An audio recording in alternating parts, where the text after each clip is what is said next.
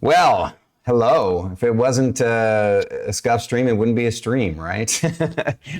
Welcome back, guys. Thank you for your patience. We apologize for being about 10 minutes late, but we are here, and it was honestly a little bit of lack of planning on my part. I should have had a little more foresight. We had some tech issues, and but we nailed them down, and I'm just happy to be able to start again this third and final session of this three-shot with these amazing folks. We have wonderful streamers here from Kirinshikato, Mia Mao, 10 Plays, WhiteSeerGaming, and Bubble Wolf 31. And it's a treat for me to be here with them. And I'm going to have them introduce themselves and their characters. So let's do that real quick, and then we'll jump straight into the fray. Kirin, please begin, sir. Yeah, my name is Kirinshikato. Tonight I will be playing Sylas Caldwell, a sorcerer who is very impulsive and does shit he shouldn't do. It's true. Next, Mia. Mia Mac 10 here. I'll be playing Poppy Jasper. She is a Tabaxi ranger. Kind of learning to get along with others at the moment. Has a good friend, and is hoping that the new allies will become friends as well. Nice. And WhiteSeer. Yeah, I'm the WhiteSeer, and I'm playing Ceedric, the half-elf bard monk, and I don't play with manticles.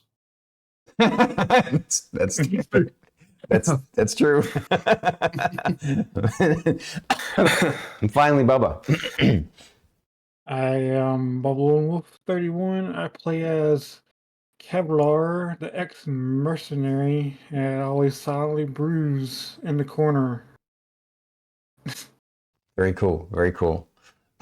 Speaking of silently broods in the corner, I'm switching to this scene because it's funny. I totally boogered this up. I should have had this done in the second episode because it was at that time that Mia had shared these little images of the characters, and they silently brooding in the corner is Kevlar's character right up there.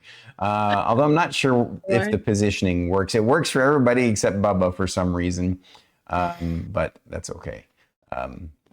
Yeah, it's probably just the way I had it set up. I'm gonna move his character out of the way. He'll be a little bit different and be over here on this side. I was about to say, try to put it to my bottom, maybe, or to my side, maybe. I don't know. Probably, yeah. I think that works because it's got a lighter background, so it shows up. Yeah. Anyway, it's they're whoops. That was the wrong overlay. I'm gonna leave it. I'm gonna quit messing with it. Here we go, guys. So this is the map of the area of the world that the party is in, and it's just near the port town of Ronstafar, and the adventurers had last week taken on the task, an important mission that they kind of were able to get an audience with the governor, thanks to the recommendation of the captain of the ship that they rode here on, and sort of jumped ahead of the queue, as it were, and were given an opportunity to impress the governor the way they impressed the captain of the ship. And so the governor set them upon a really challenging task, which was to eliminate the band of raiders, brigands that have been, pulling their banditry along the roads, the northernmost travel roads and paths. They are led by some sort of strange. Well, I guess they've kind of sussed it out. The bandits are led by Rothguile, the Dark Warrior, who happens to be a Githyanki of some kind. And the party members decided that instead of taking a couple of, like over a week, like 10 days to trek up through the northern areas, they instead hugged the coast and took the risk of going up the ridge line and to where here I'm gonna use this little thing. The party members started here in this town, and then they moved up to here and camped, and then they moved up to here and camped, and right around in here is where they stumbled upon the lair of the Manticore, and which was the legendary creature in this area that had been given fishermen of old problems. But it gave them some problems too after they tried to feed it. But luckily, they realized, okay, this thing is wants to eat us more than it wants to eat our rations. So we're going to have to defend ourselves. And they defeated the beast, and it was a big accomplishment because it was a very serious threat, a very serious challenge. But they did it, and now they were resting in the beast's cave, since it seems like a fairly safe area. Easy to assume that. And their plan is to move up to here. And they still have a couple of days journey, a little bit farther up, but they still have a couple of days journey to up to there to try and scout out and potentially ambush the ambushers themselves. So that's the gist of what happened last week. Now,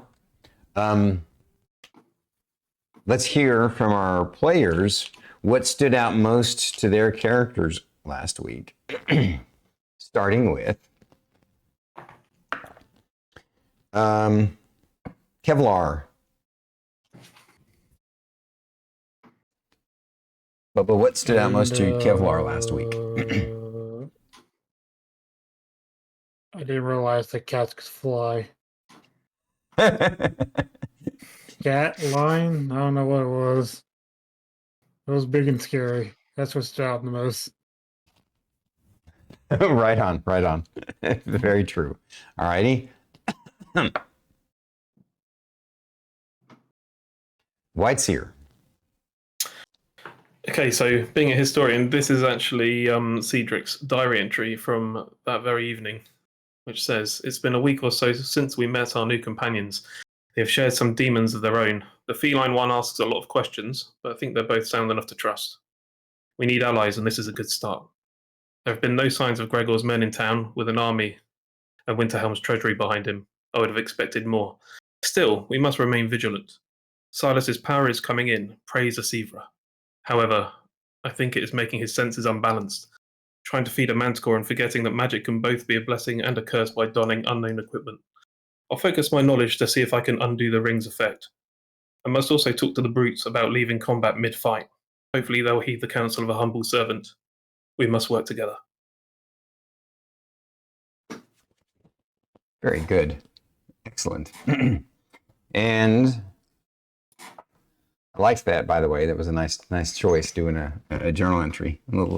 Taking little hints from Shay there. I like it. I might have stolen that from Shay without the voice or the. I should have done that. Next is Kirin. Well, the biggest thought that I had after the fight was, why is it friend-shaped if it's not friendly? That's good. Right on. Anything else? Oh, that's about it. Okay. And finally, Mia, Poppy. Let's see. Poppy definitely realizes she has a thing for living creatures, beast or monster. She has this inclination to try and befriend them. Sees the worth in keeping them alive, even if they are trying to kill her. And yes, granted, they had to eventually take out the manticore because it wasn't possible, but it has fueled a need in her to become knowledgeable in the ways of beasts and how to tame them. Well said. I like that. Now, on that note, if I remember correctly, we left off where you guys were camping in the cave, right? You hadn't already camped? No, we were starting the camp. Right. We were starting the camp, yeah. Gotcha. Just a little update before we start. We did level up to level 3. Yeah, I was going to get to that, but that's going to actually... no, that's all right. That's going to happen after you sleep. Okay. Yeah. So, and then... But yeah, like I did share last week that happened on screen, so there's nothing wrong with you saying it. Yeah, so the characters don't necessarily know that they've gained enough experience to transcend to a new level, but they will in the morning. They'll feel it. So, but. That evening, while you guys are camping in the cave, you noticed something. Even though you did a thorough search of the body, and you looked around the cave some, somebody must have missed this or something. But when you're setting up camp in the cave, digging, a fire pit, you end up uncovering nearby the human corpse that you had found. Looks like a small leather book that was kind of covered up by bones and detritus and dirt. It was actually Kevlar that finds it while you guys are making camp. Kevlar, do you share? You let everyone see when you're pulling this little book up out of the dirt? Yeah, I'll pull it up out the door and say, "Hey guys, look what I found." Ooh. Ceedric Looks perks up. old. Looks is the old. spine And, is the spine intact? Before you move, is the spine intact? I look at the book and be like, can I hand it over to Ceedric and be like, I think there's be more for you guys to look at. Guys look more knowledgeable at reading this. It looks really old. Okay, so he hands you the book, Ceedric. Okay.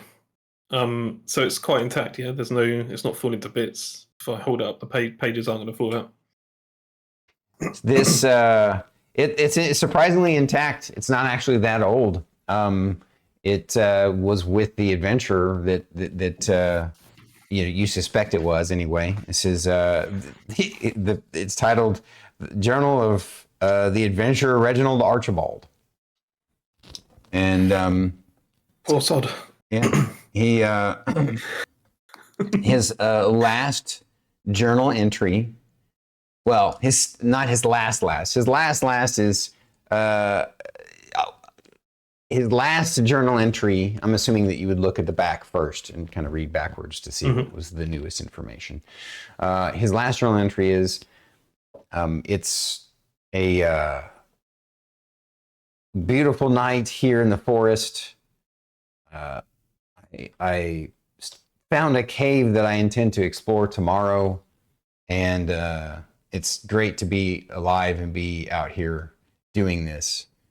And the entry right before that is, I'm so thankful that Greeley, the magic merchant, I'm so glad that I found that underground merchant fencer named Greeley. He sold me this wonderful magical sword and this wonderful magical ring together as a set. And I'm super thrilled that I get to use them. I hope that they live up to the praise that he doled out upon them. Okay. And yeah, Okay. the guy's name is Greeley, by the way. The merchant, his name Greely. Somebody wants to take a note of that. And some sort of underground merchant fence. Okay. So, Kevlar, hand me that sword. Ceedric jumps up off of his reading perch and just says, "Hand me that sword we just found." Oh, yeah, you can give it a look. Yeah, I hand him my the sword. Okay, you're able to hand him the sword. You take the very finely crafted sword. Okay, I'll go over to Sylas and shove it in his hand, the other one that the ring's on, obviously not the ring one, and then see if I can pull the ring off of his finger. Unfortunately, it does not. Okay. I'm going to have to spend some time studying this sword to see if there's words inscripted on it or other things. Okay. They must work together if he sold them as a pair, or he's a really good sales guy. He sounds like a bit of a, I've got to get rid of this ring, you know? We'll add it on as a... underground merchant and all. I mean, that's what it kind of says, right? In fact, yeah, if you guys everybody roll me an intelligence check. If you have it as a saving throw, meaning you have proficiency in it, just roll it like you have proficiency in it. If you don't, then just intelligence. I rolled a 2. 4? Well, I'm giving you advantage because you, as a player, are starting to suss it out a little bit too. So go ahead and roll me again. What'd you get, Kieran? Okay. 12. I got 20 now. Okay. You got a 12? Okay. And Mia, what'd you get? 6. Bubba? I got a 16. All right. Anybody who got, this is ironic and hilarious.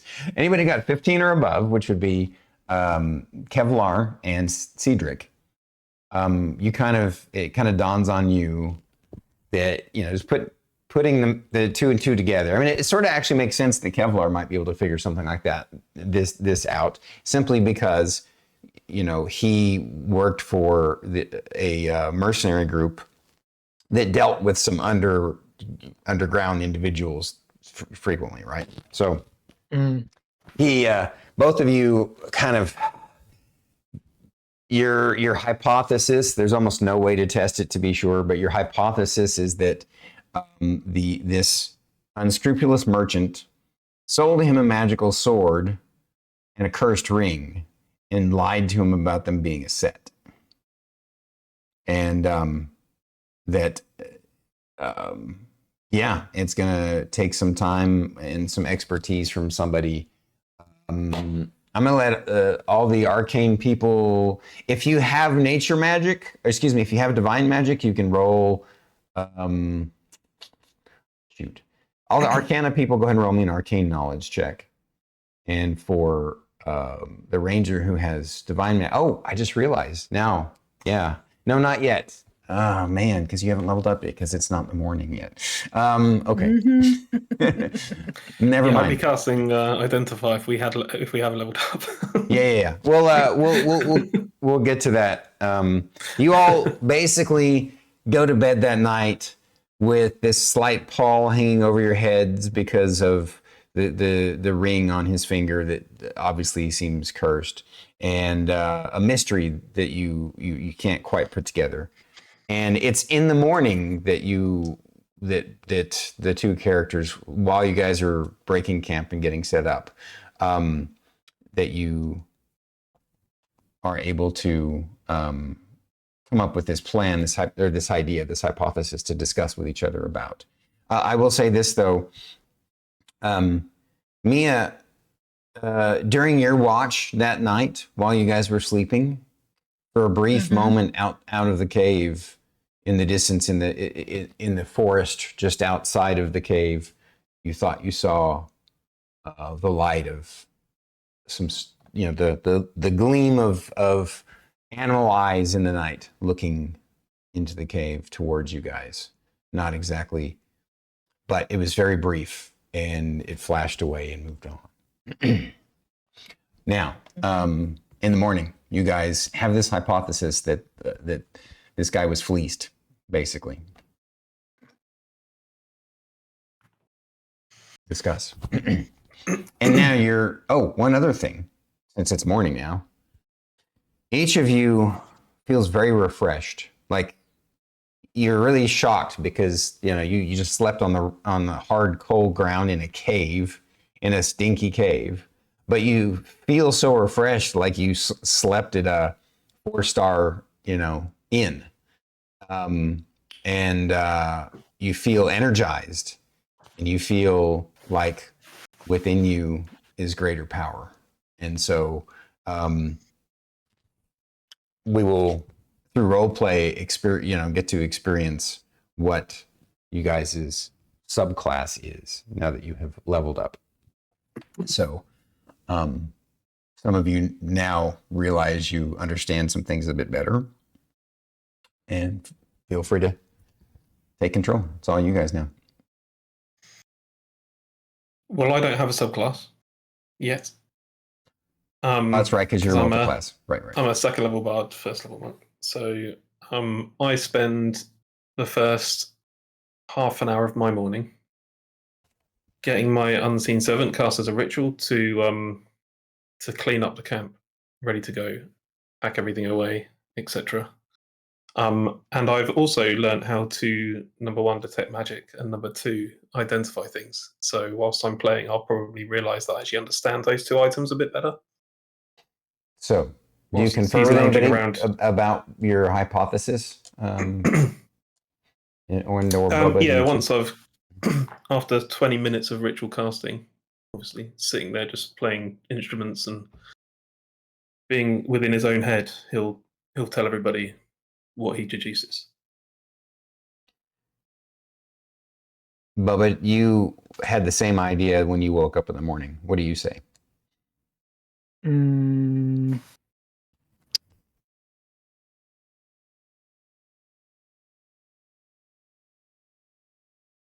think I tell them that I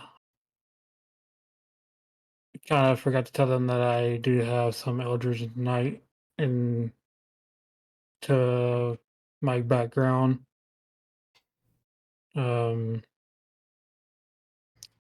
I kind of forgot all about it.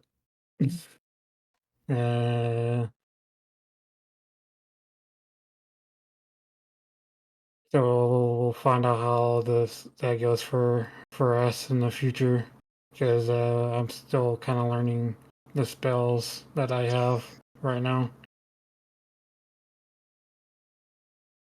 They're not very special, but they'll be in some use in the future. Okay, so WhiteSeer, Ceedric, you share with the party that you think what happened to this Reginald Archibald was that he was tricked by this Greeley. Does that make you guys want to? It's obviously somebody, based upon his entries, that was here local.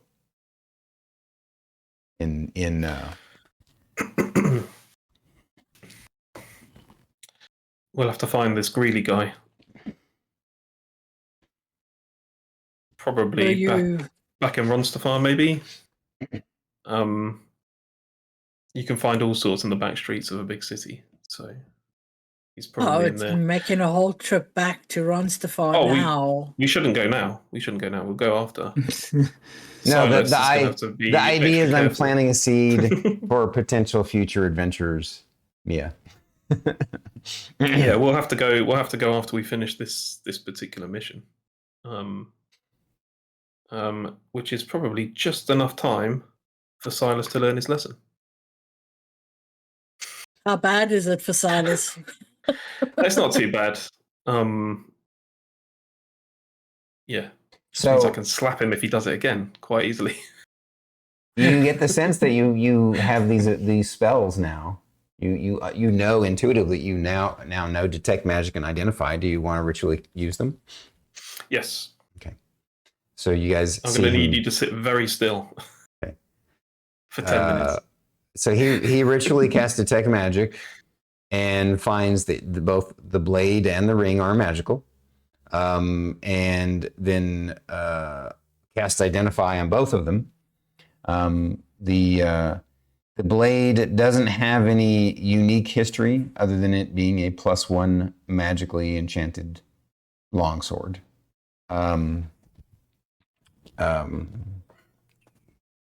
The ring is a cursed ring of defense, which effectively means it does the opposite of what it should be doing. This guy was sold on the idea that he have a sword that hits better and a ring that keeps him from being hit. But instead, he got a sword that hits better and a ring that makes him get hit more often. So, now the arcane casters. Did I have you roll? Yeah, go ahead and please roll me your arcane knowledge checks. When he shares that, when Ceedric shares that with you guys. That's just called Arcana now, isn't it? Yeah. Yeah. Okay. 14. 21. It's actually you who kind of figures this out, Sylas. You think to yourself, "Oh crap!" You've read stories about magical items that can be cursed, and you're pretty confident the only way to get it off is with a remove curse spell.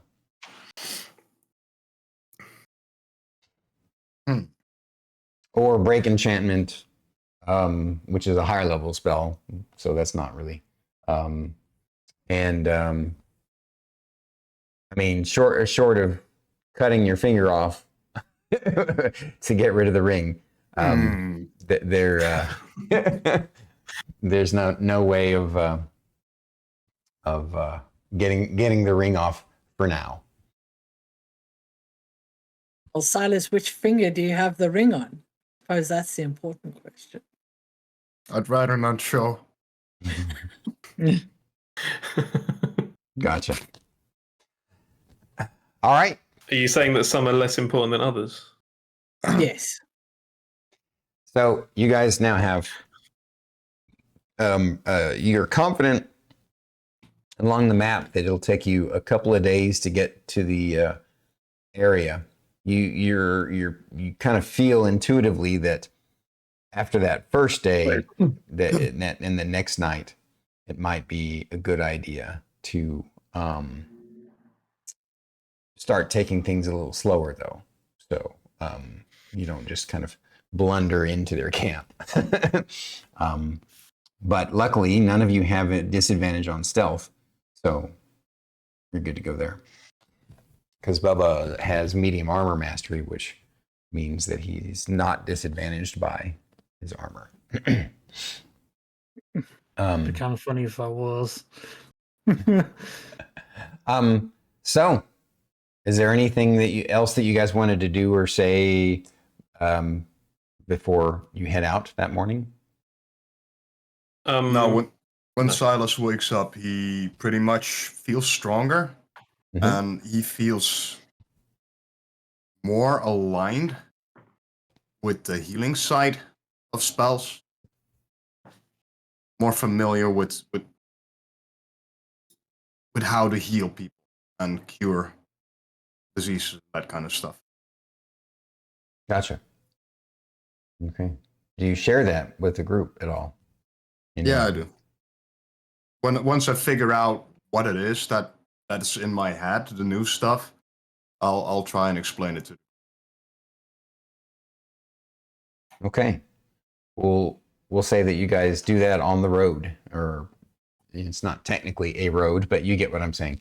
You're gonna hit the field again and wander through the near the cliff side, through the forest, upwards towards the.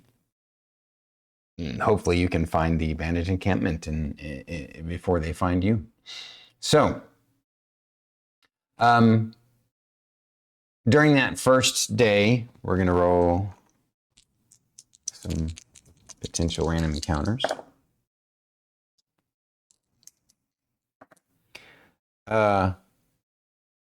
During like the middle morning, I should have this written down. Poppy, what's your passive perception again? Give me a second. I'll tell you as soon as I remember where to see it. I think it's the same as Lower mine. left. I think it's 15. Why am I not seeing it? I need to highlight this somehow because every time you ask me this, It's all right. I'm going to lose- write it down this yeah. time. So, yeah. it's 15. Okay. And Kevlar, Hold on, let me put myself. lower left-hand corner. 14. Okay. And Ceedric, 15. Sylas. 12.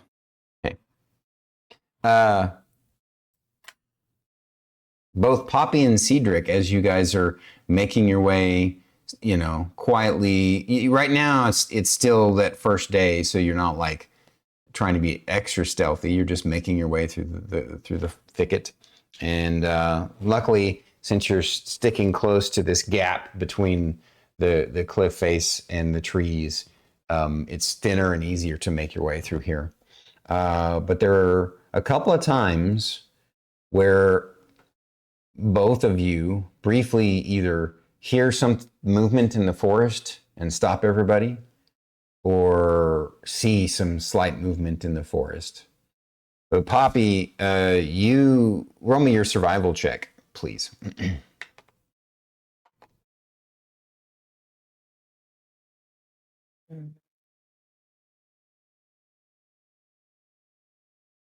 That would be a 16. You think you're being tracked by some sort of animal. And it may have been the animal that you saw that night. But you're not sure. I'm going to mention out loud then. After our encounter yesterday with that monster, my night was rather restless with dreams and images and thoughts. And I know that just before we went to sleep, I know I saw something outside. And the feeling I'm getting right now is a similar energy. So I don't know what it is, but I know there's something near us.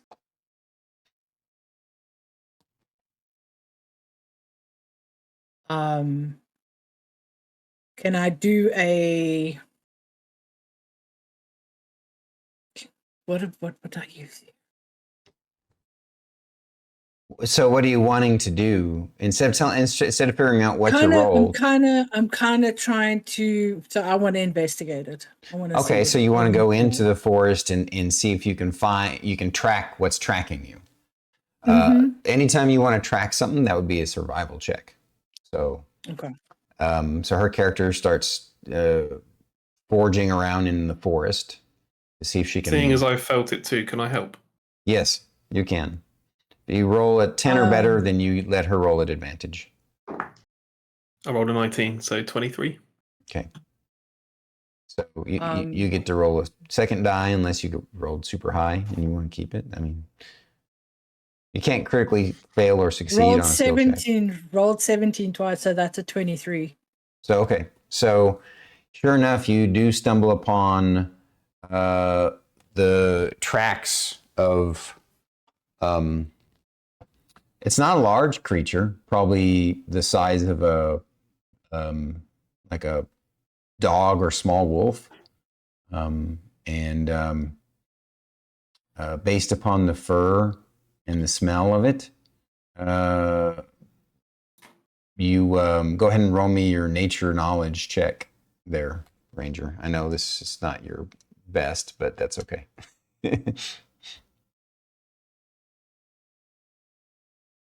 That would be a 13. Okay. Yeah, you definitely think it's some sort of mammal. Based upon the paw prints, it could be a number of different things, but you don't think it's a wolf. You're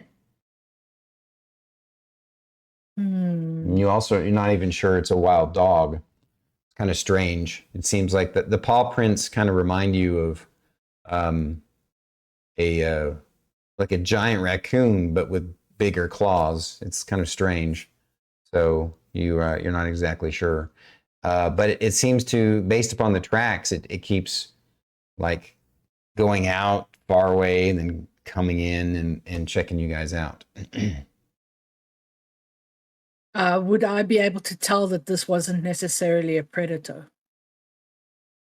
Well, I mean, to almost everything, something else is a predator, right? So, but as far as like something that's stalking you as prey, I mean, there's no way for you to know its intent from just the tracks, right? You just know that for some reason, this creature, whatever it is interested enough in you guys that it checked you out in the cave and it's following you. I'll take a little bit of guidance from you on this, on kind of what my next step would be. Oh, it's up to you. You can either,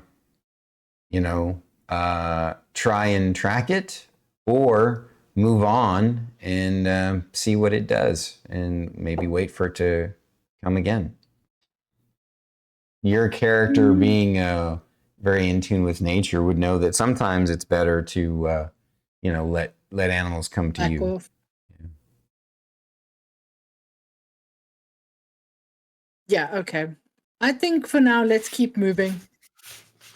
We'll keep moving and see if it makes a return, another appearance.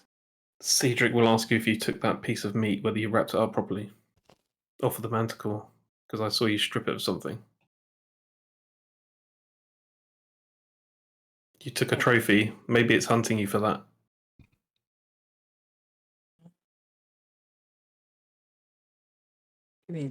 Sorry. He's going to check that nothing's leaked out of that bag into his backpack that might be giving us a weird scent. You put it in the. Oh, by the way, I forgot to tell you, when you cast Detect Magic, that bag is obviously magical as well. And you probably would have then taken the time to ritually cast Identify. And sure enough, your hypothesis was right. He lent you a bag of holding. And nothing has leaked out of it. No scents escape it. Good. I was So it's about not to say, tracking me. I didn't take anything myself, so everything we took from the manticore is in the bag, Ceedric. I thought you stripped off a bit of trophy. No, I took a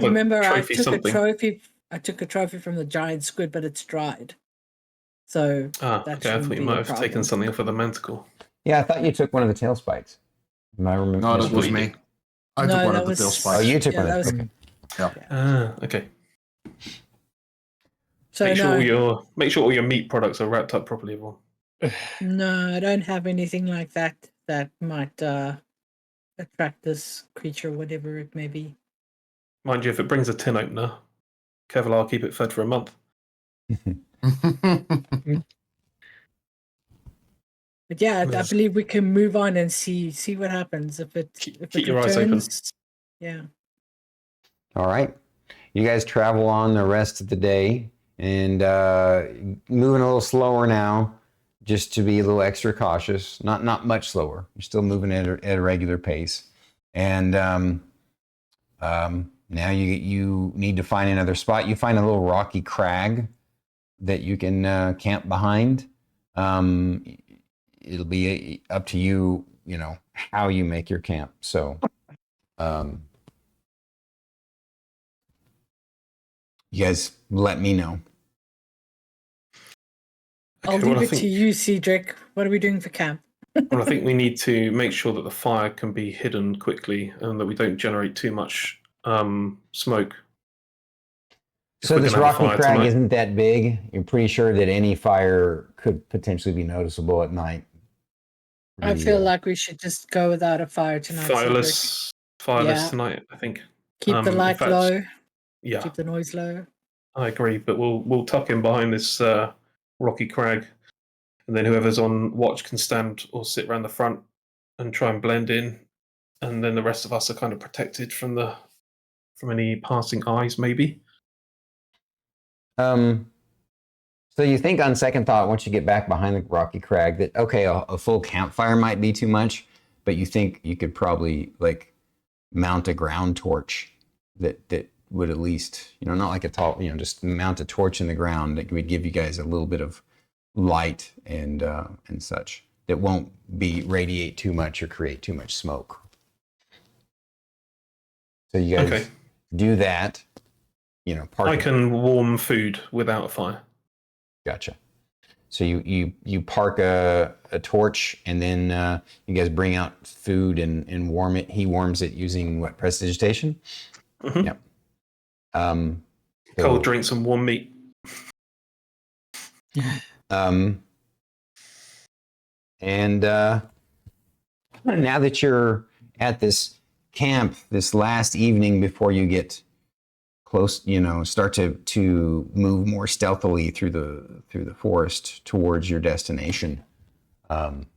This seems like a somehow or another, you all feel, like I said, that previous day you woke up feeling refreshed and more knowledgeable and more powerful, and feeling like you all have bonded on this shared quest and that shared victory of the beast. And also, it was in a way also kind of a shared failure in that you weren't able to befriend it, but it was a learning lesson. And please feel free to role play that campfire evening. I'll be taking some flasks of oil out of my backpack and the racks that Poppy gave me, and I'm gonna be making improvised Molotov cocktails. And once that's done, I'm gonna use the vials and the herbs gathered to make poison vials. Okay. Go at a 5e character sheet here. Be careful with those, Sylas. They're not lit yet. We're good.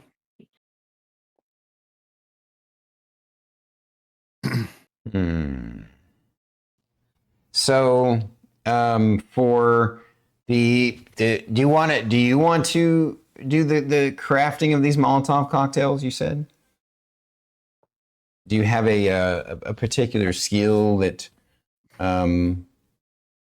you feel like would be beneficial for doing that, or would you rather ask somebody in the team to do it? Well, I just figured that I would do it because of.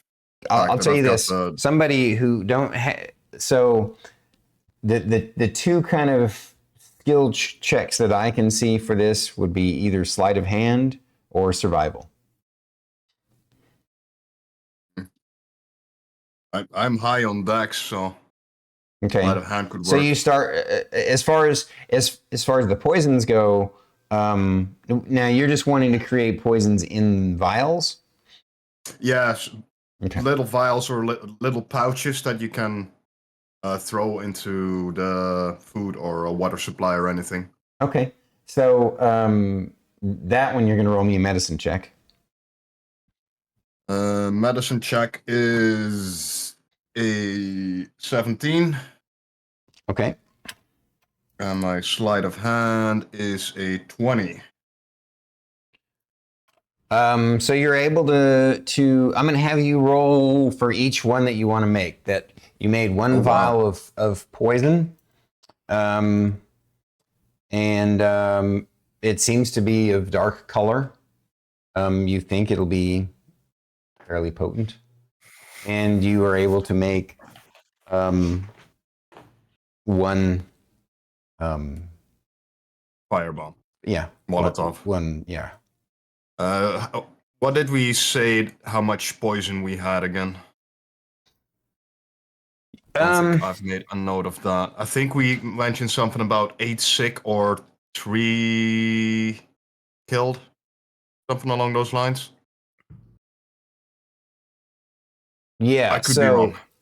I think that's correct. Did anybody write that down specifically? Yeah, I think that's about right. I think that's what you said. What was that, Bubba? Yeah. I think that's right. Okay.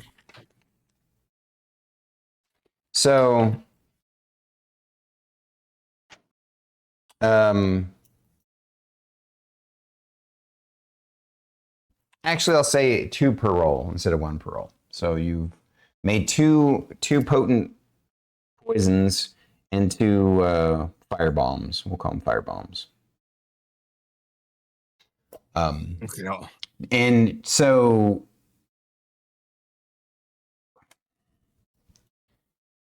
Poppy, you see him making these, and he seems to be pretty adept at it, but he could use some assist. Silas, you want me to help you with that? I've made some of those in the past before. I'll hand her. I'm assuming you made poisons before, Poppy? No, she doesn't have any experience with that. No, but I can help you with the fire. Yeah, I can help you with the fire. I'll give her some rags and the vials of oil. Also, Stormy, out of character. Ridania cheered earlier, and Vestium is gifting 5 subs. Oh wow, okay. So I saw Redania. Hi Redania. Usually when we're chat dark, hi there. Thank you for the cheers. Wow, Redania's amazing. I didn't see that actually. And Rusty shared gifted subs. No, Vestium. Oh, Vestium. Vestium, thank you, buddy. Arigato gozaimasu. I appreciate the gifted subs. You're amazing, sir. All right. Rolling survival, yeah? Yeah, rolling survival. I'm going to take the materials from Sylas and 23. All right, you're able to, actually you end up making an extra one because you rolled so well. So you made 3 more fire bombs for a total of, you now have 5. And I'll say that what they do is these Molotovs, they'll do a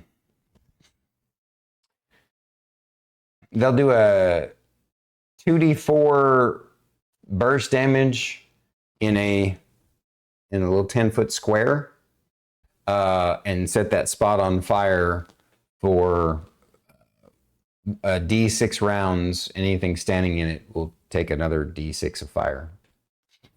Can you repeat that? 2d4? Can you what? Repeat fire bombs. 2d4. So yeah, so one of the fire bombs, if you hit somebody directly with it, they're gonna take 2d4 fire damage. But it's not just them, it's in a 10-foot square. Not a radius, a square. And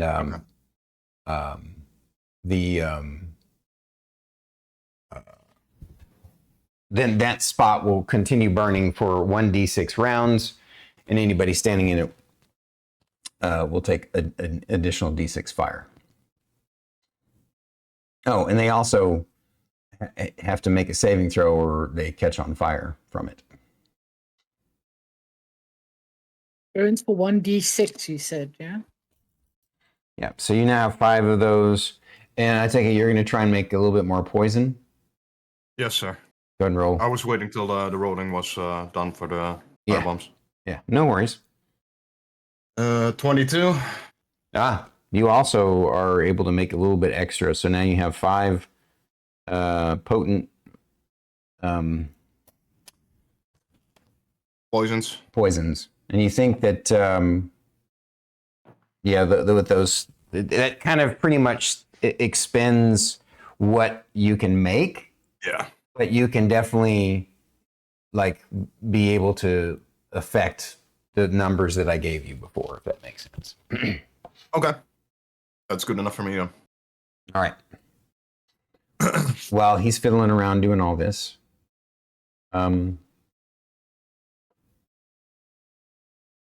How close is everyone to Poppy and me? oh, you're all right there together. You would be huddled around this Just one torch? stuck in the ground like a little campfire. Okay. Like knee to knee. Once we finish making the fire bombs and poison, I'll start talking more quietly than I usually do. Do you guys remember when we told you that hanging out with Ceedric and me put your life in danger? Yes. My name isn't called, But Kevlar, your group when you were younger would have. Stormy. Well, I think you crashed. I did. Yeah. Oh no. Can anybody else hear me? No, I can the hear you. stream The crashed for a stream is minute. down. Yeah, stream's down. Yeah, stream crash. If you refresh it, it will work. But I think you had a little disconnection over there with you OBS. It's back now, but Okay. you were frozen Okay, for a there minute we there. go. Thank you for the heads up. Yeah, Drew had noticed it first.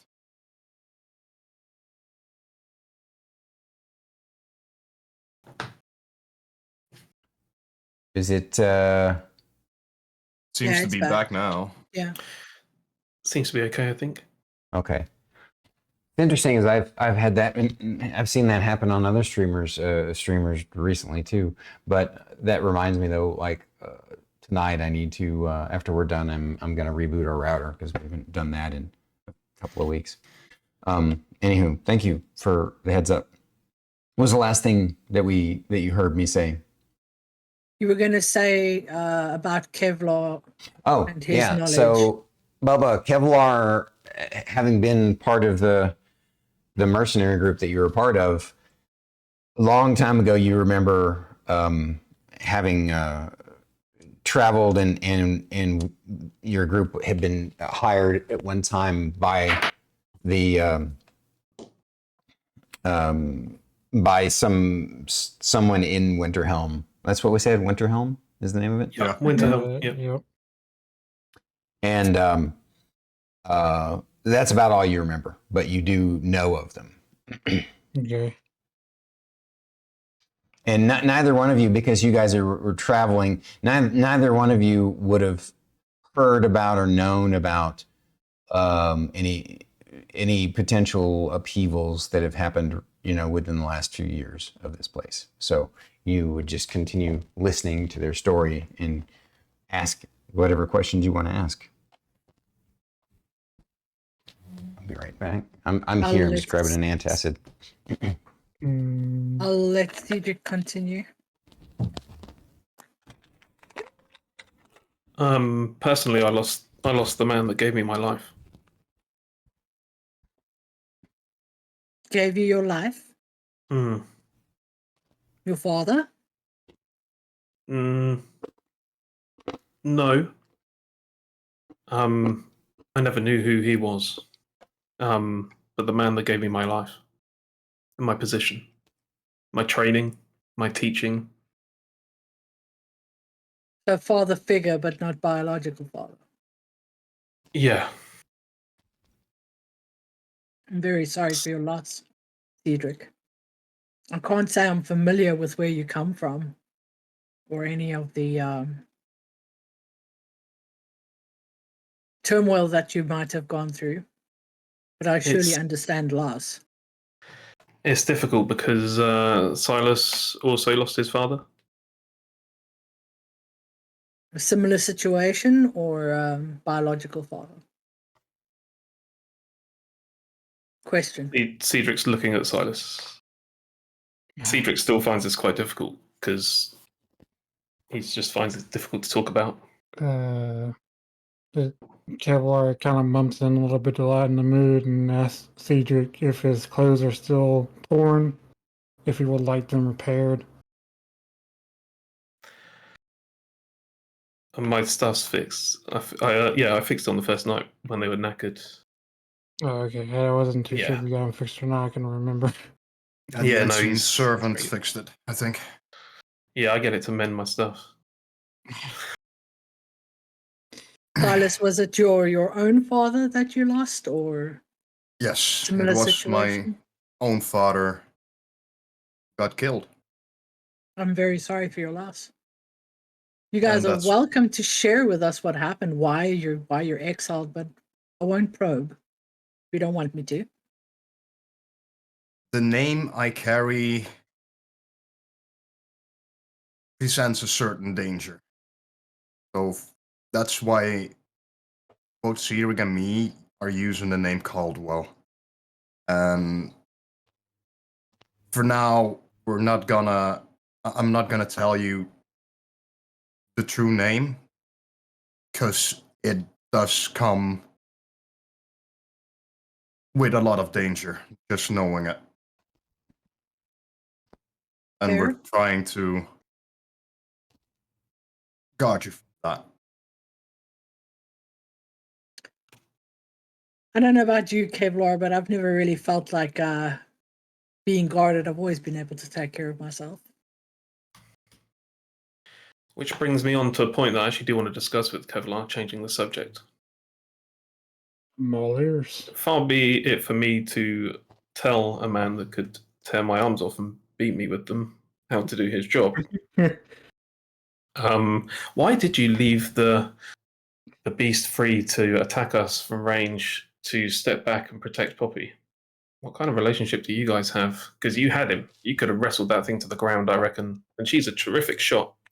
But when you're stood in front of her, it makes it very difficult for her to fire around you because you're so large. And you left it free to attack us. So there's some protection relationship going on here. Or, and I can't believe I'm saying this to you, you lack combat experience? It's more of a question than a statement. It's been quite some time since I've been in battle. I'm a little rusty. So I just went towards her because she was there for me for quite some time. She's my friend, so I'm going to protect her. It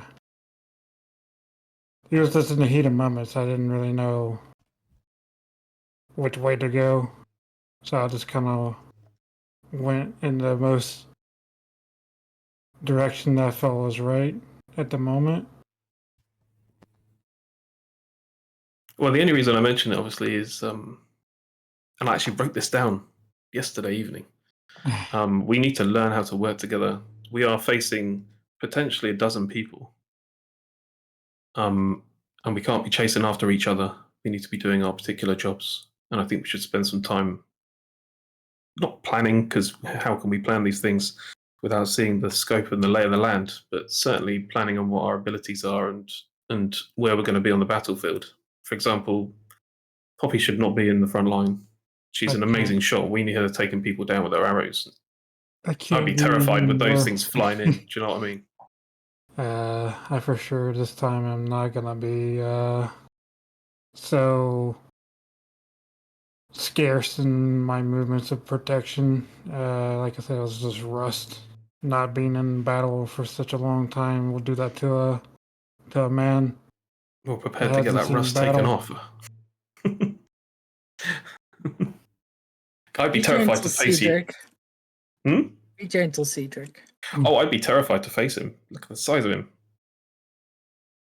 We need that terror, but not facing us, facing them. I do understand also that Kevlar has a deep need to, whether it be to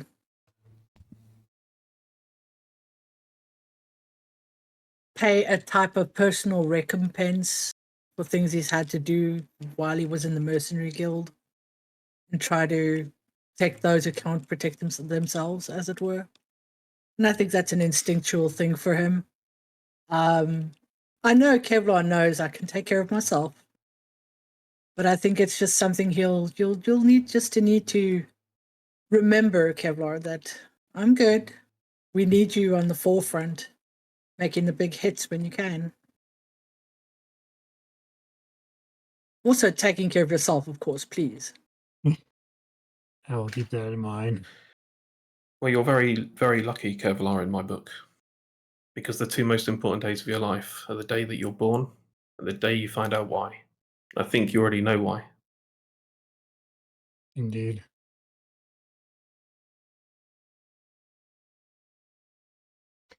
About this time,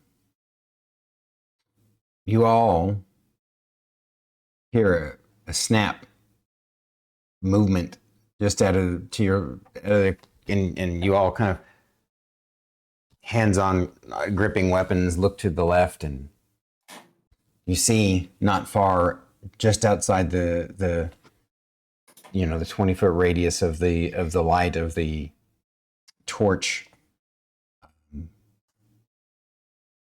you see the two shining eyes of some sort of creature staring at you in the darkness. But it's not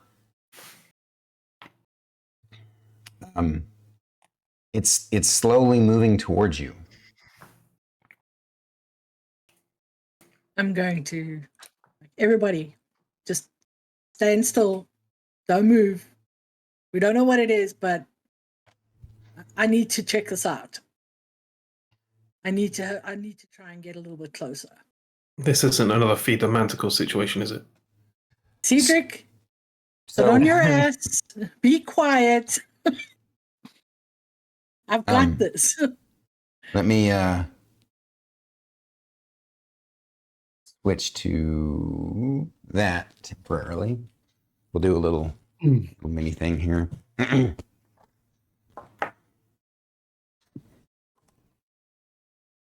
You guys are... I just need all of you to hang back just a little bit. Have my back, but just hang back a little. And here's your little torch. A little big. Normally this would be a campfire. We You guys get are kind of... Mega torch. Yeah, by the torch. And like you'd be like this, probably something like this. And the rocky crag, I'm not going to draw it because I don't want to, we'll need that for later on. I'll have to clean it up. But you now see coming into the light, slowly creeping forward. I'm using this model because this is the model that I have. But it looks like a enhanced sized badger, like a badger the size of a small dog, a giant badger, as it were.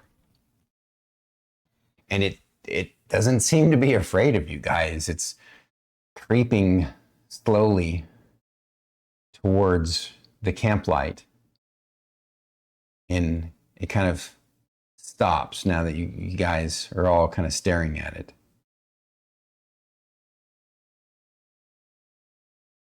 At this point, I would like to cast Speak with Animals. All right.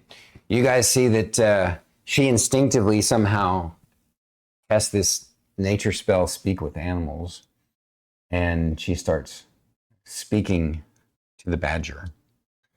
Of course, you guys don't speak badger, so she's just making strange noises. I'm checking my cup for anything weird in it.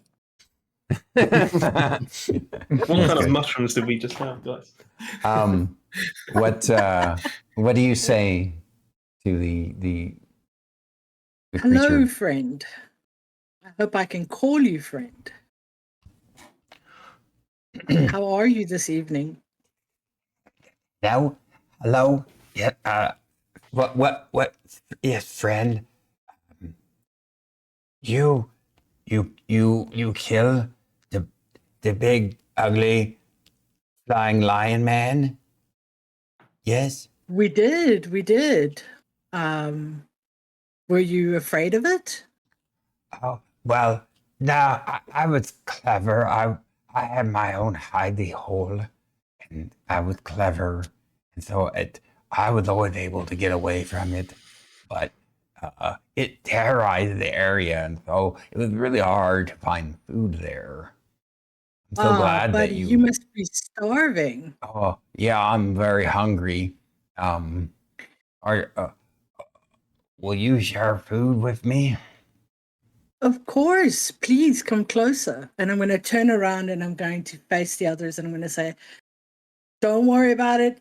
He's cool. It's chill. He's just going to share a meal with me. That's that. Please, everyone, put away your weapons. Ceedric, calm down. There's nothing in your wine. It very slowly moves towards the tabaxi.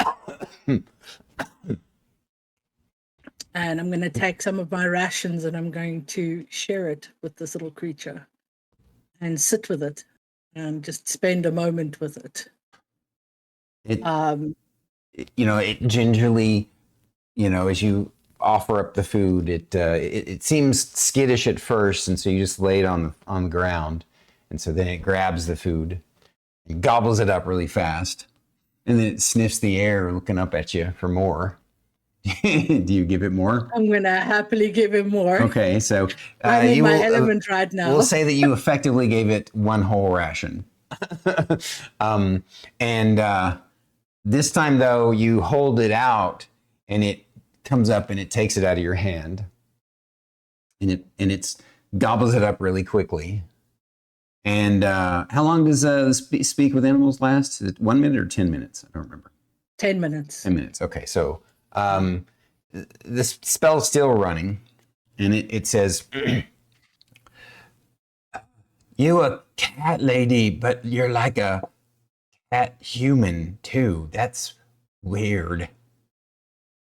Yeah, I suppose it would seem a little bit weird. I'm what you would call a tabaxi. So definitely cat person. Yeah, tabaxi. So your name Tabaki. Okay, I call you Tabaki. My name is Poppy. You can call me Poppy. Do you have a name, little one? Names? No. Why would I? Would you? We don't have names in the forest. Would you like a name?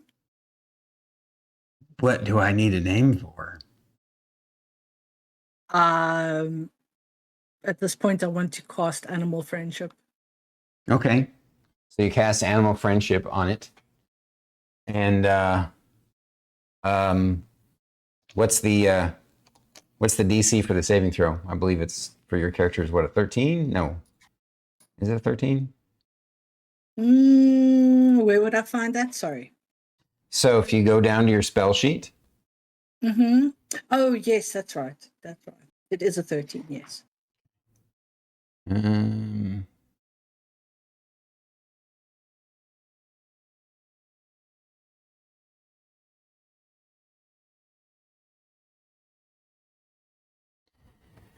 All right. I'm sorry. What was your question to it again? Would you like a name? Oh. And you asked me, what did you need a name for? And I was going to cast.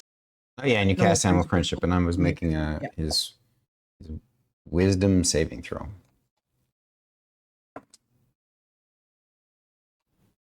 It really likes you now, even more than it already. I mean, it was great. It was sort of in a grateful state to you because of you getting rid of the scary monster from its territory. But now, you see her cast this spell on the creature, and it basically crawls over and plops in her lap. And I'm stroking its head. I believe the spell is still active for speaking. Mm-hmm. Yeah, you have a little bit of time left. Mm-hmm. Yeah, and I'm going to look down at it and I'm going to go, you're very much the color of smoke. And you're very rough textured, but very sweet and warm. And I like you. And I believe we could be great friends if you wanted to. Me like you too. You give good food and good belly rubs. I like doing Billy Rub. Sorry, that was out of character, but I do. Would you like to stay with me? Would you like to travel with me? You give good food and I protect you too. Then I will name you Smoke, and understand, Smoke, I will not always be able to speak with you in this manner, but I believe we will have a good understanding of each other. Oh, okay. Well, we save And it then- for important times then. Yes, I believe that's exactly what we shall do. In the meantime, I will always make sure you're fed and taken care of. Seems like a great deal to me. I bet it does. And then I'm just going to very happily, while the other three are looking at me in stunned awe, I'm just going to happily be scratching the belly of this giant badger and just be in my own little world for a little bit. So to put it in perspective, you guys, now I want you all to tell us about your subclass. Obviously, we know the multiclass didn't get to a subclass yet, so you don't have to say anything. I know, poor WhiteSeer. But go ahead, start with you, Mia, since this kind of was the intro to that. All right, so I am now a Ranger Beastmaster Conclave. I have acquired the spells Animal Friendship and Speak with Animals. And I now have a companion, a giant badger companion named Smoke. And yeah, that's about it, other than the regular ups on certain stats. Gotcha. Kevlar. Yeah, look at my sheet. Hold on. You hinted at it earlier. You were saying that you know that you remembered that you had learned in some books about magics and that you always wanted to understand them better, and so you've started to develop your skills as an Eldritch Knight. Yeah, I know a few spells, and they're not super crazy, but like I was saying earlier, they will come in handy when we're in fights, or repairing armor, or in clothes and stuff like that. Okay, and all right. I don't forget what I was going to say after that. I lost my train of thought. Sylas. I have decided to become a Divine Soul Sorcerer, which gives me some Divine magic and some spells from the Cleric list. So he's basically a mixed DPS healer. Pretty much, yeah. Very cool. White, right on. And then, of course, WhiteSeer is a. What level did you take up? I went second level bard, so I know a little bit about everything. And I also get Song of Rest now as well. So I get, when we take a short rest, I get to heal us an extra 1d6 hit points. Nice. Very cool. For free. No dice being used. Hit dice being used. Okay. Well then, that evening you guys rest. How many of the watches again? I think I was first. Second for me, I think. Yeah. And I think it was Poppy, and the last one was Kevlar. Yes, I was second to last. Kevlar was last. Does the Eldritch Knight need long rest, full rest to gain spells back? Yes. Just out of interest. It does, okay. So yeah, last for Kevlar's makes sense. Okay.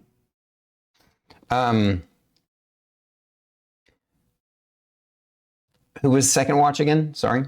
That's me. That night on second watch, you think you hear voices somewhere wandering in the forest. Two voices talking with each other as they wander about in the forest. Well, what do you do? Can I determine how far away I think they might be? Just barely close enough to hear, not close enough to even make out what their conversation is. They don't sound like they're moving towards you. They sound like they're moving past you. How close to next watch do I think I might be? You're in the middle of your watch. That's annoying. You feel like that if you just douse the torch as a precaution and stay quiet, that there's no way they could know you guys are Yeah, there. I'll do.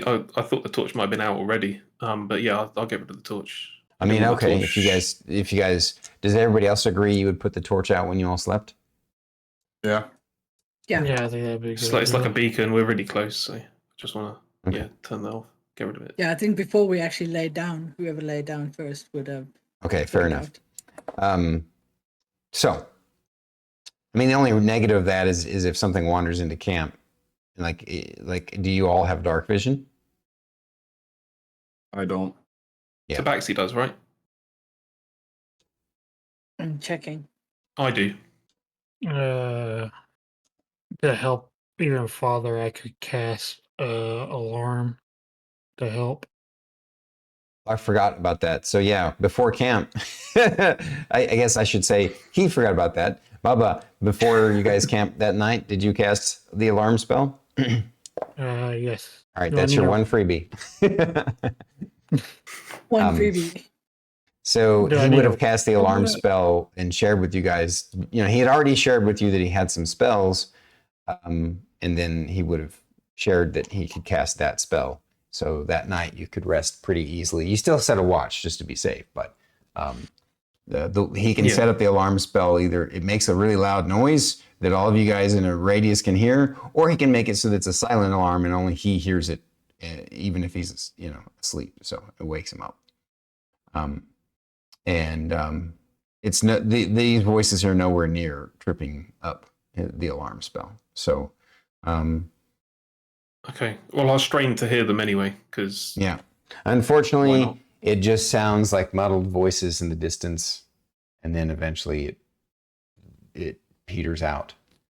And then, you of course let the next watch know, and then that person lets the next watch know.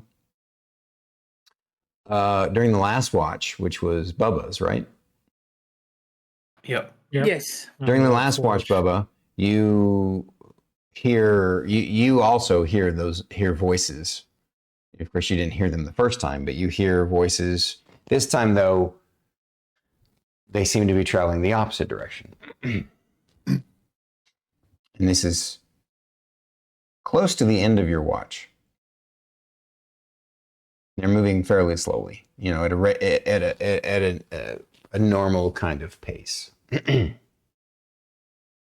What do you do, or if anything?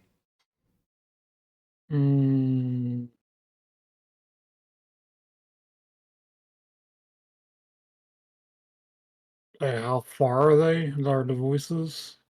Are they I said super far enough or away into the kinda- forest that you can barely hear them. You can't make out exactly what they're saying.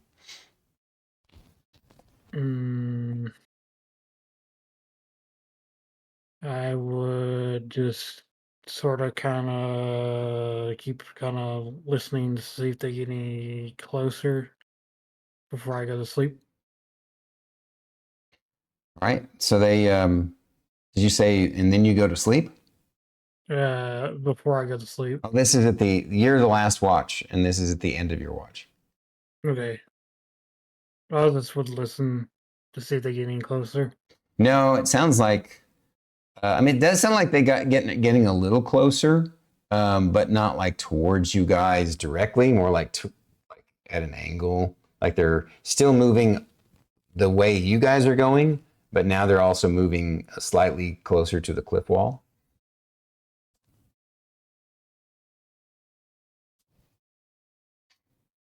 Interesting.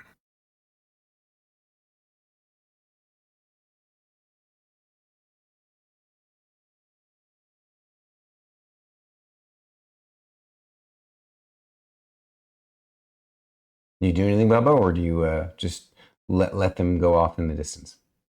I wanna I wanna see if I could see them pass by, but I'm scared to. It might be like enemies, and if So everybody else is asleep, yeah, you would have to you know. look around out of the rocky crag, and based upon their distance, you're not even sure you would be able to see them. Mhm. Should I do that anyway? Luckily, the noises you made knocking the rocks off were not close enough for them to even hear. But it definitely You're woke offline up. again, Stormy. Sorry? And it reset again. Your OBS. It did? Yeah. Hmm. Yeah, I had a funny blurry Discord. Oh, then it's as well. down now. Oh my No, god. it's back up. Your OBS crashed again. And it's back up. Suggestion, maybe do the break now and you reset the router. See if that works. Or just reset the router and continue playing after. I can't really do that because Michelle's working. Oh, okay.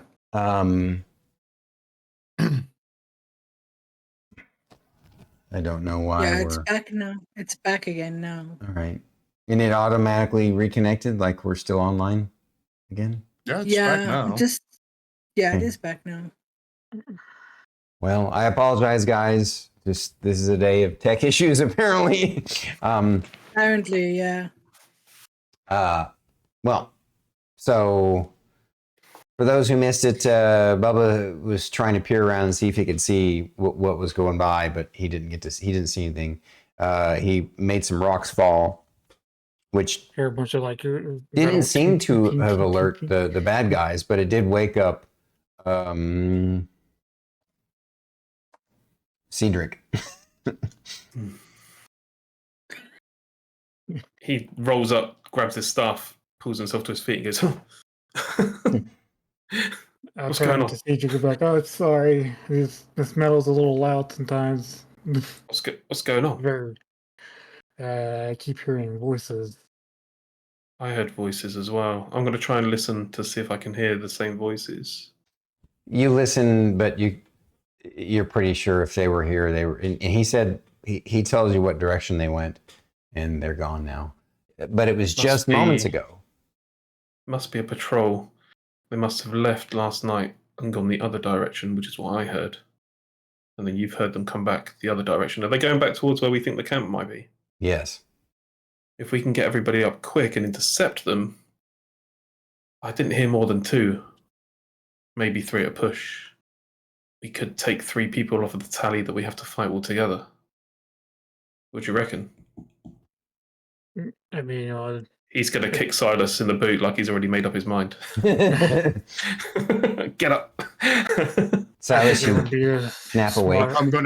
I'm gonna try and grab his hand and see if I can make him trip. Huh?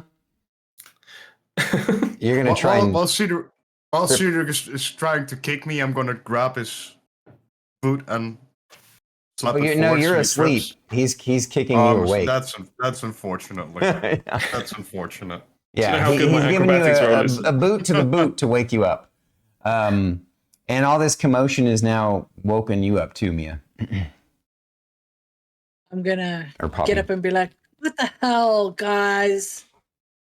What is going on?" I heard voices during my watch. Obviously, I would have told you about them before I handed over. Going in one direction. Now they're going back towards the camp. And I think if we're quick and fast and can sort of slink through the woods quick enough, we could cut them off and lower the number of people we have to fight in Totalium. Sounds like a plan to me. So we need to be quick. I'm gonna grab my bag and stuff. I didn't have much with me except my weapon in my bag. My little right. roll, so roll it I'm up gonna really quickly. I'm gonna have each of you, with the exception of Bubba, because it was his watch. Each of you roll me a Constitution saving throw.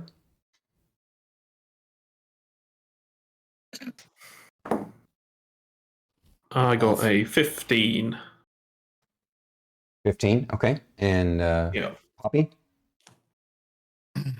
3. Okay. And Sylas. 12. Okay. Those who got 10 or above, I guess that's everybody except the Poppy. Poppy, the problem is that you woke up so abruptly and you were kind of in a deep sleep. You're now kind of like that bleary-eyed state, that grogginess. So just for a while, you're going to have a 1 level of exhaustion, which is disadvantage on ability checks, not even attack rolls, just ability checks. So you guys now, I take it you want to try and potentially, have someone track to find these guys, and you're going to want to try and stealthily sneak up on them. Is that the plan? Yep. I'm the tracker here, so Okay. I can help track if you want. Okay. All right. Because I'd be quite happy to take the lead because my stealth's quite good. Okay. So obviously the two main stealthy. So I'm going to have you roll a survival check. If you roll a 10 or better, then you'll give her advantage, which will cancel out her disadvantage from being groggy. I rolled a 6 plus 4 is 10. Okay, perfect.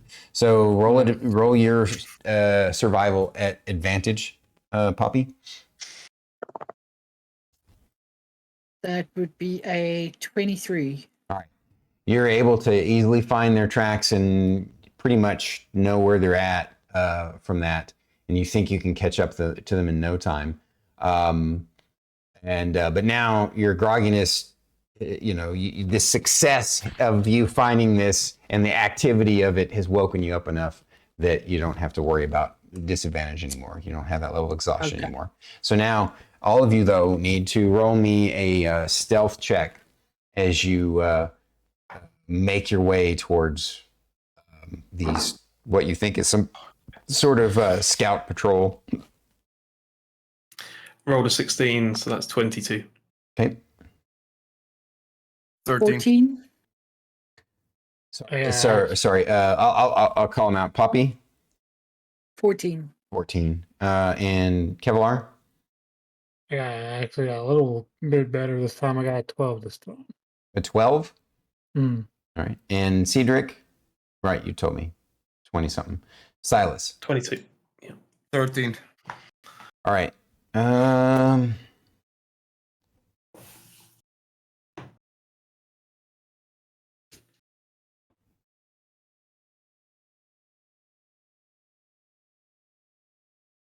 None of you stealth was.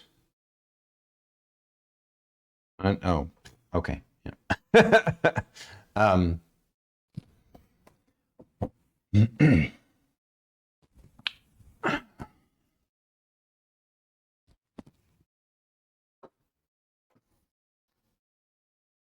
So, Poppy, your critter, it just basically will sit on your backpack on your back until you.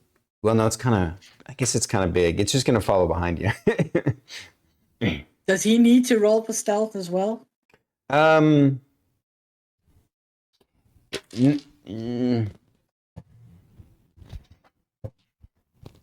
Yeah, I'm gonna have you. Yeah, go ahead and roll. Have him roll as well with his stats. Or you can, I guess he's not so big that you could technically just throw him up on your back, but it's up to you if you want to do that or not. Well, I mean, I rolled a nat 20 for him on stealth. Okay, so he's gonna stay behind. He's gonna sneak along with you behind you. He sees what you're doing and follows your lead, but he's gonna stay kind of behind for now. Stay back, Smoke. Stay back. I don't want Right. you getting hurt. And I'm just gonna quickly throw together some trees and stuff.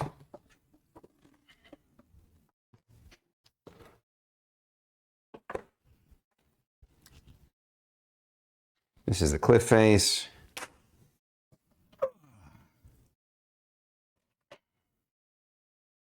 This is the tree line.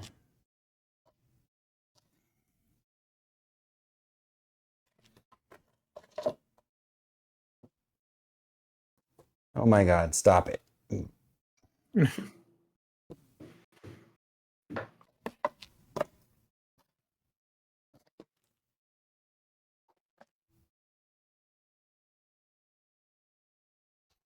And you guys,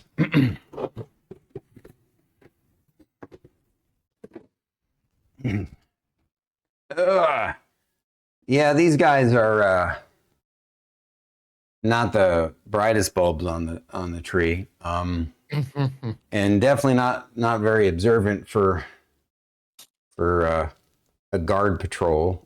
They rarely are, I find. True. So they're just kind of wandering along. They're so busy chatting and complaining with each other about you briefly overhear as you're stealthing up on them. Basically, you guys are like stealthing up on them along the trees, and they're just walking side by side. One's complaining and one's basically trying to tell the other one to shut up about his complaints because, it's at least better than it used to be, even though this guy is like, but Rothgile takes everything. And the other one's like, yeah, but we're more successful than we ever were before. Better than living under a bridge. It's obviously a couple of bandits. And you are able to stealth up on them within that range right there. I don't know if you can see because of the trees. I'm going to switch to the bigger screen so you guys can see better.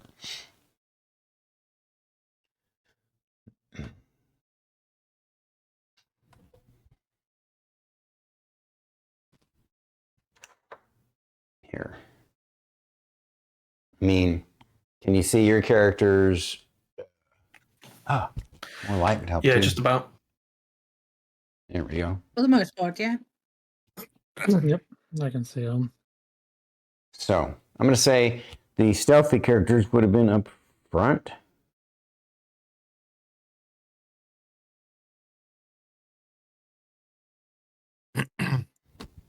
And I'm going to let you guys basically, you're rolling initiative. So everybody roll me initiative. This is going to help me determine who goes first amongst you guys, but you all are going to get a surprise round on them because their perception was not high enough to get past you guys to sneak. Don't know if you guys can see that. You rolled a nat 20 on your initiative? Yep. What a waste. So your dex is a 3, right? Or a 4? 4. Yeah, so your initiative is a 24. All right. Kevlar, what'd you get? 19. Nice. Ceedric. 18. Sylas. 22. Damn. All right.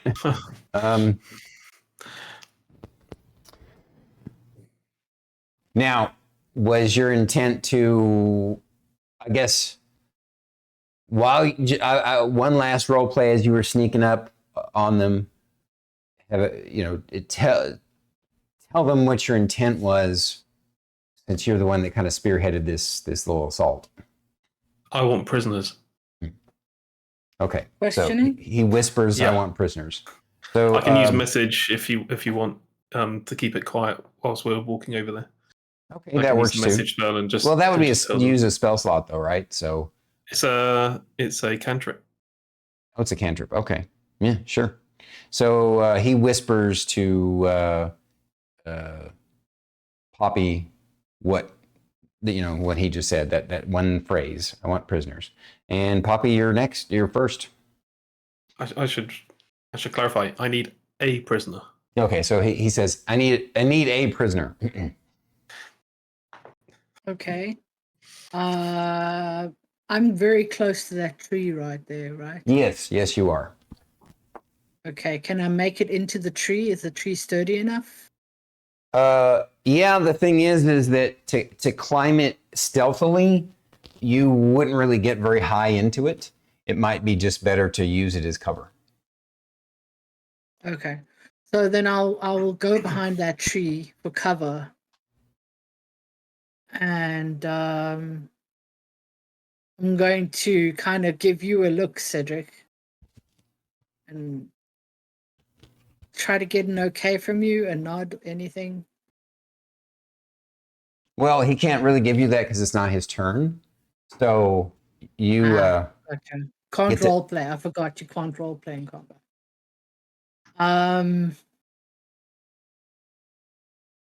Yeah, I'm gonna try and take a shot. all right. Which one are you going to shoot? The archer or the key guy?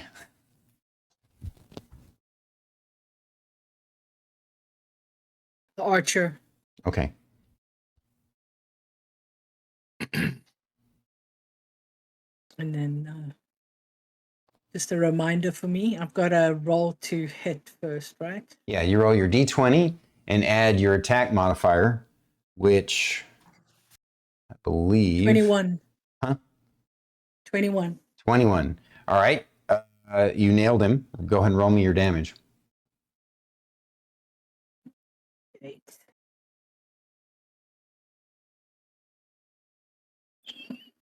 Six. 6 damage. All right. Mm.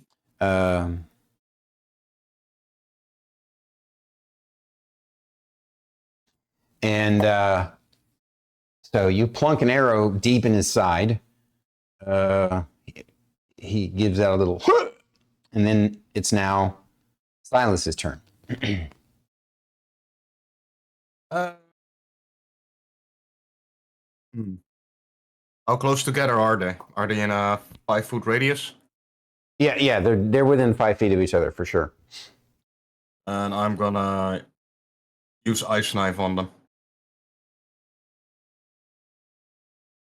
Is that a cantrip or your first level spell? First level spell. Okay. So you cast Ice Knife at them, and I believe is it a 5-foot radius? 1d10. Yeah. It's a 5-foot radius and a 60 feet range. Gotcha. All right. Is it an attack roll? It's an attack roll, yes. All right. Go ahead and roll me your spell attack. 18. All right. Which one were you targeting? The guy with the key, you said?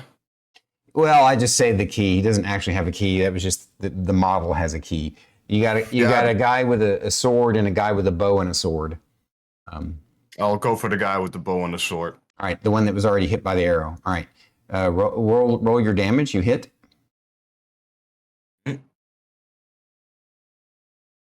8. Okay, and it does refresh my memory. Ice Knife does what now? You create a shard of ice and fling it at one creature within range. Make a ranged spell attack against the target. On a hit, the target takes 1d10 piercing damage. Hit or miss, the shard then explodes the target, and each creature within 5 feet of it must succeed on a dexterity saving throw or take 2d6 cold. And the dex saving throw is 15, but considering this is the 2025 version, it might be a 1d6, because we've had that issue before. Can you look that up for me, WhiteSeer? The 5e version of Ice Knife. All right. So I will say this: I rolled a natural 18 for the second guy. So he takes none or half damage if he makes the save. What book's that from? Elemental Evils Player. Never mind. I got it. If you just go 5e Ice Knife, it'll bring up everything you need. Got it. Thanks though. You won't take the piercing damage, but you will The have target and each creature within 5 feet of the ice exploded must dex saver cold DC6, 2d6. Yeah, so it's a 2d6 still. It's a 2d6. Okay. He And one of takes them's- nothing then because he basically jumped aside for a split second. But Okay. how much damage did you say you did? 8? 8. Yes. All right. This guy first gets hit in the side with an arrow, and then his back of his head gets blown out by an ice blast. Sorry. And this guy is like, oh, and it's still a surprise round though. So Kevlar, remember that Ceedric said he wants him alive, or he wants a prisoner. One guy's already dead. So what you gonna do, bud?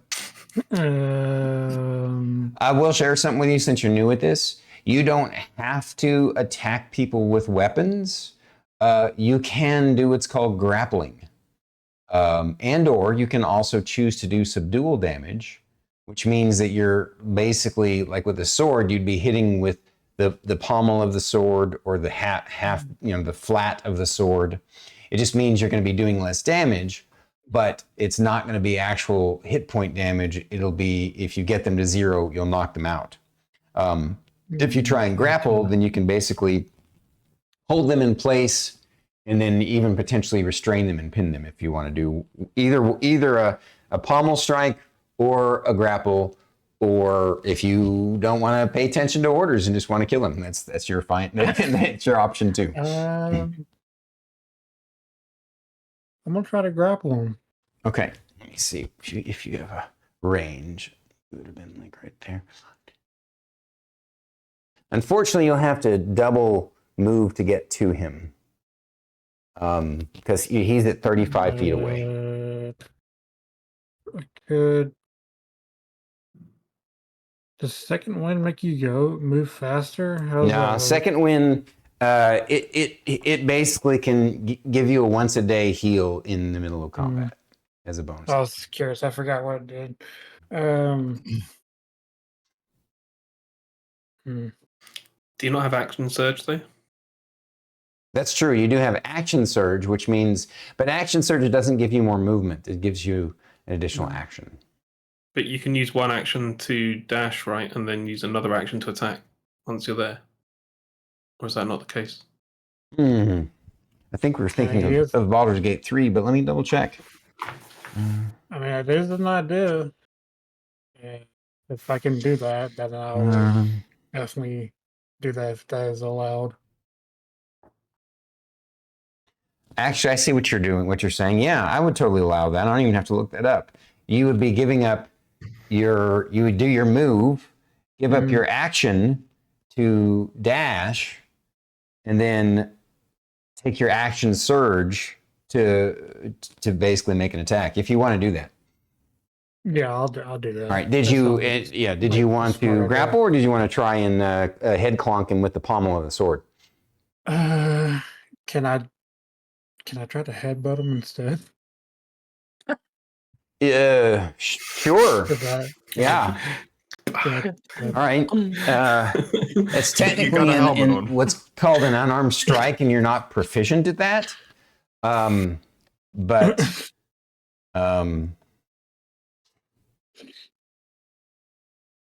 what do I need? I'm which dice looking do that I up need right to now. for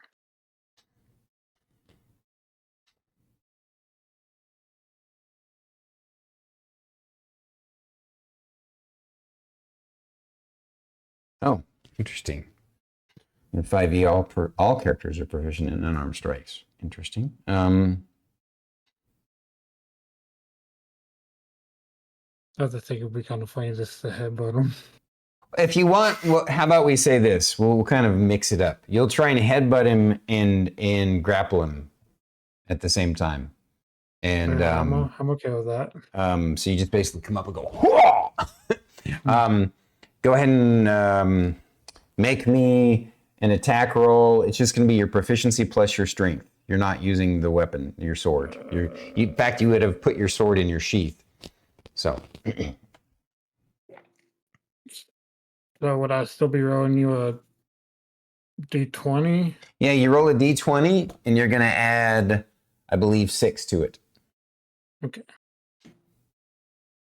Because you have your strength of +4 and then +2 from your proficiency. I rolled a 14, but it would be a 20 with the 6. Okay. Go ahead and roll me a d4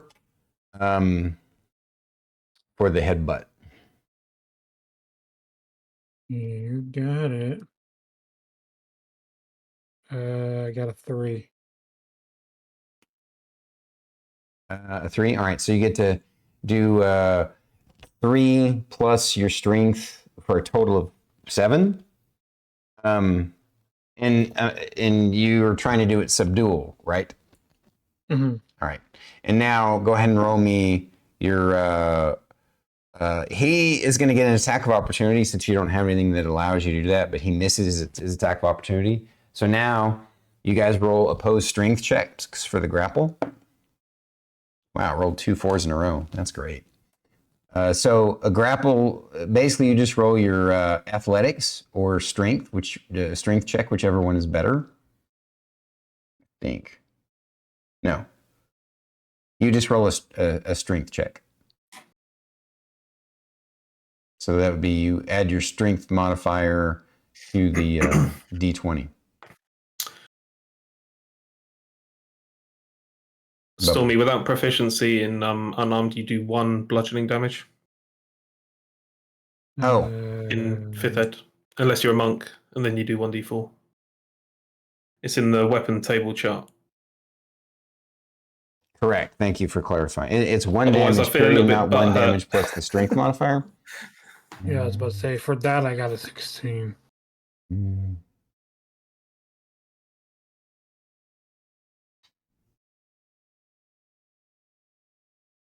Sorry, I was trusting AI and AI was wrong.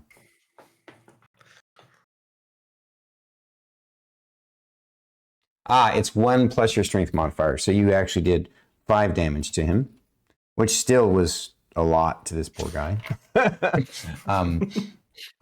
And you got how much?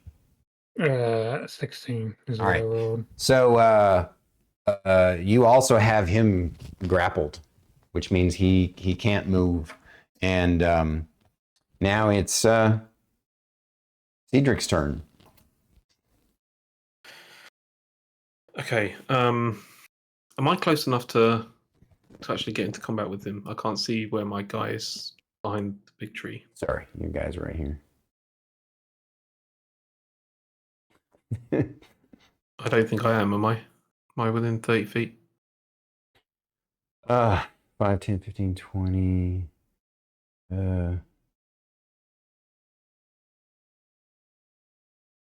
Not quite within 30 feet. 5, 10, 15, 20, 20. Yeah, you're within 30 feet. Yep. Okay, I'm going to go and see if I can knock him out. Okay.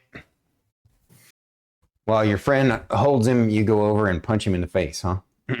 Yep, that's how I roll. Okay, 18.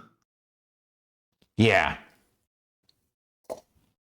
Okay, so that's It's the first Raiders. one. That's for 8 Raiders. damage. Oh my gosh. Ooh. Scully, hello. I don't know what to say. Thank you. Sorry to interrupt you there, WhiteSeer. Appreciate the raid, Scully. Spank to you, dead one. All right. So, I love you too, Scully. All right. Oh, thank you for the resub. Arigatou gozaimasu. That's amazing. All right. So you were saying, sir. Oh, wow. I just realized that that's covering up her face. That's not where I want that. I think they move around. Alert box. Okay, don't worry. It's temporary.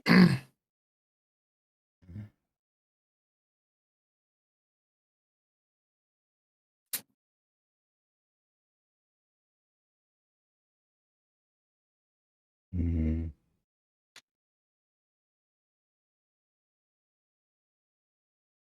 Okay. You were saying? 8 subdual damage. Oh, yeah. He is out cold. Okay, I won't hit him again. ready with the second one. All right. The little badger runs up and snarls at the guy that you guys took down. Good boy, Smoke. Okay. He wags his little badger tail. Right.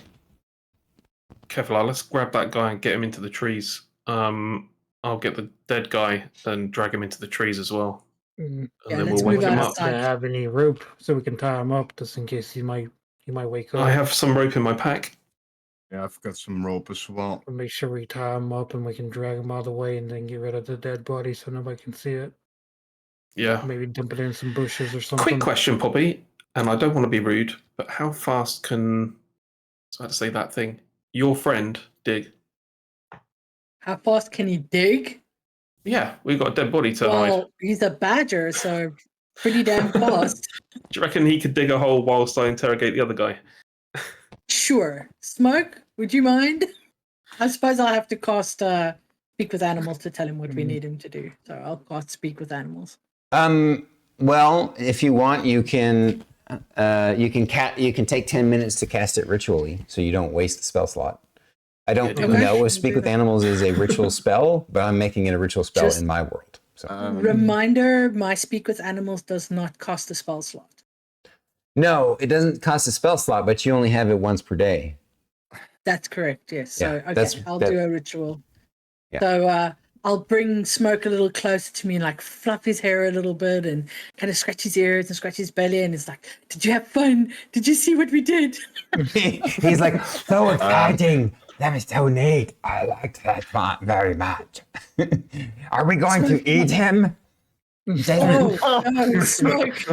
Jesus. I've got food, baby. I've got food. So what I would like to ask you to do though is, could you dig us a hole so we can bury the dead one? Oh, okay. Like to save him for later, huh? For the winter time. Stormy, Sure. Yes. how We badly need a hole for two. how badly damaged is the guy that is dead? Oh, I mean, he he's has got an arrow in he's his got an side arrow in and his I- side and an ice bolt in the back of his head, with it like coming out of his mouth. Okay, before we bury him, I'm gonna walk up and take a finger of him and an eyeball. An Ew. eyeball Yes, too? Oh, yeah, we need to just provide because proof. we need to provide proof. Silas, very I was clever. gonna clip- very I was clever. Well, gonna- eyeballs I was aren't gonna really take my something that's rope gonna out. like Clip his ears. be sustainable, right? That's fine. We'll make a necklace. You can't Silas make just wants an you can't eyeball make a that- necklace out of eyeballs. They're just gonna shrivel up and then fall off and just like You'd have He's aqueous gonna- humor all over your top as well. It'd be disgusting. eyeballs are mostly water guys. Yeah, he's gonna have these prunes, these like weird little prune things. Do you want to take an ear? That would actually make more sense. The I was carving. Yeah, going to well, suggest that when I take the rope out of my bag, that I just clip his ears and chuck him in the bag of holding with everything else. I'll take an ear and Okay. a finger. All right, an ear and a finger. All right. What's the finger for? Just take both ears. You'll find out tomorrow morning. Silas is a sick man. All right, so you guys are he's busy mutilating the body, and you're gonna go over and you know the badger's happily digging a hole, diggy hole, diggy hole, diggy hole. He sings while he digs. By the way, Stormy, did you notice? You added a bat. That was the surprise. Oh my God! How did I not see that until just now? That's awesome. She added smoke to this to her background image. That's I amazing. did. Yeah. Very cool. Very cool. All right. So I take it that Kevlar and Ceedric are gonna interrogate the guy while everybody else is doing their thing. All right. This is my intimidation take on things. I'm going to tie him to the tree facing the badger digging the hole Okay. and wait for him to wake up. Fair. Wait for him to wake up, or are you gonna splash some Oh, water? I'll slap him awake and All right. I was about to say, well, we'll just slap him. Give him a wedgie. All right. You guys wake up the bad guy. Hey, oi! What'd you do that for? Now you need to learn that it's your mouth that got you into trouble in the first place. Well, I mean, it did get me. It does get me into trouble quite often, I'm sure. And you're going to tell me all about the place where you live. Well, originally I came from a place called Currently. What? Currently, where you currently live. Your Where camp. I, Tell where me I about it. currently live. What? Oh, It's like I mean, I don't have a home. But you're currently in a camp with other people. Oh, a camp. and a Okay, the gift camp. Yankee. Well, okay. Oh, okay. Come on. How hard did I slap at this guy? I'll be in the background playing with the cut off ear and with the finger, Blech. with a knife in my hand, All right. trying to catch the guy's gaze. Oh, every now and then I'll just be like, Okay. Yeah, so he's going to see the badger digging a hole. He's going to see him playing with body parts of his friend. And what are you doing, Kevlar? Just observing? I'll lean a little close to him and say, I think it'd be best for you to come clean, or you're gonna end up like your friend over there. Nice. All right. I'm going to have, since Ceedric is going to be the one doing the interrogation and the intimidation, because everybody is helping, I'm going to give him advantage on the check. Go ahead and roll me an intimidation and tell me what you say to him, Ceedric. I want to know everything about Rothgar and the people that are with him, where they are, how many there are, and how well they're armed. And we might just save you from this hole. Okay, roll it. I rolled 16, which is 21. And that was with advantage, right? I rolled 2 16s. Okay.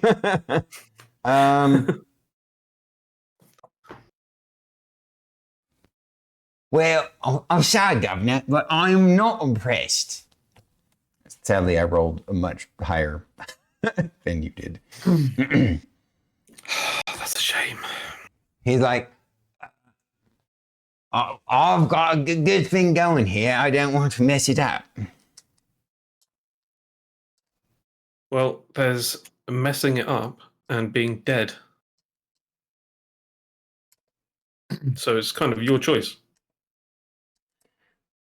I'm going to pick up some sticks and start sharpening one with a dagger. You're one of them hero types, ain't you? I don't believe that you would do what you're claiming that you would do. I think that you're bluffing me, and I'm going to call your bluff.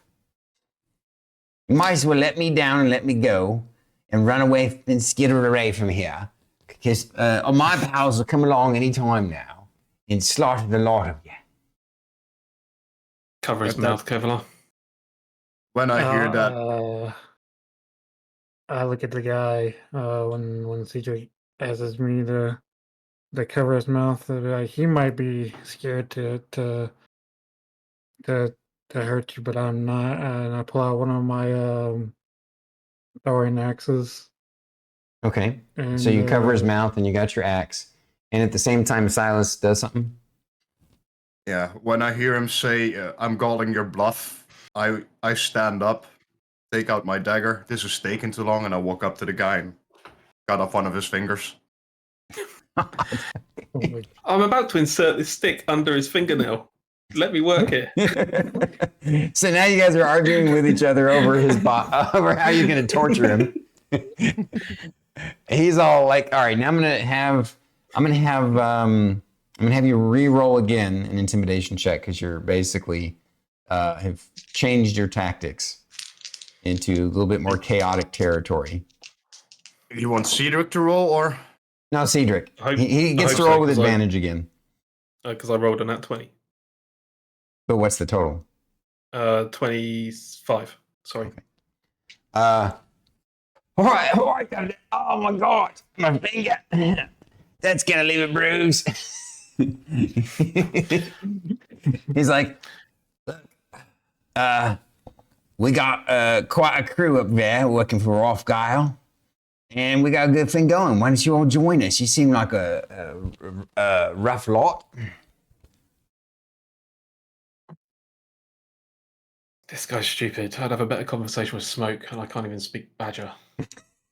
I can. How deep's that hole? All right. So what do you want to know? You said you want to know how many, there's like 20 of us and the Lord Rothgeil. 1 second. How many fingers am I holding up? I wasn't so good with numbers in school, you know. Yeah, 20. Right. 42? Okay, I'm done. We've got a finger already, right? Yeah, we do. Okay. I'll just put him out of his misery. Or Kevlar can if he wants. He stood there with an axe. What do you do, Kevlar? I'm gonna lean in and be like, I'm sorry about this, and just go ahead and just hit it. Coup de grace Do the his neck with the killing axe. blow. Yeah. All right. The bandit is dispatched. Save the populace from this man's stupidity. Smoke, darling, would you mind digging a second hole? Or make the first hole deeper. Just make the first hole bigger. Or make that one deeper, yeah.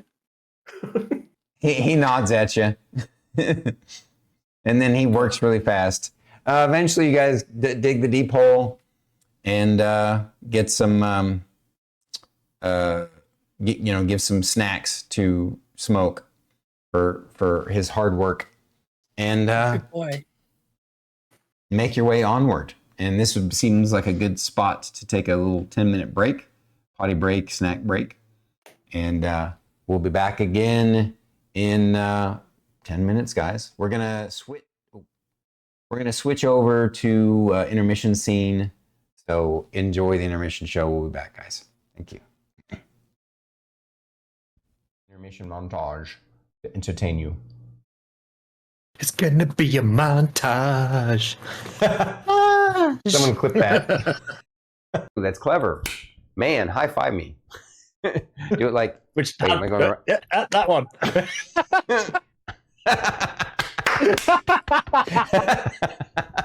Dude, I'd like to say I was 100% not trying to remake that clip, but I genuinely had no freaking idea because this is a new scene. Someone clip that. All right. Fuck. Ryder's like, wait, let me help you. Let me help you.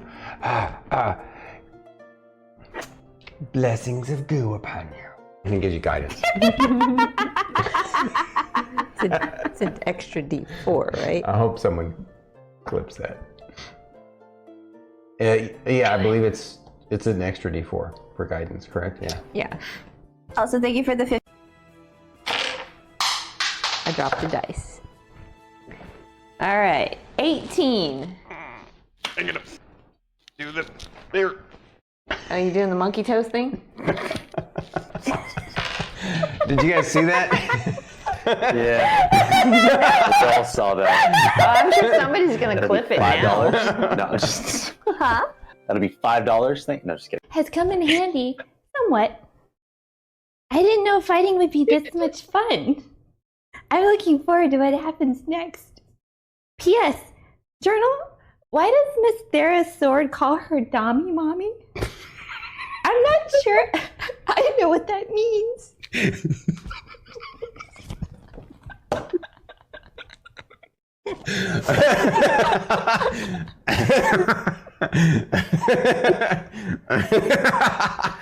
Oh, I'm so glad I muted. I knew I had to myself. Oh shit! I broke everybody, including me. Every week. Oh my god. Thank you. Oh man. Athletics check to keep from being pushed back by the momentum of a 40-pound, sack of gnome being thrown at you.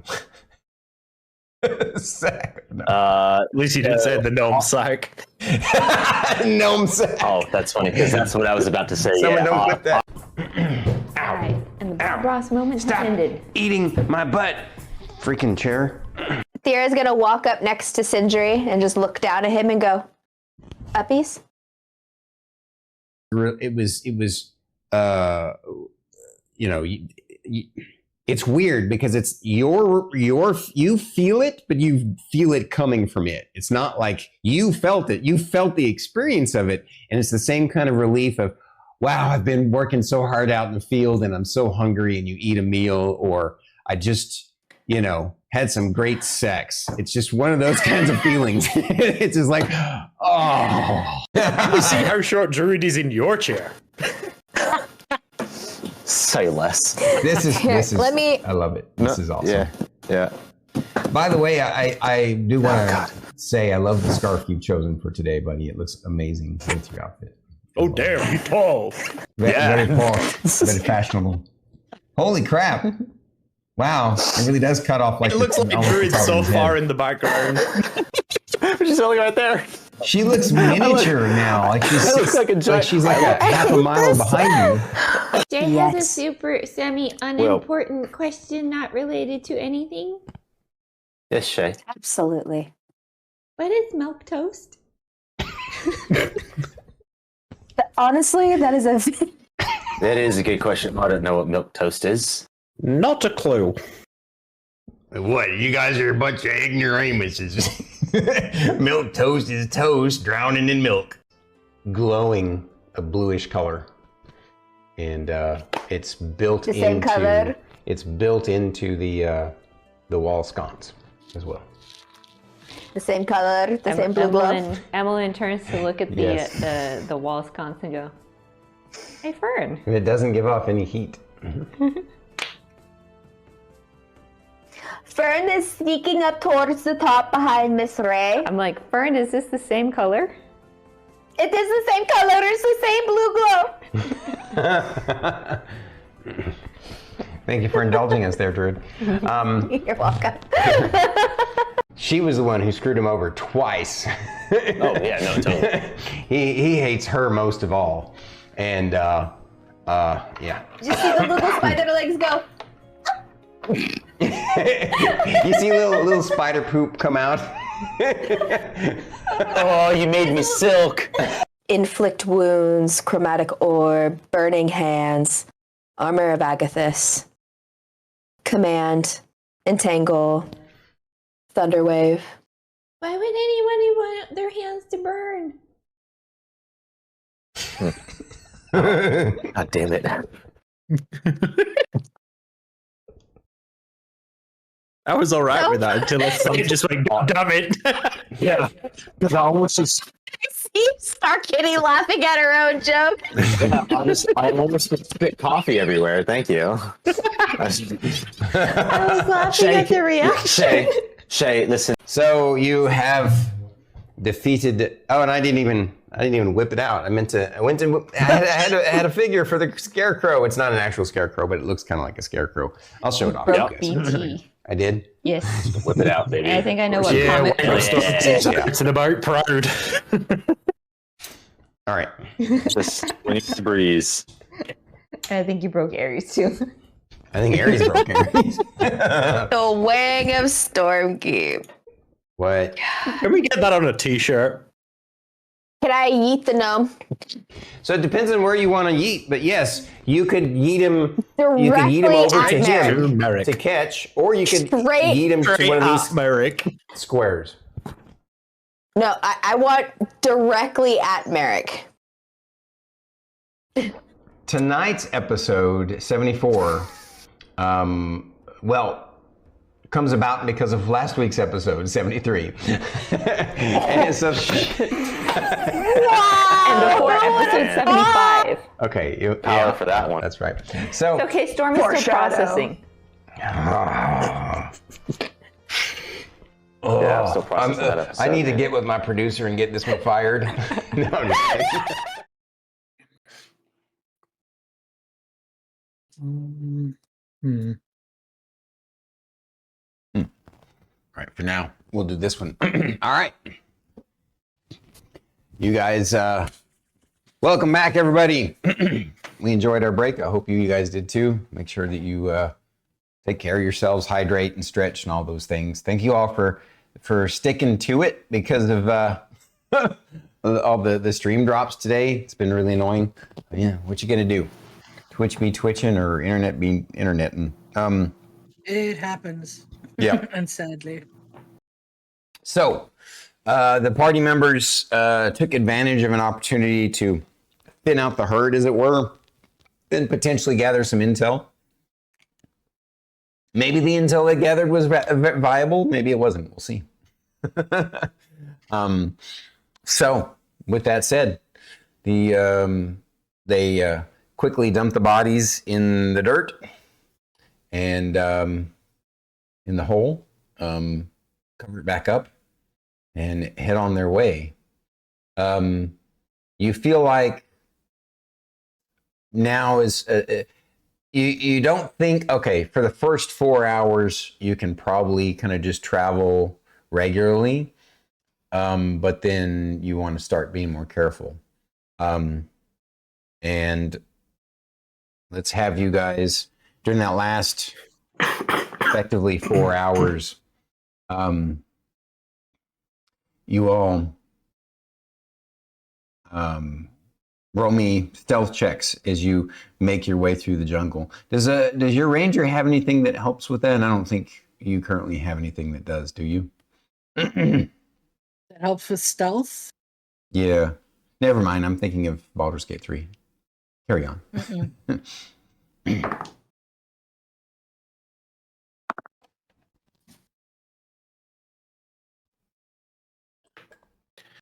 BG 19. 15? 19. 19. Yeah, 13 Poppy? plus 6. That would be a 21 for me and a 16 for Smoke. Okay.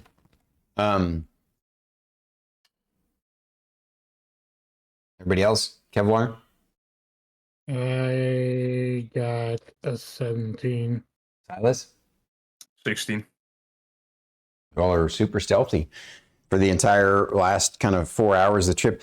As you make your way farther along, you eventually hear voices up ahead, and it's just about to, dusk is getting ready to settle. It's still not at dusk when it's, really hard to see. It's still before, but you guys know that it's close. Dusk is coming on. The colors of the sky are starting to change a bit. But sure enough, I'm gonna open up this. You guys, I'm gonna draw this. I think I'm gonna reverse it too. We're gonna pull it this way. I want you to imagine that you're this along this way is the ridge line, the cliff face that you've been traveling next to, and then the forest is along here, right? On the outer edge. And you guys would have made your way along in the forest. And you started hearing voices and staying in stealth, and eventually parked behind some bushes and saw movement and snuck close enough that now you have found a valley. This is some rocks. There's some trees. I'm not going to grab the trees for this, but trees and bushes and stuff, of course, coming down the it's a tiny little valley, like a little enclave, and it leads to a cave. But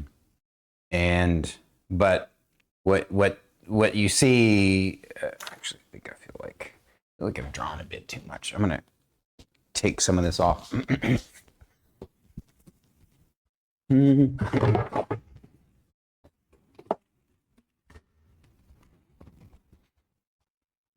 By the way, can you guys see the map okay? Yeah, it looks good to me. Yeah, looks fine. Yeah.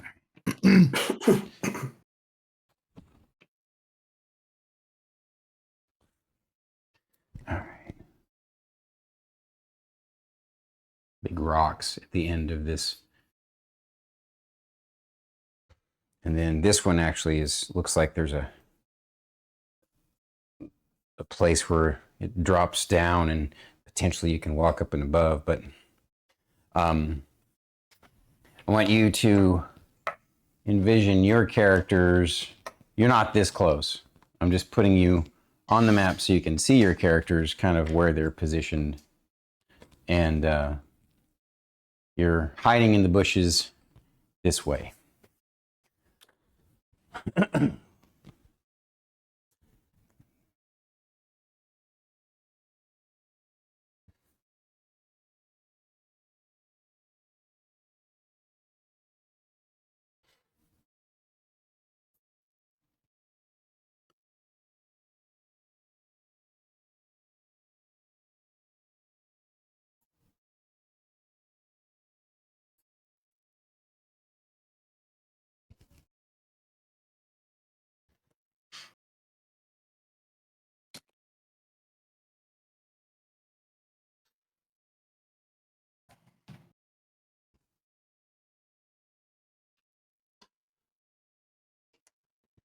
You see a surprisingly well fortified encampment with several tents and even a makeshift wooden guard tower. And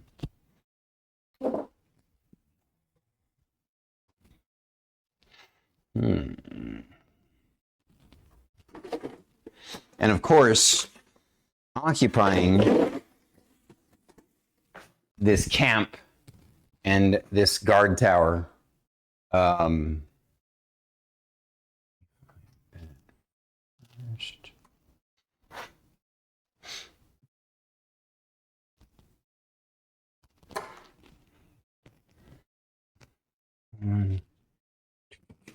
gonna use some of the guys that I used before, just for simplicity's sake.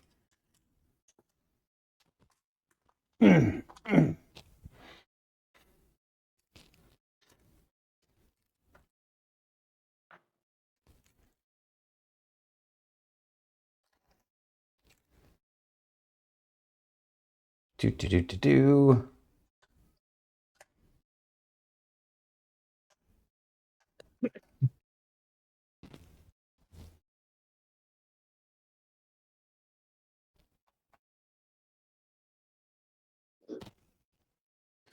I'm just setting everybody up here. Bear with me.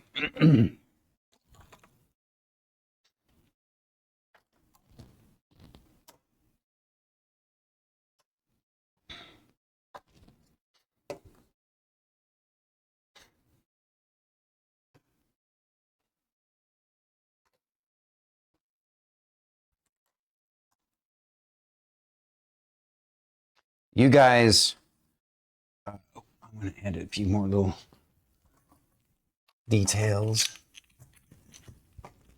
for funds.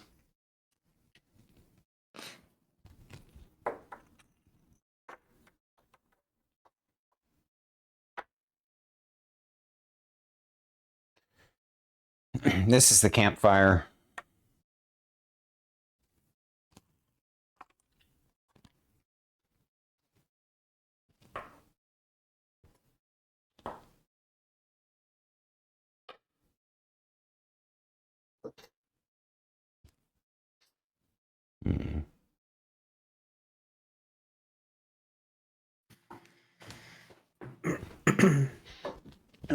There will be some trees, but not a lot. They're smaller, like pines.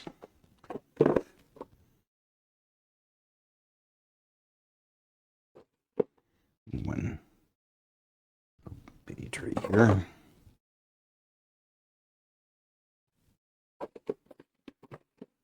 just trying to make sure that they're not obscuring you guys' view too much.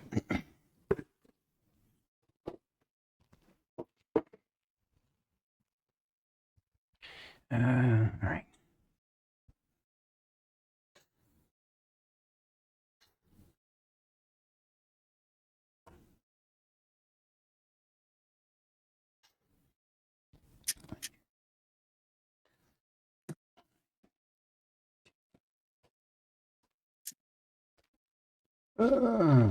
One, two, 3, 4.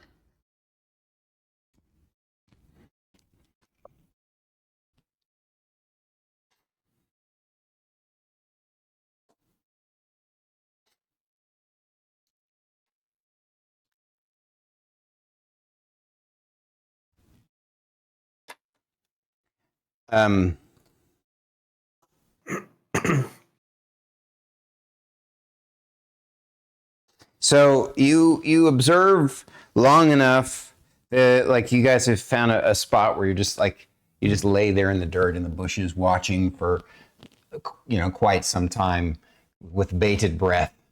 You find that there are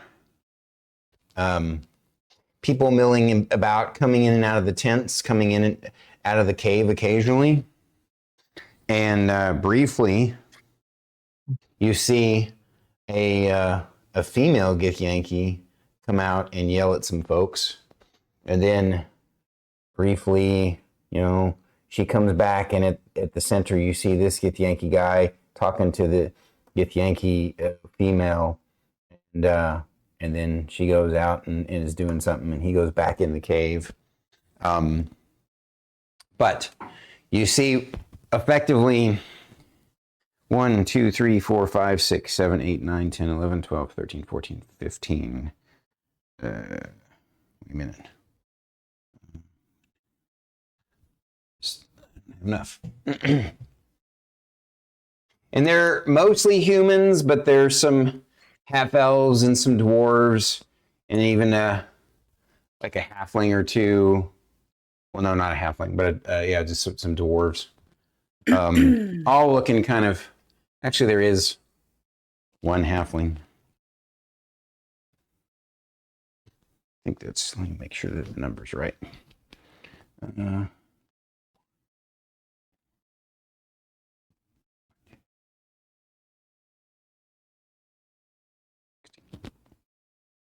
Oh, 16. Never mind. I don't need to add more.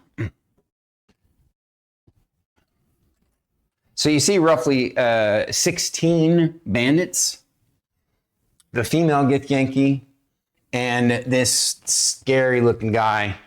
Here's the female Githyanki.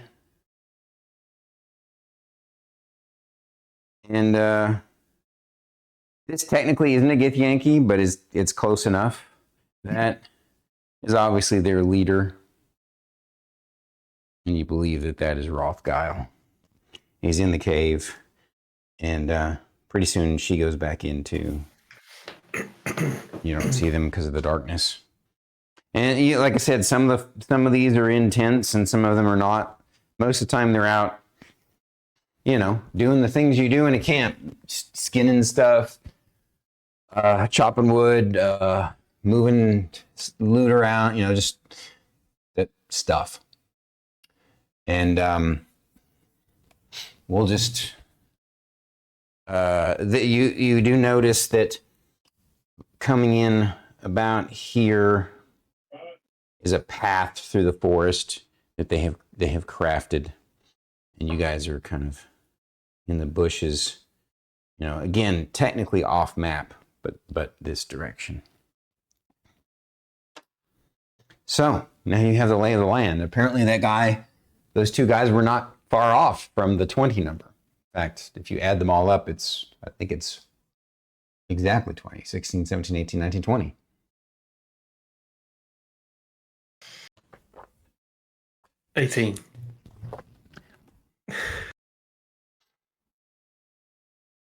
put 2 in the ground.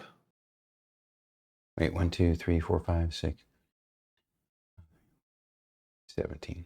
Oh, I only see 17 here. 17 outside and 2 inside.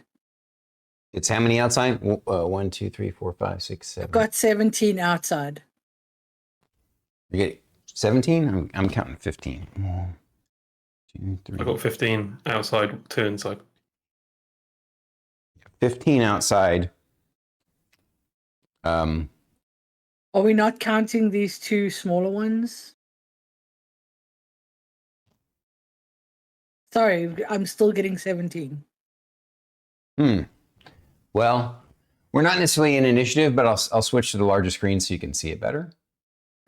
And or you can, if you remember, since you guys are looking at Discord, you can click on the mat cam and it'll be full screen for you.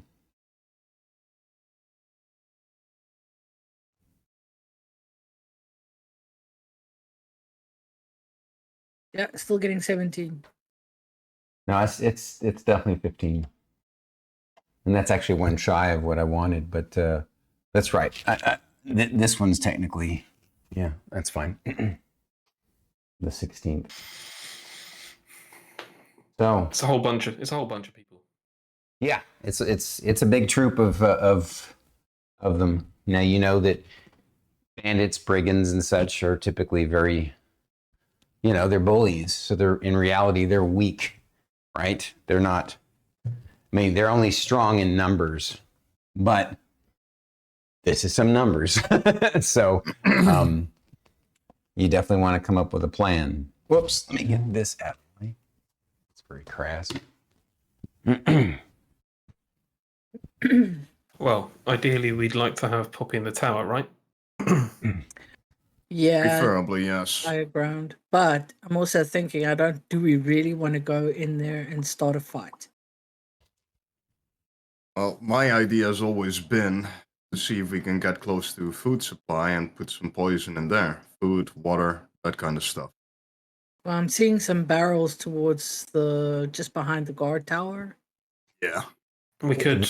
They appear to be going back and forth to these. These look like the water barrels. I could attempt to sneak in there tonight. Poison the water Oh, I'm supply. sorry. I misspoke. You think these are the oil barrels? You think these are the water barrels? I could Yeah. potentially get in there now. Well, it is broad daylight though. Yeah, Well, I not prefer broad to- daylight. probably There's wait shadows for- from the. Obviously, it's dark in this area because it's a valley, right? Or more like a crag, But and the cliff face is like 80 feet high here, and so it's shadowed. It's all covered in shadow, and then you're in trees, a thick forest. So, like, the sun is already starting to wane. So pretty soon it'll be pretty dark. But you wouldn't want to do it right now because. No, we could poison them tonight. Come back tomorrow. Give it a few What? hours to get going. What's the distance between us and the oil barrels? The oil barrels? These are the oil barrels. Mhm. Pretty long distance yeah. away. I'll say that here I'm going to stack it slightly differently. I'm going to say that this is these boxes, these crates seem to be like their foodstuffs. These are their water barrels. These are the oil barrels. As far as distance from you, easily more than 100 feet. Oh Okay. yeah, no, it's too far to do anything now. I would say probably half a football field, like more than that, maybe like 200 feet away from where you guys are at. Okay. But yeah, I'd say wait for cover of night to see if we can poison the as Sylas suggested, poison the water and the food supply. Maybe there's a way we can poison them 'Cause now. it is due for dinner time. Maybe we So- can poison the foodstuffs now, and then come back at night. Yeah, and then come and see what the situation is. So I'm assuming your characters are all whispering this. Yeah. Mhm. All right, I'm going to have you guys. If not, I can use message if it's easier. But whispering. But you that's can not only to use it whisper. one time, though, right? Oh no, It's a cantrip. it's a cantrip, but I can they use it every can't round. message you back. They'd still have to whisper back. So No, but they can nod. Yeah, And everybody. actually, Sylas can message me back because he's got it as well. Yeah, I've got message as well. All right. But we still have to whisper. I would still have to whisper. Yes. So Yeah, I'll have that's everybody pretty- roll me stealth checks at advantage. Just because you're trying to double remain 16 stealthy again. while having a conversation. What's that? 22.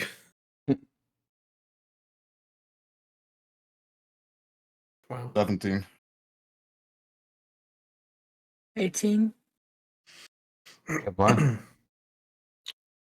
I got a 16. All right. You all are sneaky. You're still quiet, even with your whispering. So I'm not going to have you roll until you actually try and move from this position. How far is it to the food barrels? How far is it to the what? To the food barrels and the water barrels from where we are. From where you guys are? Let's see. You're roughly like 100 feet that way. So 100 plus.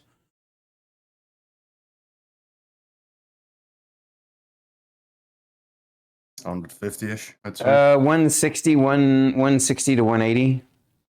Okay. Like one, yeah.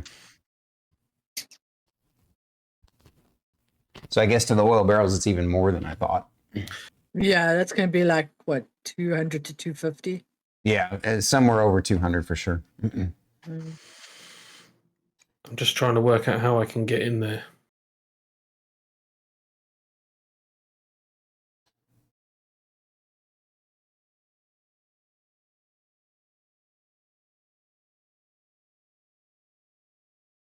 Did you all want to pull back and come up with a plan, or continue to lay here and discuss it under a whisper? I'm not going to have you roll again on the whisper conversation. Just was wondering. Might be a good idea to fall back a little bit and discuss what we want to do here. Trouble is, like you say, it's getting close to dinner and they're going to eat this foodstuffs and we need to poison it now if we want to take advantage of it. I mean, I don't If we want to know. go down that route, or we just wait until they're asleep in the tents and go in there and Then wait for take them out- to have breakfast, I guess. or just take out the tower guards. If by the time we've snuck in to poison their food, we might as well just dispose of the people. If we take out the tower guards now, we risk alerting the others. Oh, we don't take out the tower guards now. I'm just wondering if there's a way I can sneak past them to poison the barrels now. Or get within 60 feet. There's a tree over there. That's probably within. Because within I 60 feet, imagine. I don't have to do it. I can have my servant do it for me. That weird little see-through dude you've been conjuring at camp? The camp guy, yeah. Yeah, okay. Carry the poison low so that it can't be seen. They're only vials, so almost like a snake in the grass. And then dump it in the foodstuffs. But I need to be within 60 feet. That's right at the tower, I imagine. It'll be pretty close to the tower. Yeah, like, so you could technically make your way along the forest. You'd have to cross over their path. And occasionally, they do have guards that come up and look every once in a while, right? I'm going to move this tree elsewhere because it's annoying. Dang. The tree was actually an idea. That was my tree. Oh no, bring it back! Oh, you want the tree back? Okay. Where was it? Right there. I mean, this is to represent that there's lots of trees. So Yeah, that's fine. You can't really see them, but yeah. But Yeah, I wonder if so it's you 50 would have to cross foot-ish. their path, their little trail. But then once you've done so, you could make your way, if you went far enough, I don't know if you can see my hands, if you went far enough around this way, you could then make your way potentially, you would have to somehow sneak from maybe here to here To against the wall of the tower. before they yeah. see you, even though they're literally looking out for people in this area. Yeah. Yeah, your stealth would have to be on point. I mean, your unseen servant isn't a bad idea. I think we should try it. The only thing is that it's going to have to carry the vial. The vial won't become invisible. So, No, but if it carried them almost like it was crawling, like I said, it'd be like some weird creature or a hedgehog or something moving through the grass. It wouldn't, it'd just be. Yeah, if it kept it low enough. There's or a through the chance they rubble. would see the vials just kind of sliding across the ground, but It's either that or we we have to sneak into camp. We might as well just assault the camp. Can we use smoke? This. I don't think we should. They'll shoot him and eat him. Yeah, I think Smoke is a little too big. He's too noticeable. He's also rather fat Smoke around the back nods in end. agreement. Smoke's like, yeah, no, I'm too big. he kind What of. do you think, guys? I'm happy to take the risk because we're either going to poison them tonight or we're going to have to wait a whole another day. One last suggestion, though, is I would say only you go forward. Oh, I think that's there's what I'm less planning. of a chance. Yeah, there's less of a chance of them seeing us if it's just one of us trying to do the stealth. I can always try and pretend to be a lost traveller, which means you'll be breaking me out tomorrow morning if I get caught. This is true, but they could take all your stuff from you as well. I don't need my stuff. He's quite sincere, he means it. Sylas, Kevlar, do you guys have anything to say with regards to this? Quite a risk, but I mean, we got to do something. We don't have a lot of time before they eat the food. I don't like the idea of you going by yourself, but it is the best option we have at the moment. However, then I open up my backpack and I give both Kevlar and Poppy one of those improvised Molotovs. If it go wrong, we'll go loud. Okie And I dokie. say that one of us will take out the guard tower. One of I'll us try to will. make my way up there as quickly as I can once we've taken care of those. One of us will take care of the three at the fireplace.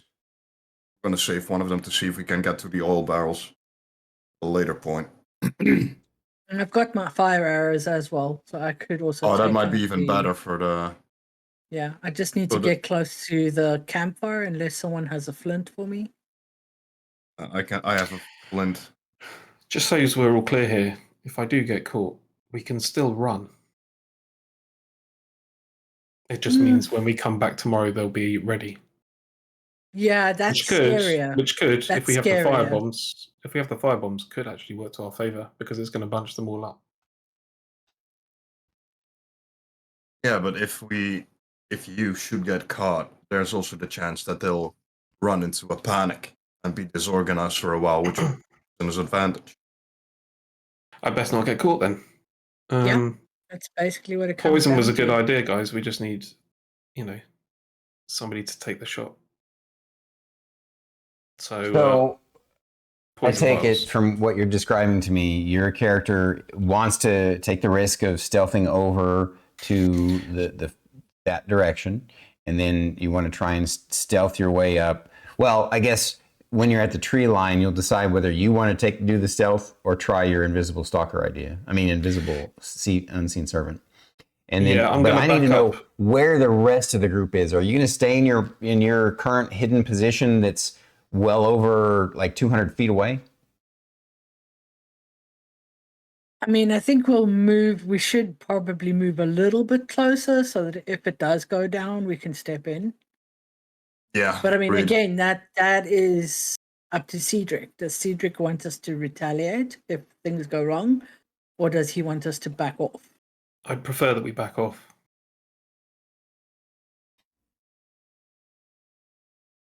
You'll need to convince your brother, as it were, brother. Look, we either use the poison or we don't. If we're not going to use the poison, we might as well wait till nightfall and just attack. If we're going to use the poison overnight, that means we have to wait for them to eat in the morning. Who knows whether the poison's going to be as potent as it was when we originally planned to use it. If we put it in there now, just before dinner, it'll be at its most potent.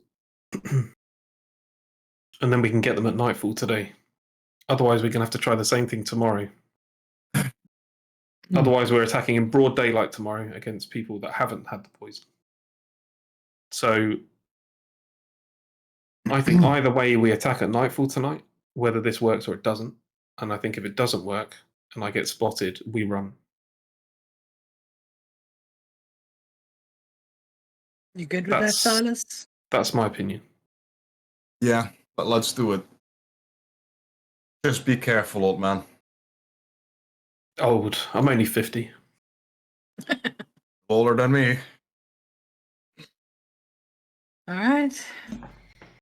So I need to know where everybody's going to be for this. Like, I already know that, and I'm going to, here, since we're effectively going to go into action mode, we're going to switch to this scene. I know that, I guess I need to pull this back a tad. We're a little too close for that one. Your character's intent is to both, so again, you're way back here. You want to move your way over here and then move your way up. Correct. And then where do the rest of you four, including the... Well, for Ceedric's plan, we're hanging back, right? How far back? Are you going to stay where you're at, or are you going to move up any? Where would I end up if I try and keep within a 120-foot range, Ceedric?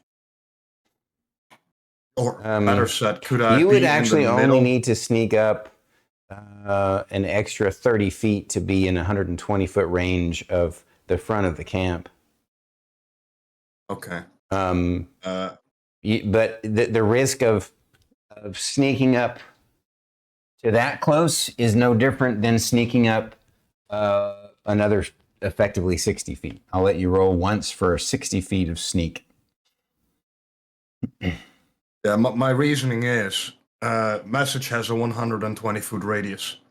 And if I can be in between both Ceedric and the group, if something goes wrong, Ceedric can warn me, and I can give a warning to the others. Gotcha. Otherwise, So if we are out of range, Ceedric won't be able to contact anyone. I see. So you want to move this way and up some, effectively. Yeah. Basically, just so I'm in range with Ceedric and the group. All right. How about the rest of the group? Do you all want to get it in position and stick with them, with Sylas, or do you want to? What do you want to do? Oh, can I impart a little bit of knowledge? Mm-hmm. Or a request? Go for it. As long as it's in character, sure. Yeah, Poppy, get yourself in a place where you can see the people in the tower. I'm pretty sure you could make that shot from back here if you needed to snipe one. It's 150 foot for a longbow, by the way. Yeah, I know. I was just checking. 150 to 600. And obviously, Kevlar, you're in charge of defense. So yeah, I suppose I would probably have to move a little with Sylas and then find a tree to climb into so I can get some height. I'm going to have Smoke hang back, though. I'm going to tell him that I'll find him after. Because he can't climb trees, so that could be a problem. All right. So it sounds to me like almost everybody wants to be within 120 feet of this tower. So everybody's going to need to stealth over to this side. Do you want to go and you want to go with them, Kevlar? Yeah, I want to stay to at least to the side. Gotcha. So that he doesn't have to roll his stealth check, do you want to have Smoke get on Kevlar's back? Kevlar could easily sneak with him on his back because of his large size and strength. Okay, unless I could have him hang back entirely and not be involved in this in any way. I mean, he could potentially be useful. He could. It's whatever you want to do. Okay, all right. Kevlar, would you mind giving Smoke a lift? making sure he's safe.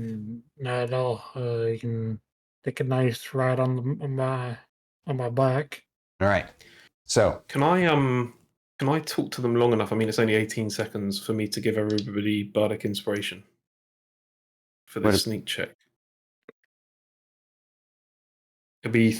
I've got 4 uses a day, so it'll be 3 uses, 1 round for 3 rounds. So you want to use up your bardic inspirations for everybody just to get you stealthed across this path? Mm-hmm. If that's what you want to do? Yes, please. All right. So, and you have 3 for the day? I have 4 for the day. So you only use up 3 of them to get everybody. All right. So he is going to whisper an inspirational quote to you guys. I'm guessing. Yeah, this is kind of his like "I'll see you in a minute" kind of quote. He'll say, "The cave you fear to enter often contains the treasure that you seek." I've got to go. All right. So, first off, you give them the inspiration, but you have to go first. So I need you to roll 1 stealth check to make your way to the path, and then basically you're rolling 2 stealth checks to get into position on the other side. Okay, 24 and 20. Okay. You guys see him very stealthily move through the trees and bushes, and he's not this close, obviously. He's quite a bit back. He's back that way, but I'm putting him on the map so you know where he's at. Now I need, who's going next to make it? I mean, I guess Sylas, you're next. Roll your stealth check. That's with advantage, right? Not with advantage, you just have the bardic inspiration, which gives you an additional d6 that you can add to the roll. That's a 12. A d6, so I'll add it. 16 total. You get in position as well. Poppy.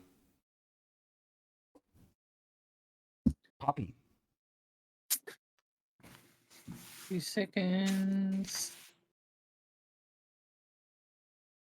21. You also get in position. Is that with the bardic inspiration or without it? With. Okay. And And you rolled an 11 on the 20. Kevlar/Bubba.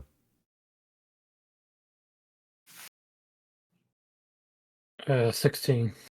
Okay. And that's with the bardic inspiration? That's with indeed with All right. the spell. So the thing is, though, I need you guys to roll another one because again, you had to make it to the path, past the path, which they're actively watching. So I'm going to say actually that following his lead, you all were able to do it on the 1 roll. You're all in position. You're roughly 60 feet into the forest right now, which is 60, about 80 feet from the tower. And we'll just have you guys positioned back here. And you're there basically as backup for him. Now, our bard monk needs to decide if he's going to use unseen servant sneakily or if he's going to try and it's an open area right there, and they're literally actively looking out there.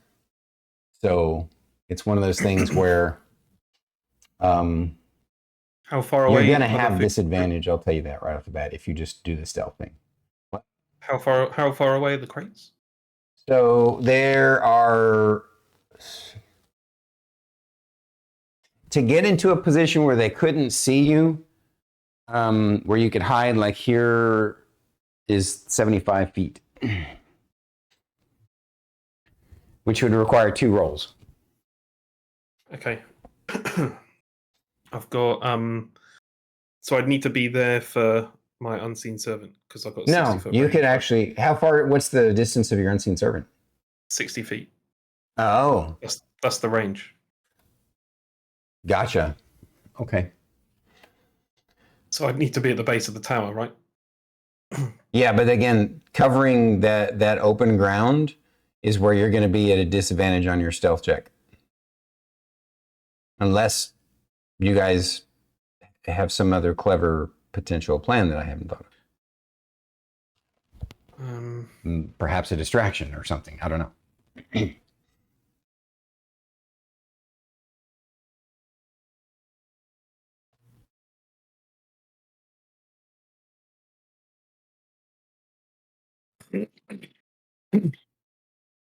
I'm wondering whether just to go for it. I don't know. It seems dodgy. Out of I didn't character, say you that. guys could whisper Okay. to each other to figure out the best option as far as skills go. So, and to do that, we would do this kind of above table metagaming a bit, but like, let's say your character, because your characters would have kind of tried to plan this out and stuff. You knew the night before that this was going to be a dangerous undertaking. And now you know for sure with all these people, it's going to be extra dangerous. So you would need to know who has the best stealth.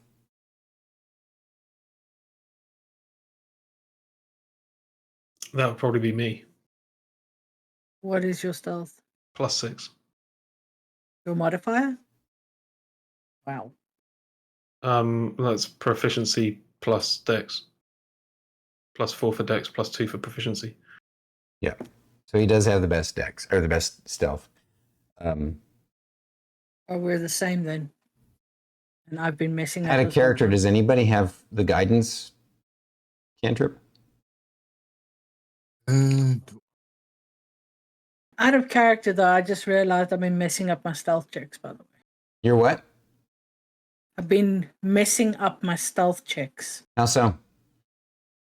I undercut myself with 2 points How so? because I'm proficient in stealth. Oh, well, okay. You've been rolling well anyway, so yeah. Yeah. If you're proficient in it, like the number should show, your stealth should be a 5, correct? Because does it have a dot next to it?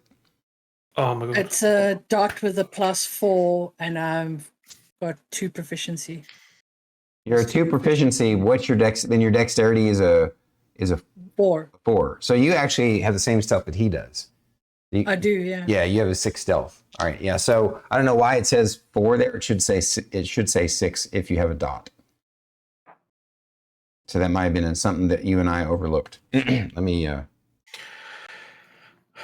What do I know about Githyanki? Do I know that they Nothing. have psionic abilities? You don't know anything, not really. Oh, I'm gonna have to take a chance. I'm going to use message Oh, for fuck's.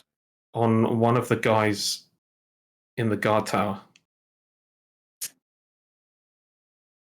Oh. All right. I just had the same idea. And I'm going to whisper to that person, Rothgar needs you. Cave, now.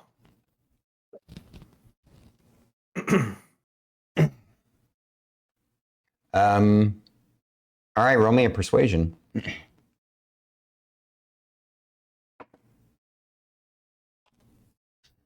Oh, God.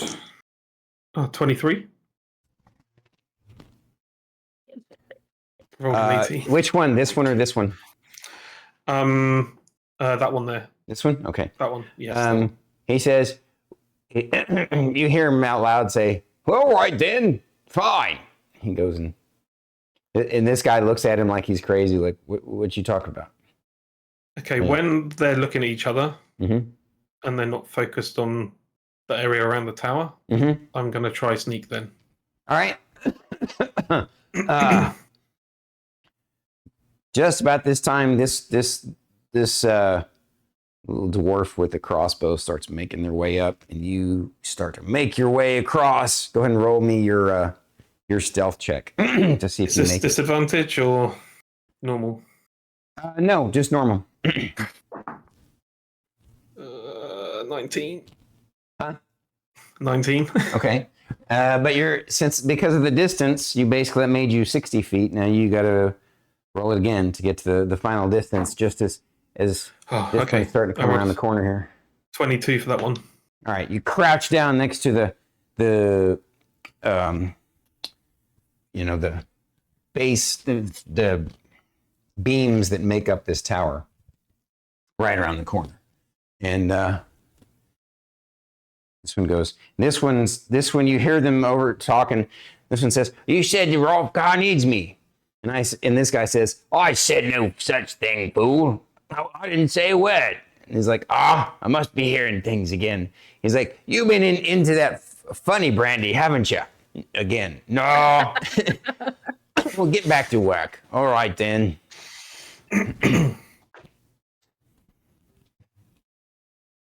So you are now at the base of the tower, and your pucker effect is needle times 10, and the rest of the party just about peed themselves watching you make your way across that small field as that dwarf was coming kind of almost right at you and right at them.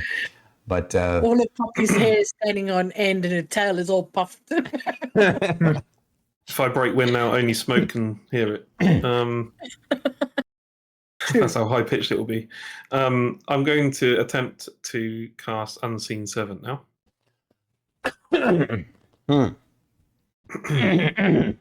So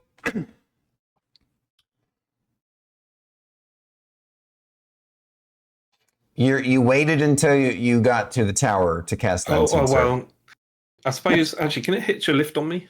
Huh? Can Unseen Servant hitch a lift on me, on my person? Like it can hang on to me, right? I mean, I think like it could, but there's also no point in it doing that because you could just have it follow you. I only moves 15 feet around, but okay, I can have it follow me. I'll let you retcon it this time that you cast the spell beforehand because it definitely does require a verbal component, and you were just quiet enough out in the trees to make that work. How long does it last? Okay. 1 hour. 1 hour. Perfect. But this is not a ritual cast. This is like No. Okay. That's fine. All right. So Yeah. Unseen Servant. Here, I'll use this little ghost guy.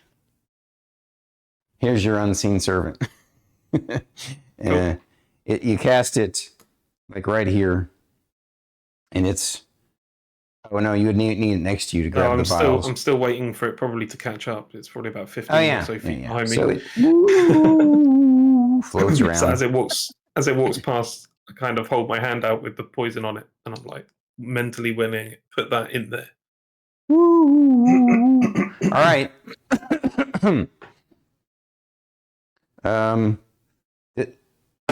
Just about this time, this lady raider over here is dipping her face in the water, splashing cold water on it, and you're like, "Oh God, this Unseen Servant!" She dries off her eyes, turns around, and the Unseen Servant comes up and empties the vials into the water. Now what? Bring the vials back. Okay. As I don't want to leave empty poison vials lying around. Doesn't matter whether they're stashed around. Did you use? How many did you have it use in which barrel? We'll go 50-50, split half the. Did you want to keep one and do 2 in one and 2 in the other?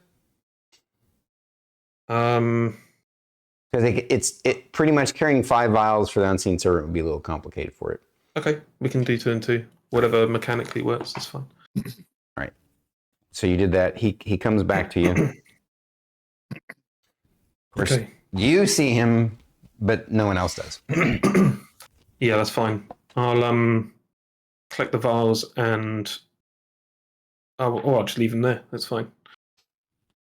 And then I will attempt to whisper Sylas from here. Message. If I can. You should be in range. What's the range? 60 feet? It's 120 feet, isn't it? 120 feet. Yeah, he's definitely within range. What do you whisper? Okay. Need an escape plan. Job's done.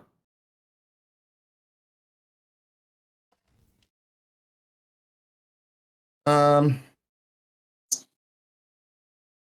let him know what I did on the next round. I can only say 6 seconds worth of stuff. Right. Yeah, I got inside the tower guard's head.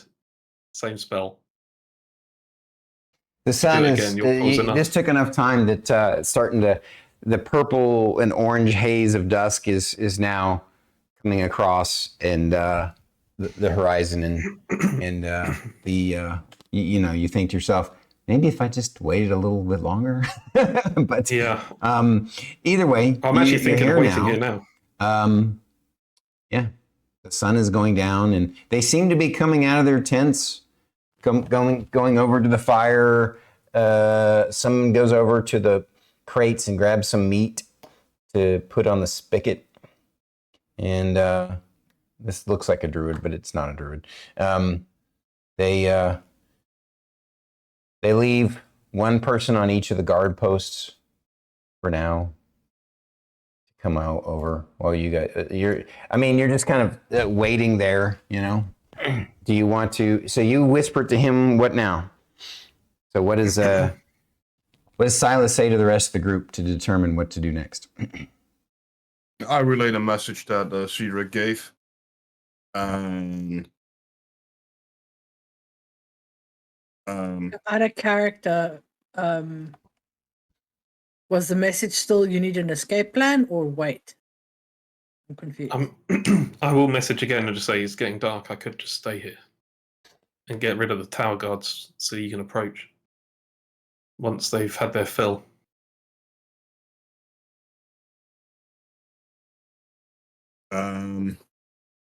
Bring my staff as well. You wouldn't have your staff with you? It makes it hard to sneak carrying a quarterstaff, right? Staying low to the ground? Or not? I suppose so. Mm-hmm. Just bring it with you.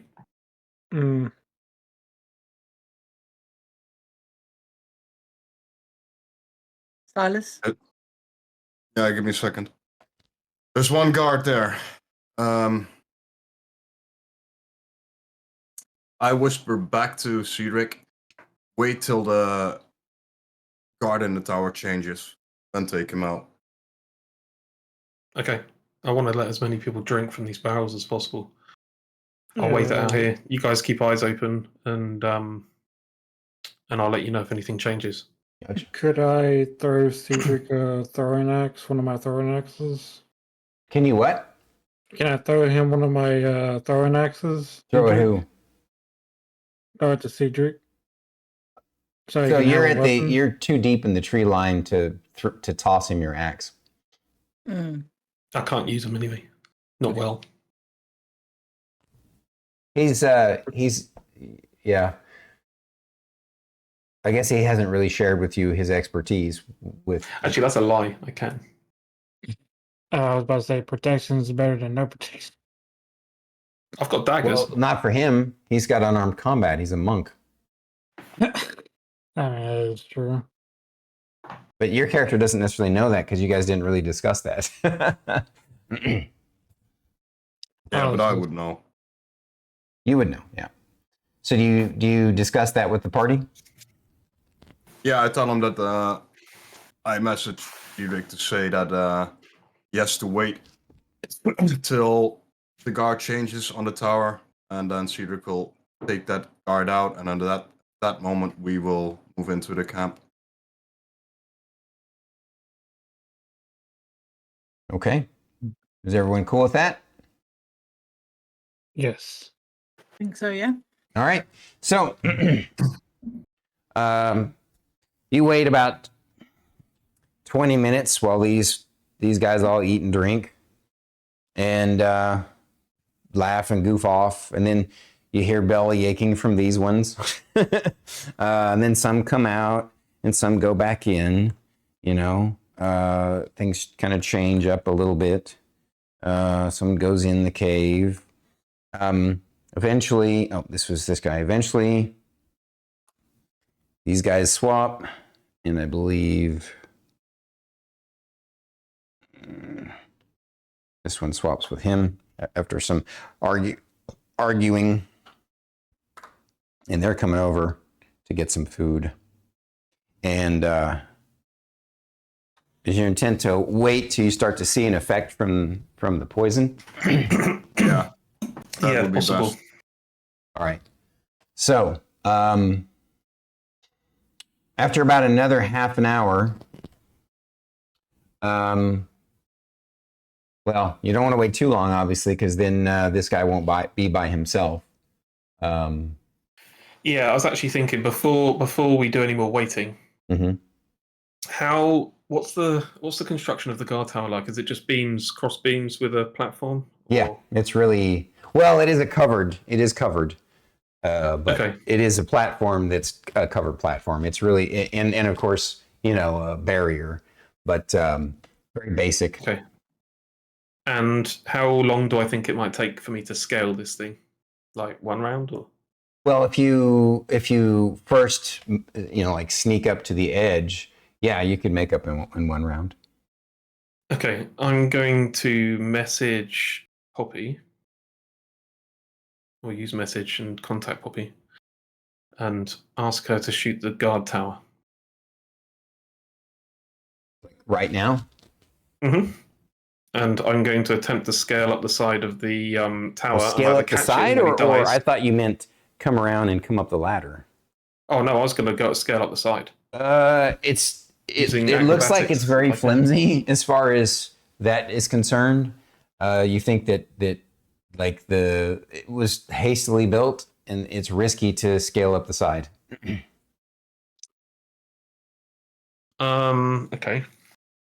And you can still try. Just that the ladder would be much quicker, and the sun is basically at the point now is down now, so it's starting to get really dark. Oh, I imagine it's either acrobatics or stealth, which is the same roll. Well, they're starting to light the camp torches now too. Okay, in which case, yeah, shoot now, and I'll go up the ladder. All right. I'll try and stealth. So you're going to make your way around here. Are you going to try and stealthily go up the ladder? Yes. All right.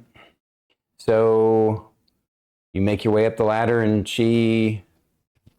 let's everybody roll initiative. We're just going to be determining turn order. Now, because you guys are coordinating this, I'm still going to have her fire, and then you get to go. But then the other party members will go. All right. So Poppy?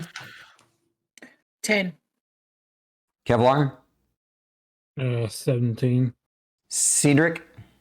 17. I want a +4 dex. So I'm going to bump you up to an 18. Sylas? 15. All right.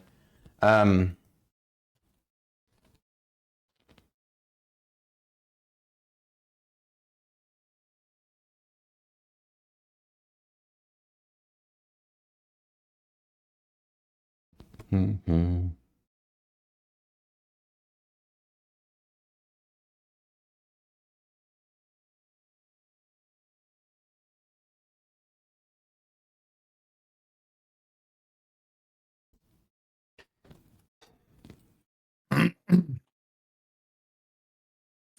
Out of RP, did I give Ceedric all the vials, or was I smart enough to hold one back?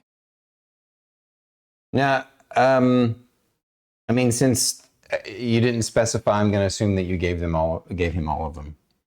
Okay. He only used 4 though, so there's still 1 with it. Yeah, but we are still away from Ceedric. No, I know, but I'm just saying there is still 1 with Ceedric. Yeah, but my idea was out of character, obviously. Yeah, have Baba put some of the poison on his sword, and I can use my daggers. Dip my daggers in poison. Yeah, That was my idea, but it's fine.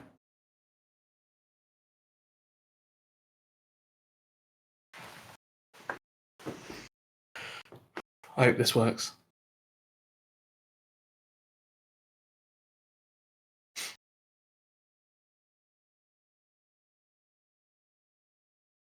Okay.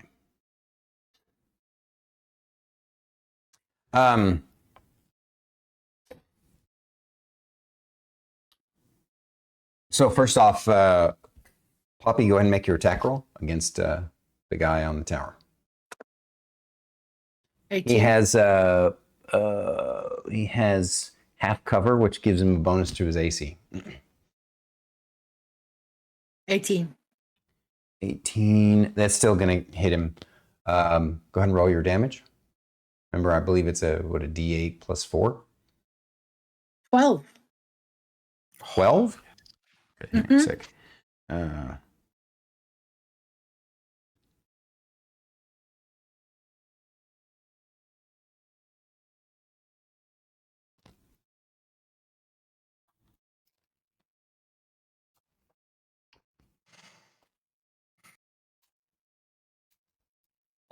Just out of character question, the Bardic Inspiration, was that only a one-use thing?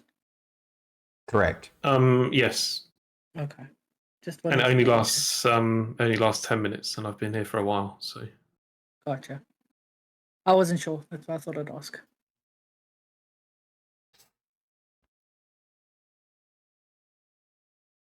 Took aim at his eye, at his eyeball.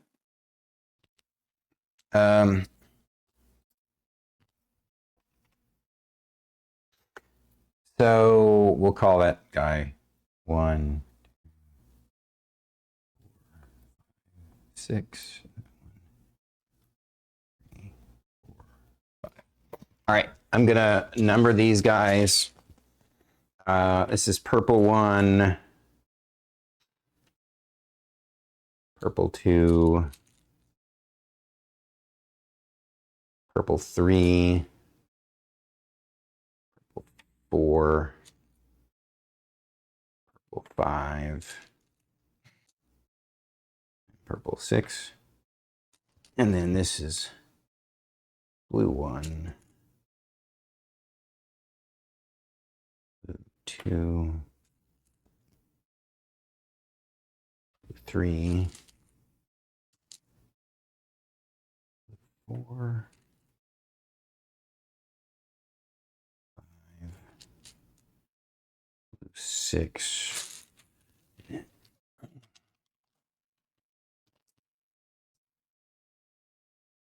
orange 1, orange 2, orange 3, and the Gith Yankee are their own thing. So,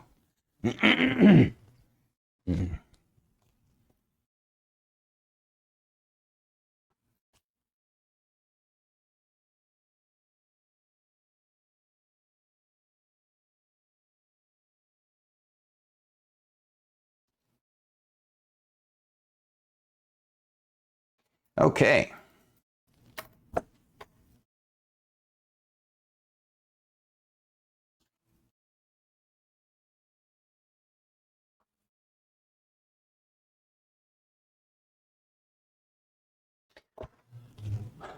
She insta-gibs this guy right through the throat. Sucks to be him then. So you make it up the ladder, and nobody spots you. They're too busy eating and drinking and joking, and they just saw someone moving up the ladder. They thought it was probably one of their guys, and you find the guy already dead here. Okay. No one noticed the noise because my plan was to try and get the body before it hit the floor. I knew she'd kill it. Yeah, Safe. no, I mean, he just kind of slumps down. He didn't fall out or fall down too hard, so. Okay, I will.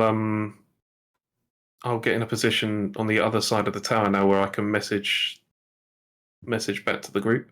Okay. And pass the message on that guard tower's down. Come now. Stay low. All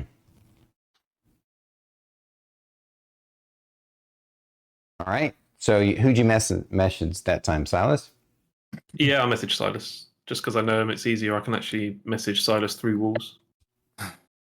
I'll message back. I'll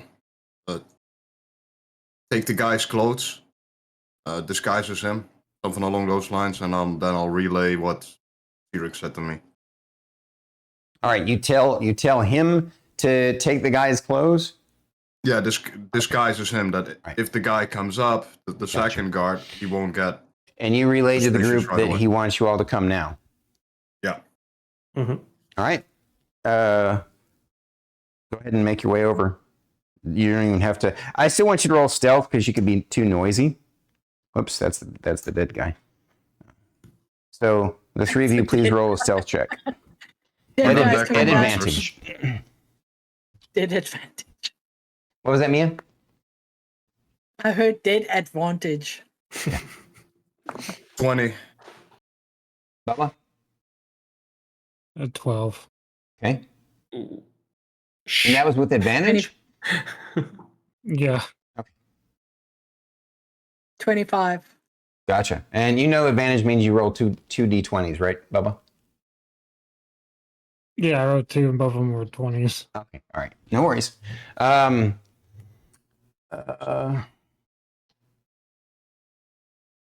That guy didn't. For a second, he thought he saw movement, but he went back to munching on his button.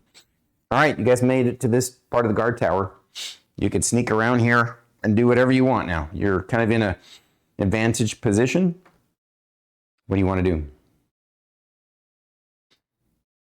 We're going to keep wanna these start initiative by- rolls just because it simplifies things, but you're out I of was combat gonna again, say technically. Out of I was combat. going to say, whose turn is it? Yeah. Well, I want to get off the tower, and you want to get on the tower. True. So let's swap over, make it look like a Mhm. guard change. I'm not wearing the other guy's clothes. I refuse. There was no order in there, so. So you come I'm down the going guard tower ladder. and you go up the guard tower. Are you both trying to be sneaky about it or not? I mean, I want to blend in, so it's more of a disguise thing. We are trying to rather make than it look like a guard change. I mean, the only way to disguise is if you're going to put on the guy's clothes. So, she can't disguise. You can disguise. No, it's going to be irrelevant. She's a tabaxi, so Yeah. we'll just. Yeah, I'm I going to be won't be noticeable. like swinging down quick or doing any of that. So I guess. So we'll are you just be rolling? Are you stealthy. swapping places, trying to be sneaky about it? Yes. Yes. All right, both of you roll a disadvantage. Oh, disadvantage. Oh, 23. I rolled a 20 and a 15, Oh, Sorry. so 21. But all I right, want the and nat 20. that was a disadvantaged. Yeah. And now, what did you get, Mia? You take the lower of Hold the on. two. 17. Wow, nice. So you were able to swap positions. You're now right behind the barrel, just staring at this group of guys. And Does the poison seem to be having an effect at all? let's see. Whilst I'm stood here, like being ignored by them. High or low? I'll take low. 35. The poison is kicking in a little bit faster than you would have thought. And some of these guys are like starting to. They're all. Did Alfric make this meat again? It's rotten. Oh, I gotta shit. Oh, some of them are getting. I'm so sick. There's like a bunch of them who are like starting to feel really ill. I would say. Yeah, I mean, it's definitely starting to have an effect on the ones that have been drinking from the water. And by the way, one of the barrels was water, the other was ale. But you still, ruin the ale. poisoned both of them. Yep. Not the ale. That's like the spoils of war. So If he pucker cries time. gently. Pucker time turned into brown trouser time for them. I'm gonna head round to be on the same side as Kevlar and Sylas. Hopefully, one of them brought my staff over. Yeah, they did. Okay, lovely. I'm gonna ask Ceedric for the last vial of poison. I'll give it to him. And I'll give it to Kevlar to see if he wants to coat his weapon in it. Just have some extra poison damage. Is that something you want to do, Kevlar, or not? Yeah, I'll put my I'll cover the sword in some poison. You can do the throwing axes as well. I'll just use my spells. Mm. Yeah, I If can there's do that anything too. left in the vial. I was about to say if there's enough, yeah, I'll do that. Sorry, just double Okay. checking how poisons work in when you're coating them a weapon in 5e. Mm,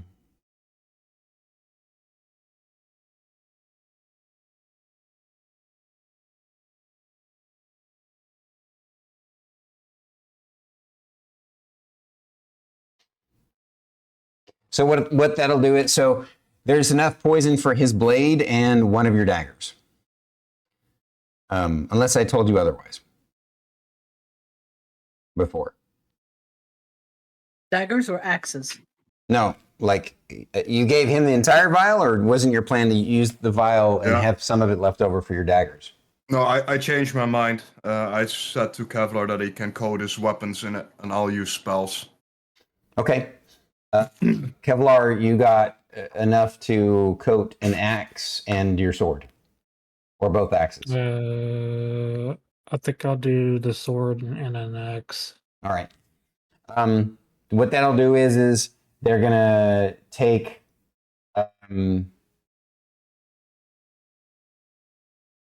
when they're hit with it, they have to roll a Constitution save. If they fail, they'll take additional damage. All right. So just keep that in mind. And now what, guys? You have swapped out poisons. The Tabaxi has got her bow on, trained on these guys, and you're all into position, and the clock is ticking. Have you got sight of the oil barrels, Poppy? Not from this angle. Oh, you're asking her? You whisper it to Yeah. her? Yeah. You use your magic whisper. From this angle, this tree's in the way. Okay. How close is the group at the campfire? No, the square. These guys? Yeah. I mean, from you, they're 5, 10, 15, 20, 25. This one's 30 feet away from you, and they're all kind of bunched up right now. Let me see if I can. What's the range on a throw? Mm, What are you throwing? The The Molotov. Molotov. A dagger's 20 feet increments to 60 foot. Yeah, I'm pretty sure thrown weapons are a increment of 20 each. Has a normal range of 20 and a long range of 60. So yeah, you can throw at 20. It just gets.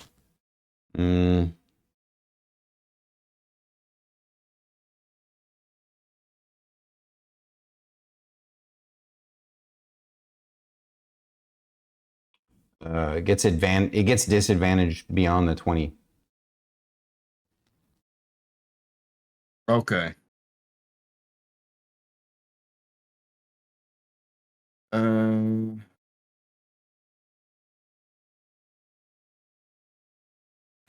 Let's get this party started.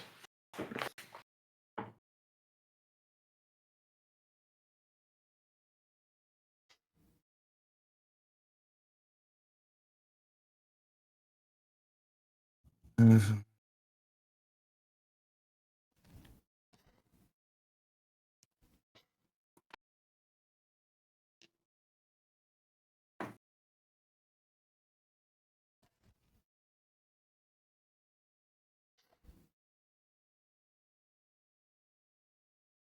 will give you a hint that if you throw the Molotov cocktail close enough to the campfire, that it will have an amplified effect if it also splashes onto the campfire. Yeah, because of the oil on the extra fire, isn't it? Mm-hmm. It would mean you have How to pick far the away right am target. I from it? So It's a the 10 oil foot blows up in a square. 10-foot square. Square, This yeah. one's technically in this one. So this one is the one that's closest to the fire. So that will be somewhere between 40 and 50 feet, right? Yeah, but you can also, if you want to move up behind the crates, then you'll have a really easy throw. It's like 15 feet away. Yeah. Yeah, I'll do that. All right, you can stealth up to the crates. Roll it.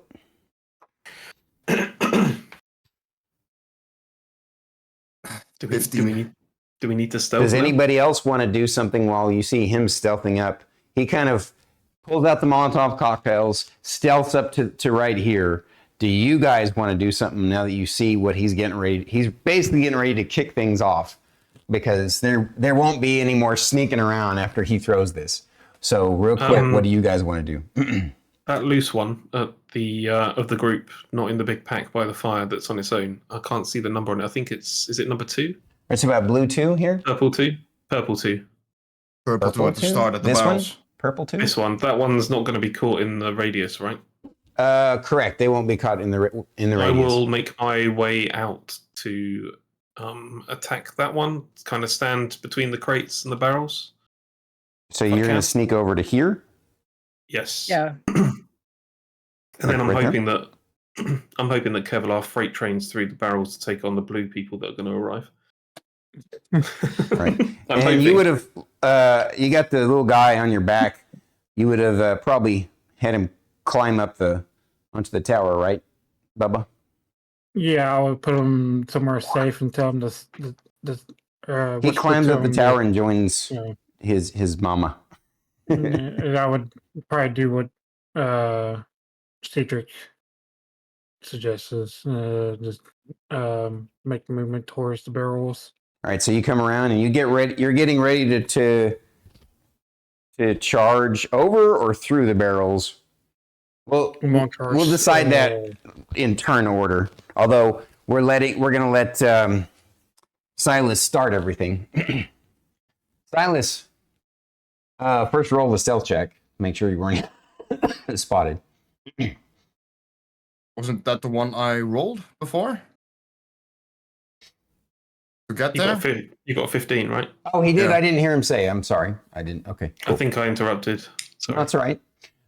Yeah, they're distracted by the puking and Stomach shitting. pains. So go ahead and Moment first. and now you roll me a stealth check. Sorry, WhiteSeer. That's you. 17. All right. Roll your Molotov cocktail attack. It's basically just a ranged attack, thrown weapon. Still uses your dex for the throw, but yeah, my dex is 17, so I can roll dex, I guess. no, Or so. What I'm saying is you roll a ranged attack, which is going to be use your dex modifier plus your proficiency added to the d20. Oh, okay. And it's 20. That's a 15. My dex modifier is 3. And I've got a 2 proficiency. Wow. All right. So a 20. You nail number 3 here. And I said it was what, a 2d4 explosion and then saving throw for the ones around it. Firebomb, 2d4 fire, and 1d6 fire. Yeah, I'm going to say that because you blew it up right next to their pretty large campfire, that it does double damage and has double range, or double the area of effect. So this guy was technically in this square. It's going to get these 3 guys. Whoops, excuse me. I don't remember what number this was. Number 2. 2, yeah. It's gonna splash on a 2, 3, 4, and 5 for actually we'll do it 3d6 instead of doubled. Instead of 4d4, it's just 3d6. And none of them get saving throws. 3d6. 13. 13. Wow. Okay, so the main one, the other 3 get saving throws for half damage, but the main one is just absolutely cooked. You take out purple 3 immediately. And then the other ones, purple 2, failed their deck save. Purple 4 failed their deck save. Purple 5 succeeded on their death save. So you said the damage was how much? 13. 13. All right. So half of 13 is 7 from number 5. And then 2 and 4 are cooked.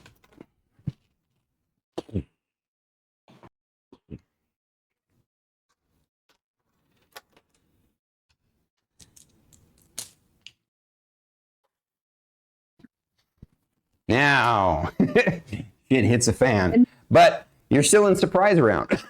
So, now Ceedric gets to go. Is that the purple one there? I can't see the number. Sorry, is it 5? 5, yeah. Is he wounded? Yeah. Oh, he's saved. Yeah, he he saved took his roll. Yeah, okay. number 5, he is wounded though. He saved his roll. He took half damage. Okay, I'll stay where I am in order to provide a little bit of protection for Sylas. But I'll throw a dagger at that one. Throw a dagger at number 5. Roll it. Yes, please. Okay. Oh, 13. Yeah, that'll hit. Oh. I mean, they're bandits in leather armor, and some of them have They're shields, poisoned. but they're not all of them are even have their shields on them right now because they feel like they're safe in their camp. Okay, 7 damage. 7 damage. Scratch purple 5. Bye. I need to. Alrighty.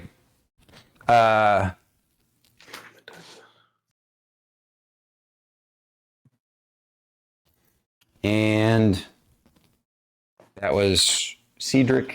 Kevlar, you're next. I'm going to charge through the barrels, so I guess do dash. Can I do that through the barrels? No, you can't dash through the barrels. You need a kind of a. So dash is just basically means you're going to be taking an extra move. But I will also share that now this spot right here. I need to actually. That's on fire. Yeah, there's like. Yes.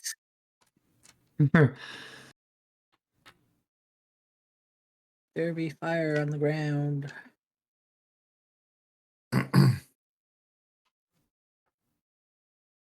So basically, don't go towards that area. Got it. So this is all on fire right here. You got to be careful where you want to go.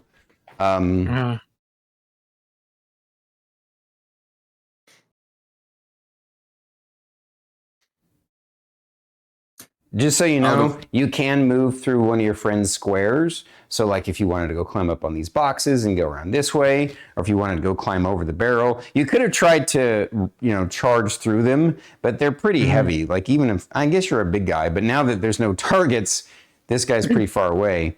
There's no point in doing that. Yeah, I get where you're coming. Yeah. Kind of silly.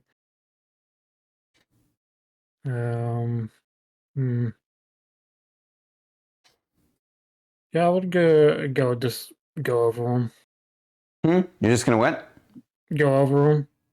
Oh, you're gonna go this way? Just walk over them. 5, 10, 15, 20, 25, 30.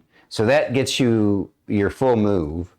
If you wanted to take the dash action, you could hop down and continue.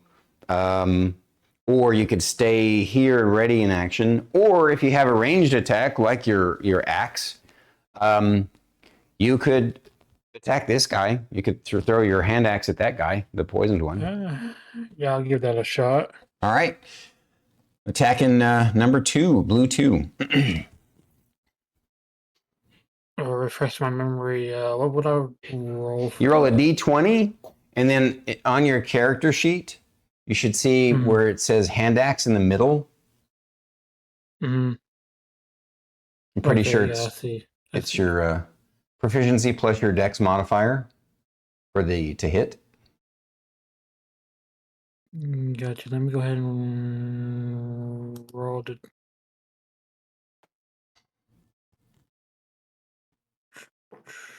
I got 16 on the d20, and then you want me to roll for the damage? You rolled a 16 plus, or total 16. Just on the d20, I got the 16. Do you want me to roll for the damage? So we roll the damage after we determine if you've hit. So you rolled a 16 on the die, or you got a total of a 16? 16 on the die. So what did you add? So you need to add the attack bonus. Should be there on the sheet. Okay, so the throwing axes are 5. Gotcha. So then you're adding 5. So you got a 21. So that means you hit. So yes, go ahead and roll your damage now, which I believe a thrown hand axe is a d6. It should say on your sheet, d6 plus a number next to it. Yeah, it's d6 plus 3. Okay. So let me go ahead and roll that for you. I got a 5. So you did total of 8 points of damage to blue 2. And he needs to roll a Constitution saving throw for the poison. But he's at disadvantage because he's puking his guts out now from the other poison. Poor guy. He failed his save and takes an additional d4 poison damage. Actually, no, you'd roll. It's a potent poison, so it's a d6.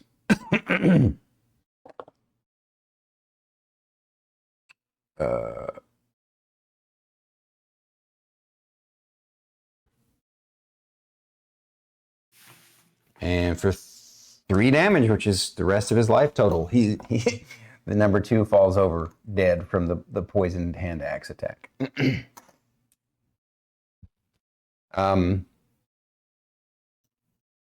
All right. I'm assuming you don't want to use any bonus actions or anything right now, right? No, not yet. Okay. So that was Kevlar's turn. Poppy. How far is? I don't know what the number is. The red think dice blue at one. the front. Blue No, This one. guy? not Blue Gray number one. 1? Orange one. Orange No, one. no, no, I no, think. no. The orange dice at the front. Orange 1 Number is 1.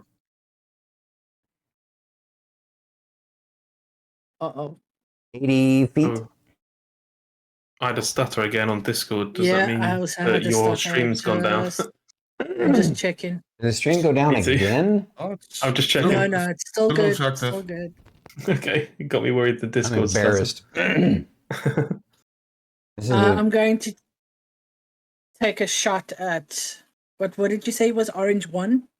yes, Yeah. orange 1. He's at 80 feet, which is well within your longbow's range. So that'll be 19 to hit. Definitely hits. Thanks, Piper.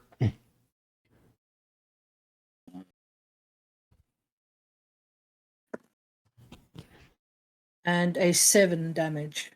Okay. 7 damage to orange 1. He's still standing, but he has got an arrow in his shoulder, and he's not happy. Now, that was the sneak attack. Now we're to initiative. Hearing all the commotion coming out of here, you see, you hear yelling.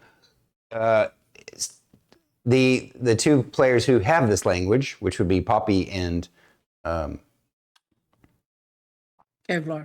Kevlar. Thank you. Sorry. Poppy and Kevlar hear a yelling in Githyanki, "Go find out what's happening!" And then you see this one coming out, and this one actually this one is not their initiative. You see the female Githyanki coming out. She's obviously on her own initiative, and she's like, "To arms! We're under attack!" Although she would say it more like screechy. "To arms! We're under attack!" Yes, that's definitely a better voice for the Githyanki. She's no, I'm no Lazelle, but that's okay. Basil. Yeah. She's also no Lazelle either. All right. That is what they do on their turns, which they're the top of the round. Ceedric, you're up next. Oh, okay. I don't think I'm within range to do anything in melee here. So, so we got Kevlar stood over that side, and the fire. So Sylas is pretty safe in that pocket. So I'm going to make my way to the south as I'm looking at it of the fire. Yeah, that side. Where you want to go? You want to go this way or this way? Yeah, just back towards the path, but across the map towards the blue guys. Yeah, so that way. So that's a little 30 bit more feet? Closer to the fire is fine. Oh, closer to the fire. To the first blue guy, yeah. 5, 10, 15, 20, 25, 30, like that?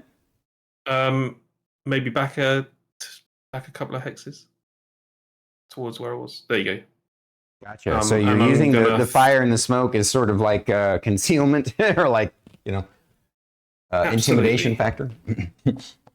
Yeah, Master Shen's Tactics of War or something. I'm going to throw another dagger at the one that's right ahead of me. All right. I believe that's blue number 1 who has been injured. No, blue 2 was injured. Rolled a 12, so that's 18. Where's blue 2? Blue 2 is dead. Blue 2 was killed by Kevlar. Right. Killed, Sorry, this is blue 1. Yeah. Yeah, rolled a 12, got 18. Okay, what's your damage? 7 again. Right. And all right, he's got a dagger in his thigh. Any bonus action, Ceedric? Yeah, I can't do an unarmed attack. Yeah, I'm gonna shout, "Don't lose that." My dagger. Okay, that you can do that as a free action, not a bonus. All right. Kevlar is Actually, next. no, I'm not gonna use my last bardic inspiration. I'm gonna leave it for now. Kevlar, you're next. What you gonna do, brother? I think I want to use my other throwing axe. So, okay, at this one over here, did you want to like move so you get a better angle on it? Yeah, I'm gonna do that. All right. I'm gonna try to hit him. So it's outside of the. You're gonna roll at disadvantage for me. Okay. My rolling. You're rolling You're rolling 2 d20s, and you pick the lowest roll and add that hand axe ranged modifier attack bonus to it, which I believe for you is a 5. The lowest would be a 3. So you rolled a 3 and you add 5 to it is 11? Yes. Right, no. 5 and 3 is 8. 8. All right. Your hand axe thunks in the ground at his feet. Anything else? Bobby, you have strength 18, right? Yes. You should have +6 to hit with a thrown axe. 'Cause No. You have +2 from proficiency plus your strength, right? Because it's a thrown weapon. No, the strength is for the damage. The attack is for the. Is it still dex? Uses dex. Oh. My dexterity is a 16.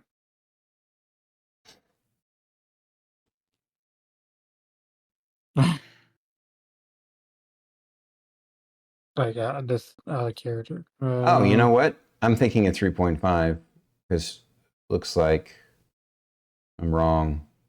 Just to double check. I think you're right. I think it just uses strength. If the weapon is a melee weapon, you can use the same ability modifier for the attack roll and damage roll that you would use for a melee attack with the weapon. For example, if you throw a hand axe, you use your strength. I mean, it doesn't really make a difference because that would be 6 plus 3 is a 9. It still doesn't hit. So, but it's good to know. So we need to Slightly modify closer. that on your character sheet when we get a chance, Bubba. So, Gotcha. anything else, Bubba?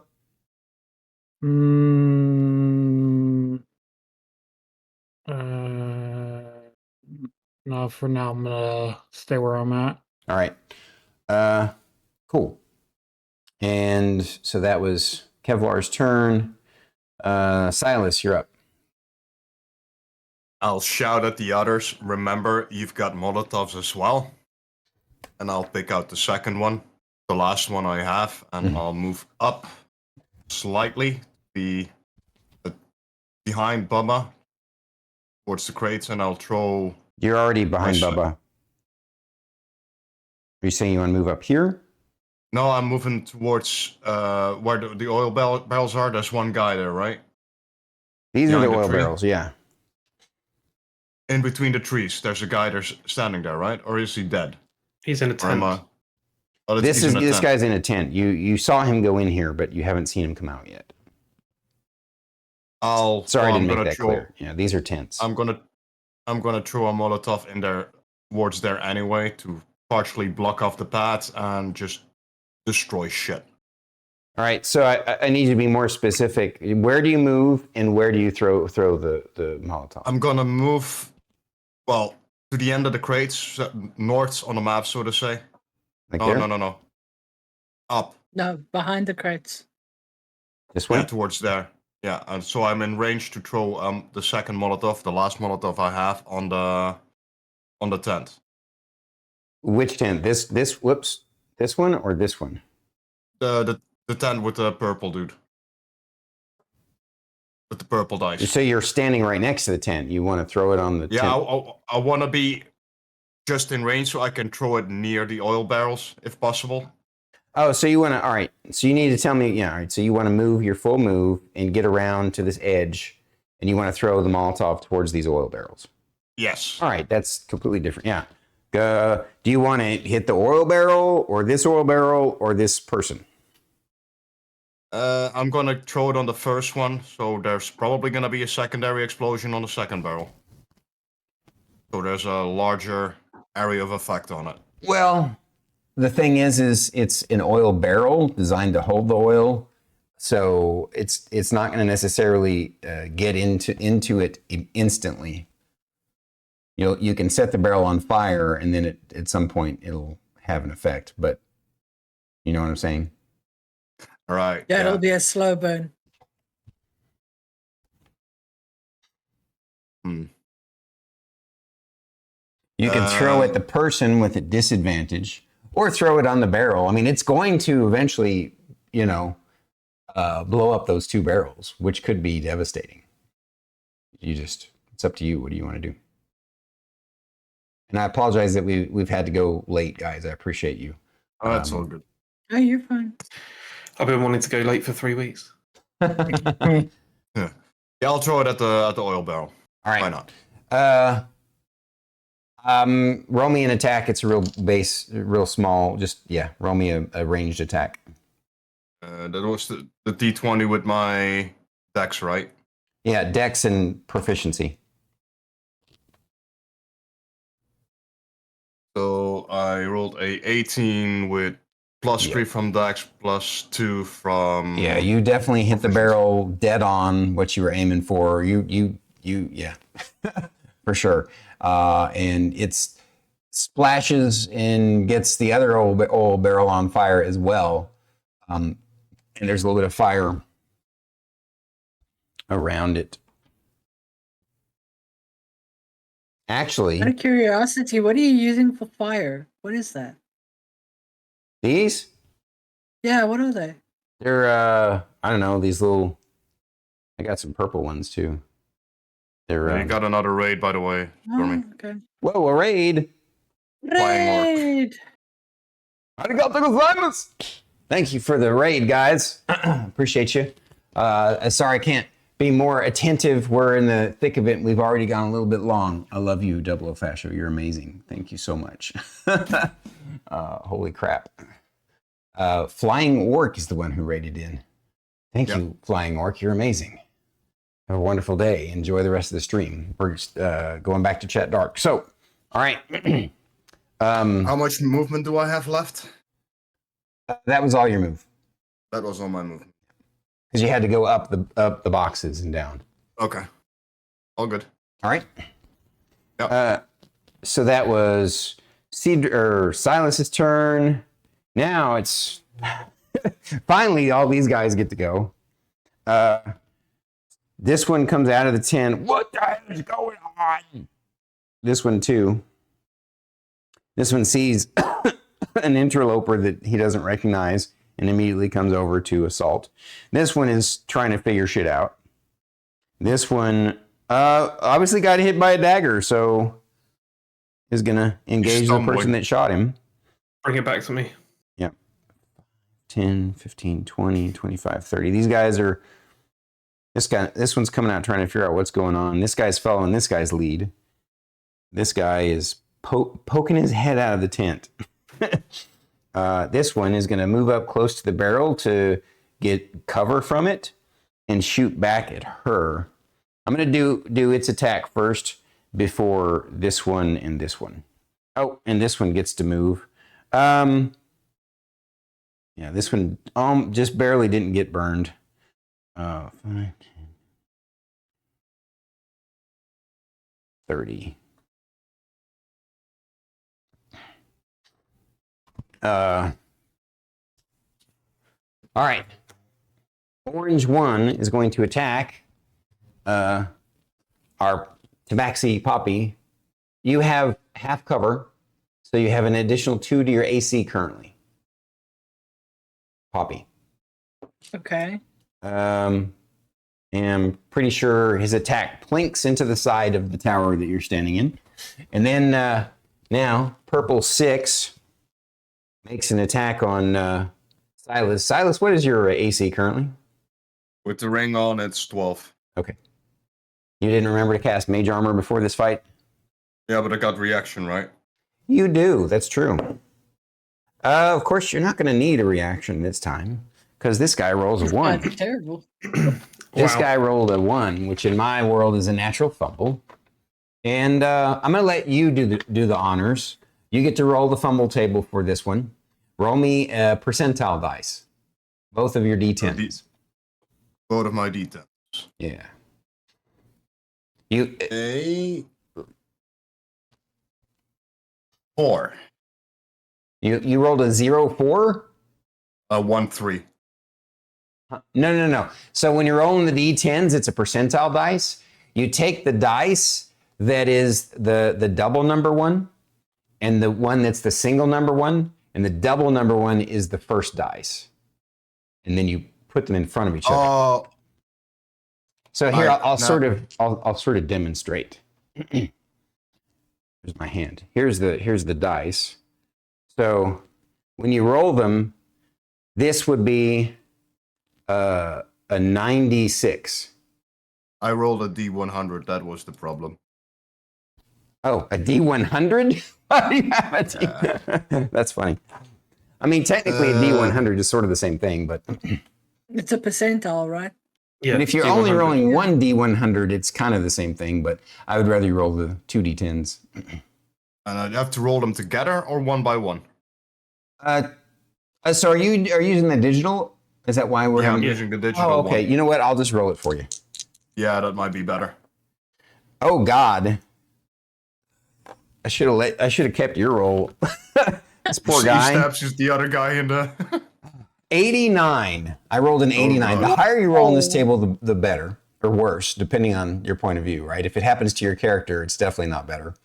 89 means you're a useless moron. This guy hits self, does double damage, and is stunned for 1 round. Oh wow. Oh my god. So, let me take a look at That it. ring's working, huh? Yeah, that's going to be a D6 plus 1 times 2. So he does 8 points of damage to himself. Oh god. Damn, dude. That poor guy. I think if you do this enough and they fumble enough, that curse ring might actually become positive. Might uncurse itself. And the guy is stunned for 1 round. So help me remember that purple 6 is stunned. I'll put a note. Purple 6 is stunned, yeah. All right. And then blue 1, I believe, is getting an attack on the monk. What's your AC, monk? 17. He swings wide. And that is, I believe that's all of the bandits' turn. And next is going to be the bottom of the round, which is Poppy.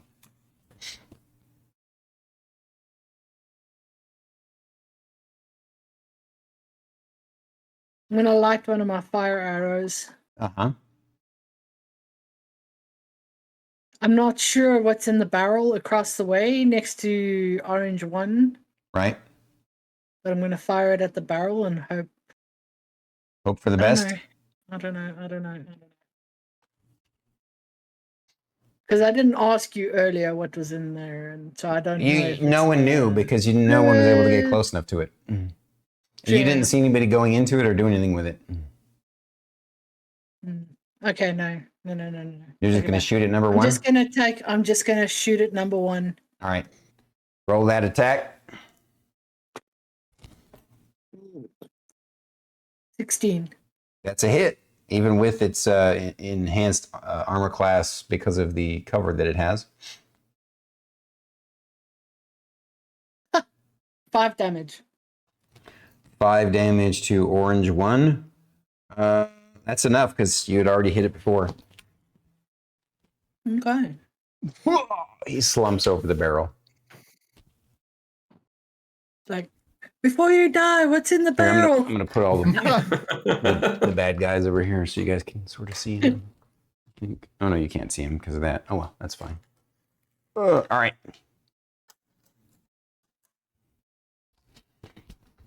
Now we're back to the top of the round. They get the Yankees. Quick, Rothgile! The people here, they're attacking us. They're doubting our men.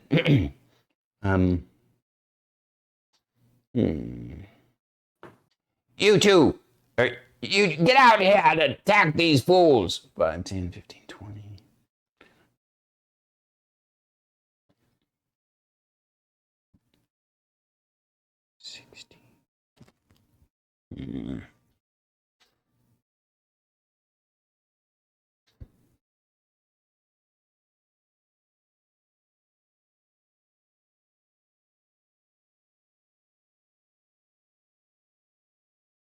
She's going to come over here and order this guy to get out of the way. And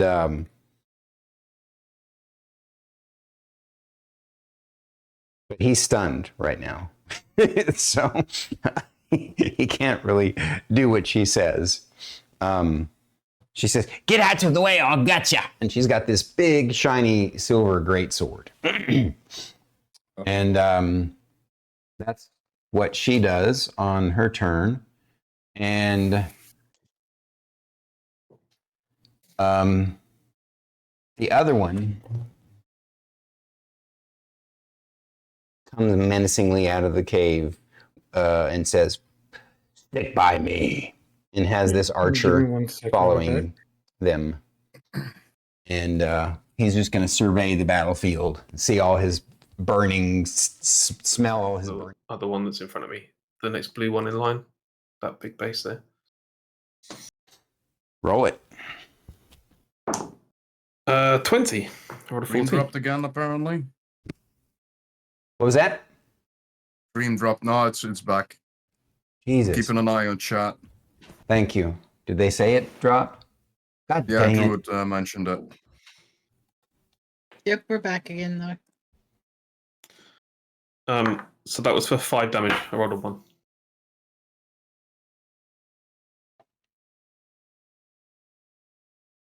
It's just we had so many viewers and then just we lose them all like that. It's so fucking annoying. Yeah, it's very It's frustrating. annoying, yeah. All right. What were you saying, bud? I rolled 20 to hit. So I And the rolled damage my on number damage, 5, blue 5. which was 5 damage. I rolled a 1. Okay.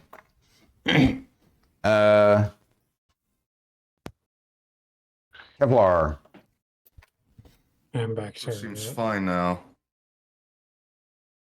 But the stream is back. Drop frames. The hell? I don't know. I mean, what I can do to fix it other than just power through. Yeah. Stream is back though. Okay. One of those days. So, Yeah. wow, I hope it keeps it all as one stream and not a bunch of little streams. That's gonna Looks gonna like be it's fun gonna editing. That's gonna Mhm. suck. It'll be a fun time for Stormy. This is why I should Yeah, record sorry. at the same time, but it's not easy to get the big ass file from this computer up to that computer. I well. understand that exporting is easier. Yeah, doing stuff like that is a pain. I've had that happen before. My internet drops and then I'll come back.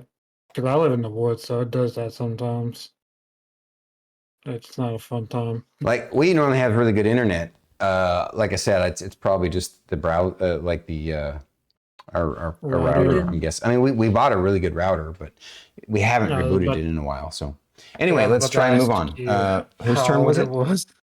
It was Kevlar's. Oh, You yeah, were Kevlar. mentioning Last to turn. Kevlar what Yeah, he was yeah. being. So I'll give you, you. I don't know. I'll let you try and decide what you want to do. Out of character question: can I leap over the fire? You mean like Is if you that- wanted to hop down and then try and jump over to here? Yeah. So there's a tree here. Let's pretend the tree is like, so you could come around here. It's 5, 10, 15, 20. Yeah, you could jump over here. It would be an athletics check. Oh, I mean, I can do that. All right. Roll me an athletics check. Would I be rolling D20, right? Yeah, it's D20 plus the number next to your athletics skill. Which was, I'm trying to look to see what that is. What is a 6? Okay. Let me roll that for you. So D20 plus 6.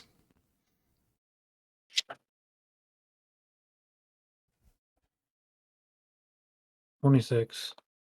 You rolled an, oh man, he wasted then that 20. That's too bad. That's right. Dear. So you easily jump over the fire, and now you are next to orange number 1. Do you want to make an attack? Yeah, I'm gonna try to take my sword that's got poison on it and take a swing. Gotcha. All right. Roll your attack on number 1 there.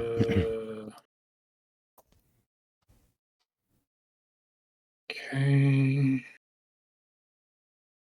12. What was that? 12. 12 was your total attack? Mm-hmm. Luckily, that's still a hit. This one doesn't have a shield, so.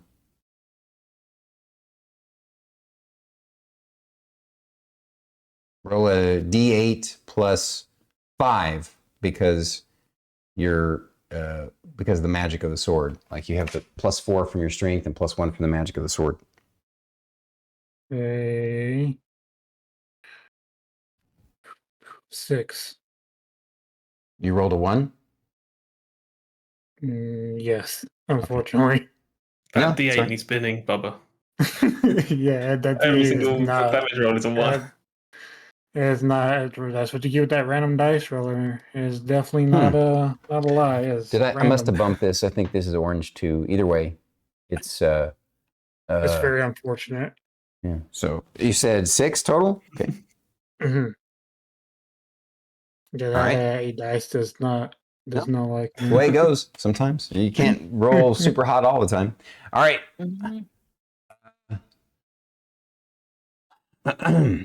So that was Kevlar. Next is going to be Sylas. Okay, the stunned person in front of me. He's in within 5 feet, right? Oh yeah, he's right next to you. Right next to me. So I would hit myself with my ice knife as well, which is not something I should do. Probably not. If I disengage slightly, the stun guy is the only one who has opportunity attack, right? But he's stunned. Yeah, so that's a very good point. So the other one is not within melee range of you. Let me see. Because you're technically he is. So this one is in melee range of you. So you get an attack for opportunity from number 2, but not from number 6 because number 6 is stunned. Number 2 is. It is the engaged swords with you. guy. Number 2 is this guy, this little bitty evil halfling thing. Evil halfling thing. Technical term. Yeah, I'll.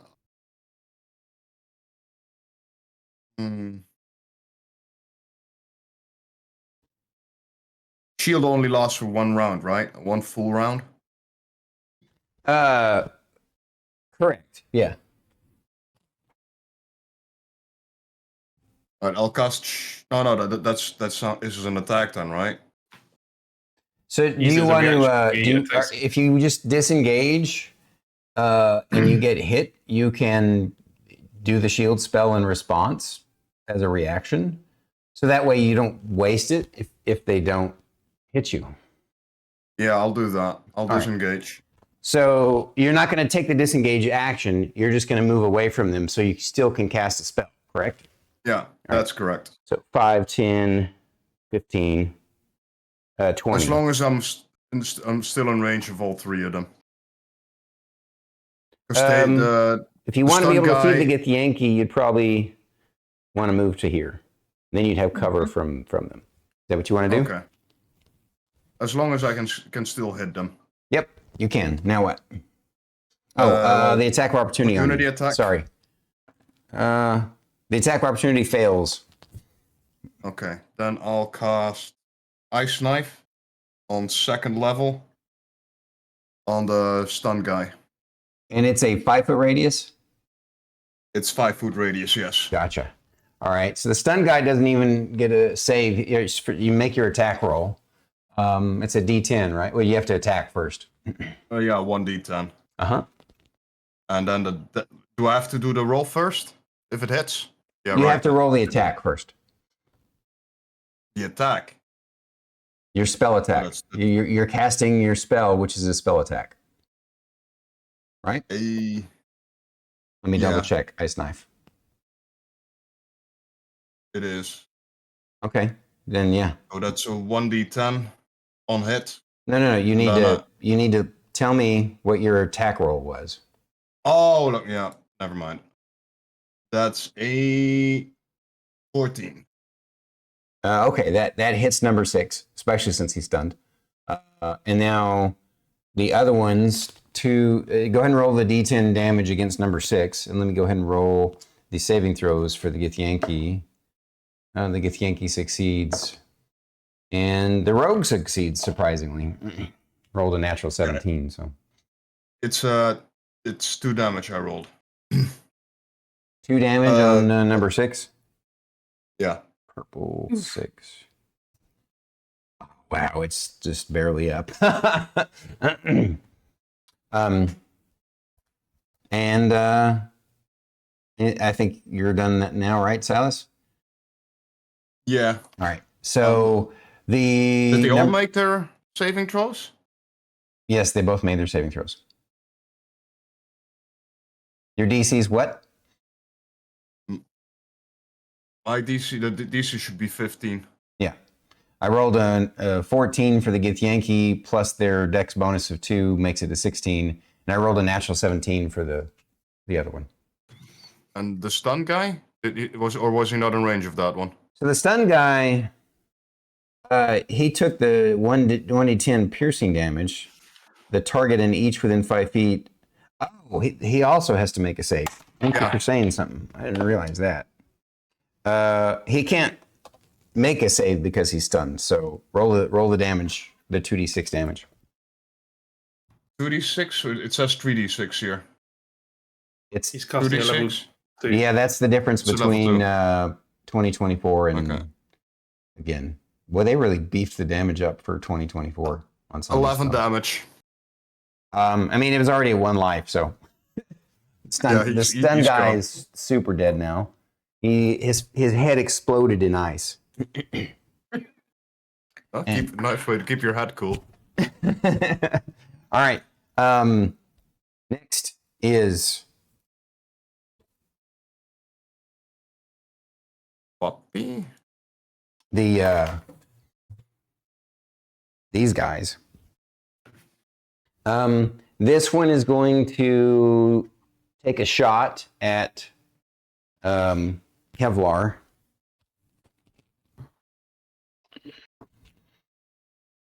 Kevlar,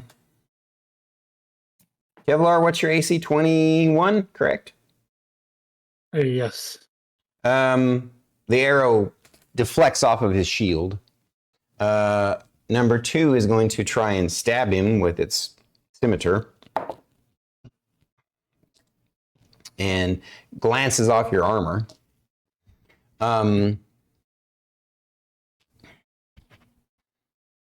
Number 3 is going to move up to engage. That fire is actually working out nice for you guys because now it's hard for them to flank you without going in the fire. Although actually the fire would be going out by now because it doesn't last forever. It just lasts like a round. So, and it's already been around.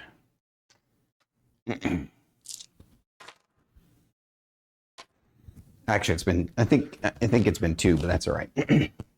So number 3 is going to attack Kevlar. 17 still doesn't get there. Number 6, Blue, is going to come over here and flank with his buddy, and both of them are going to take swings with advantage at the monk bard. The number 6 almost fumbled, but because of advantage did not. Number 5 almost fumbled, but because advantage didn't, but still didn't hit. Neither one of them hit you, even with advantage. And number 4 is going to come out, take cover behind this tent, and take a shot at Kevlar. And miss. Shoots way high.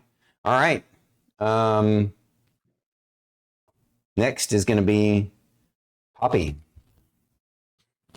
All right, I'm gonna make the choice to come down from the tower. I want to be just so where those barrels are at the bottom. I want to be just in front of it. Can I make it to there? In front or behind them? In front. So 5, 20, 25. No, you can make it to here. That's Because it's a 20-foot tall tower.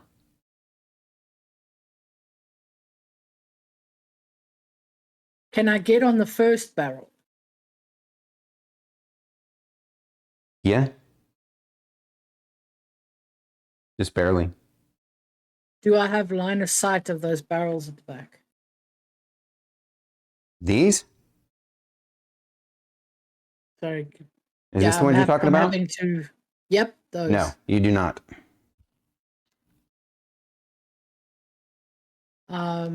Would I be able to throw my Molotov close enough to those though?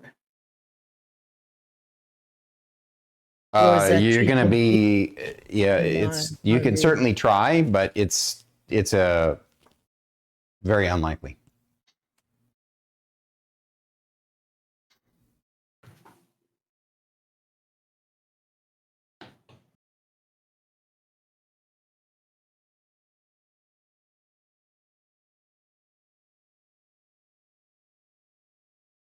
Are any of the 3 that are currently surrounding Kevlar damaged? Or have any of them taken damage? Yeah, Orange 2 has. I think 5 damage was. He took. I mean, she can't. Her character can't tell how much damage they've taken. Yeah, so. I can't tell, but I can But- see if he's injured. Yeah, you can see don't that know number how 2 has been badly. hurt. Okay. All right, let me take a shot at red 2 then. Okay. That is a miss. That is a solid miss. Just rolled a 2. What's the total though? Don't you have a +8? 10. Oh, yeah, no, that's just barely a miss. Yeah, I miss. Yeah. All right.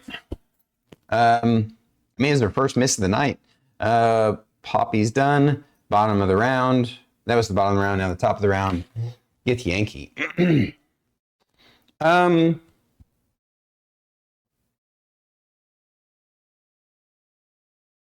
Sorry, this one's technically here. This lady gets Yankee. It's like, there's a mage. I'm going to kill the mage. 5, 10, 15, 20, 20. Actually, she can. Yeah, 25. And then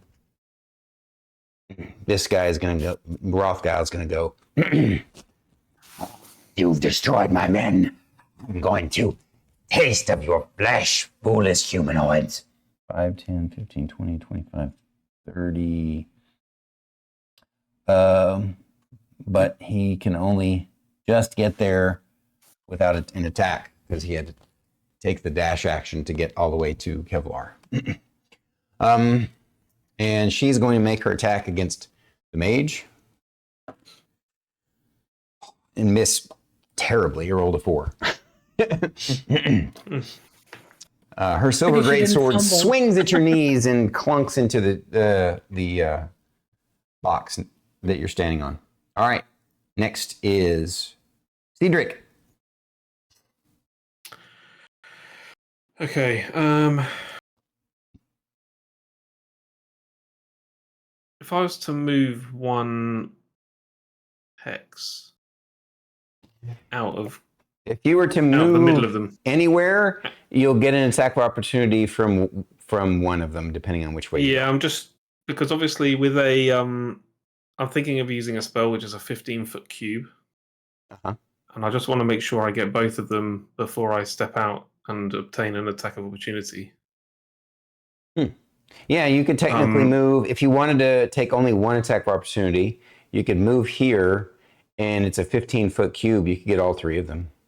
Okay, I'll take the attack of opportunity, and I'm going to twirl my staff around and hit it against the floor and cast Thunderwave. Nice. Ooh, that's a natural 19. So that's Taking some definitely damage. gonna hit. Plus 3 is a 21, right? That hits. Yeah. All right. He hits you with his scimitar for, ouch, max damage, 7 points of slashing damage. Okay, it's what it is. Yeah, gonna cast Thunderwave. Thunderwave. All right. So it pushes them back 10 feet, and what does it do? It's They have to make a Constitution saving throw first, based on a difficulty of 14. They both fail. Okay, so they both take 2d8 damage, and they're pushed 10 foot back. And it's quite loud, and everybody within 300 feet can hear it. And I rolled a total of 13 damage. Ouch. Okay, that's blue 5 and 6. Yeah. They I are hit one of them already, I smoting. think. Both of them just blown back. All right. Their corpses. This one's corpse falls into the fire. His head lies in the fire, burning, sizzling. All right. And then if I can, I use the rest of my movement to walk closer towards Sylas. 5, 10, 15, yeah, 20. I think you only use 15 of your moves. So yeah, there you go. And then I'm going to use my bonus action to give Sylas some inspiration. Just in case he needs to make a save here. Right. Okay. My last one. And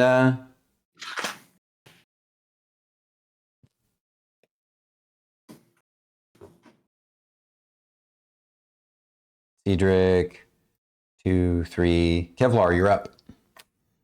You got to get Yankee Boss on your ass, and you got these two random mob plebes. I know I got a whole big old party around me. Yep. They haven't flanked you yet, though. Operative words on yet.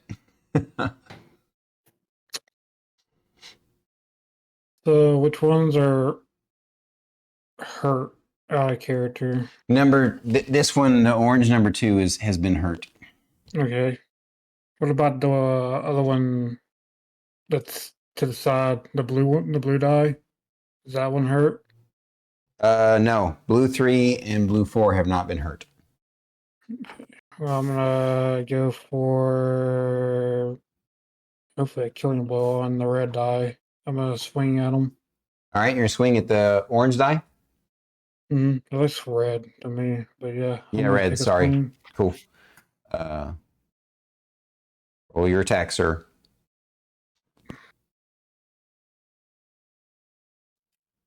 You got a 15. That's a hit. Roll your damage. Oh.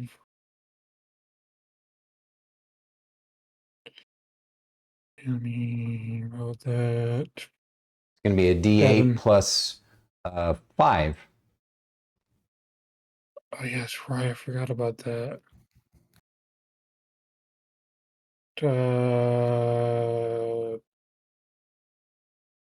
8. All right. Sadly, you waste your poison attack on this guy as your regular damage kills him, but it still applies the poison.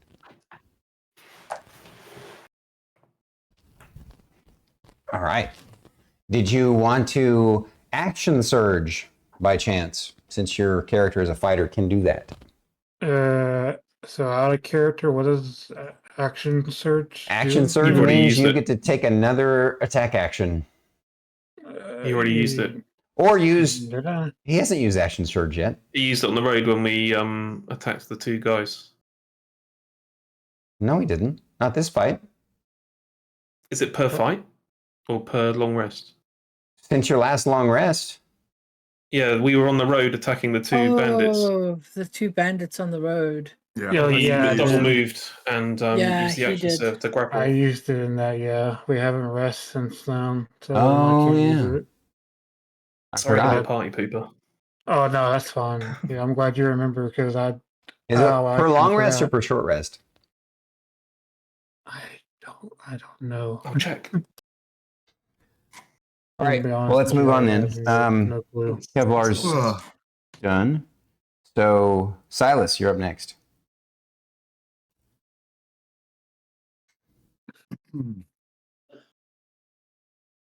Oh, Well, short. Must finish a short or long rest. Sorry. So you guys traveled another 4 hours after that, and you knew you were getting close. I would think that you would have taken the time to take a lunch break, right? You're the Yeah. boss. Yeah. I mean, I know we didn't explicitly state it, but I mean, we're talking about a four hours of travel after you guys. Well, more than that, because you found them in the morning, so you would have definitely have taken a lunch break. So yeah, let's go back to Kevlar. Kevlar, you can action surge if you want because you got it back off of your short rest. Yeah, I'm gonna do action surge and take a swing on the blue dice. All The right. guy next to me. He's trying to take care of the ads around him. That's smart. Don't get flanked. Roll your attack. 1 second, let me. 14. Yep, that'll hit. Roll your damage, sir. D8 plus 5.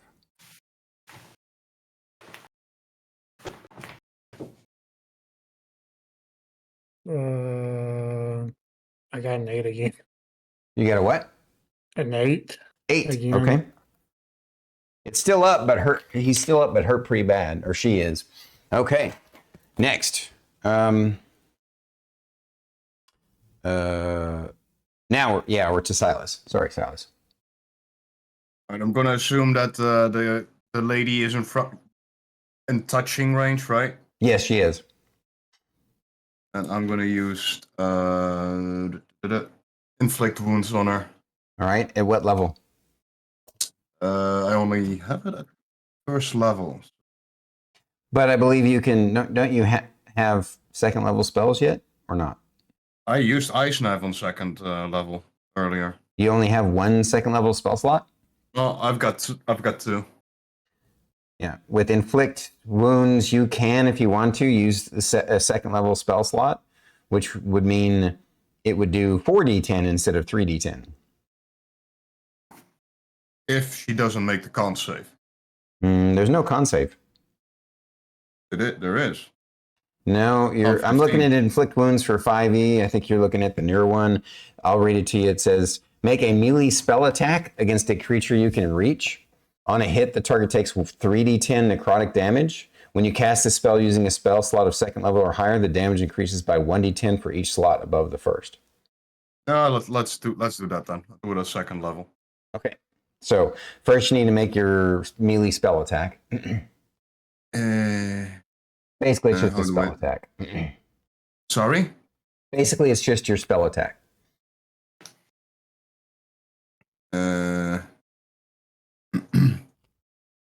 19. That definitely. Let me double check. I'm pretty sure that hits. Yes, that hits. So roll me 4d10 and make sure your final second level spell slot is knocked off. 22. 22. Damn. Wow. You hurt her bad. She's mad. She feels that necrotic energy flowing through her. Ugh. All right. Next is, I'm assuming you're done, right? Let's see what bonus action I have.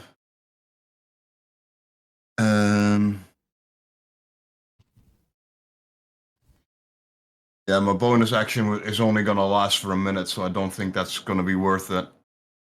What is it? Innate sorcery.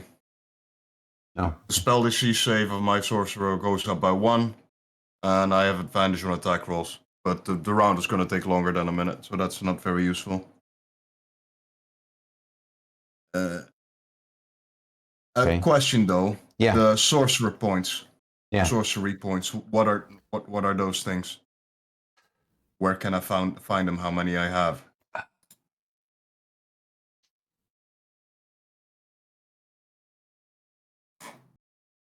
Shit. No. Oh, what happened? The map's gone. Yeah. Oops. It's just Oh no.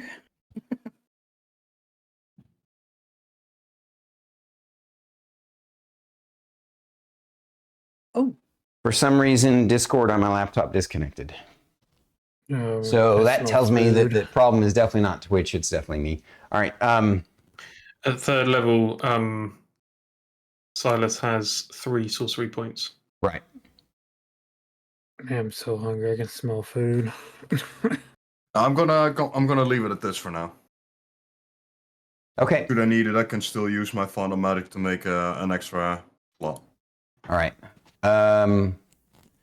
The only 3 bandits left.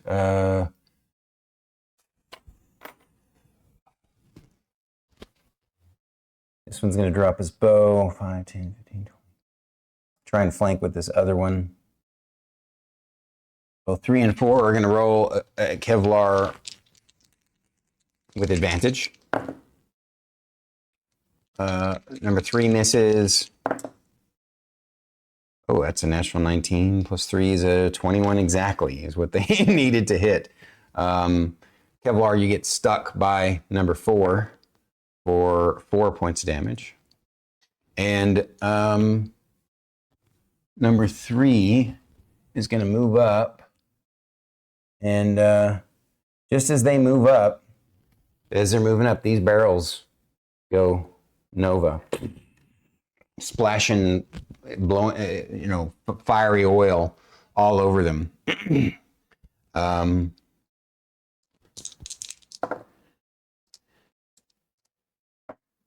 So I'm going to let, who was the one who set on fire? Yeah, I'm going to let you roll the 3d6 for this. That'd be, I Sylas. set them on fire, right? Mm-hmm. 3d6? Yeah.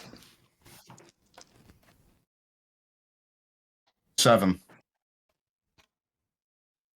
It's 3. They are surprised by it, and it throws off their turn. Next is Poppy. How far am I from the female Githyanki? Oh, you're like 10, 15 feet away. Yeah, what's up? I've got Favor of the Gods. Uh-huh. So once per short rest, if I fail a saving throw or miss an attack roll, I can add 2d4 and add it to the total. That doesn't count for the explosion, right? Because it was set in motion rounds before. Right. Okay. Yeah. Thank you. Mm-hmm. So what did you say? How far am I from her? Like 5, 10, 15 feet away.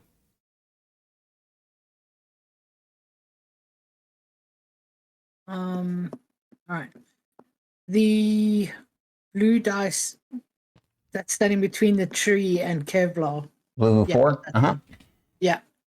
I'm going to take a shot. Roll it. That is a 26. 26. Okay. Definitely a hit. And that's blue 4, which is not the only one who's not been injured, but roll high. That's a 12. Wow. How'd you get it's a D8 plus 4. 4. Yeah. Nice. You smote this one. They got hit and thrown back. Basically right through the neck. Sweet. And top of the round, Yankees. All right. This one's going to come around here and flank Kevlar. This one's going to attack up at the mage.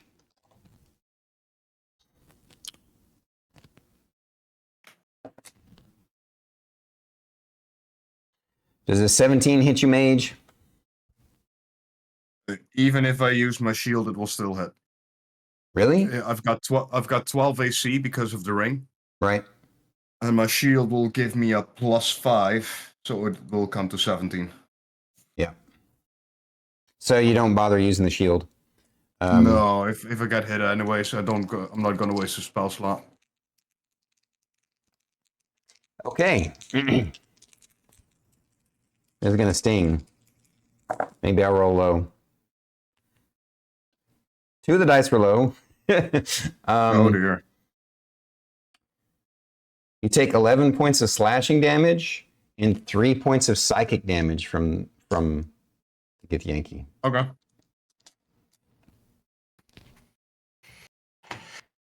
And the other Githyanki is going to roll with advantage against Kevlar.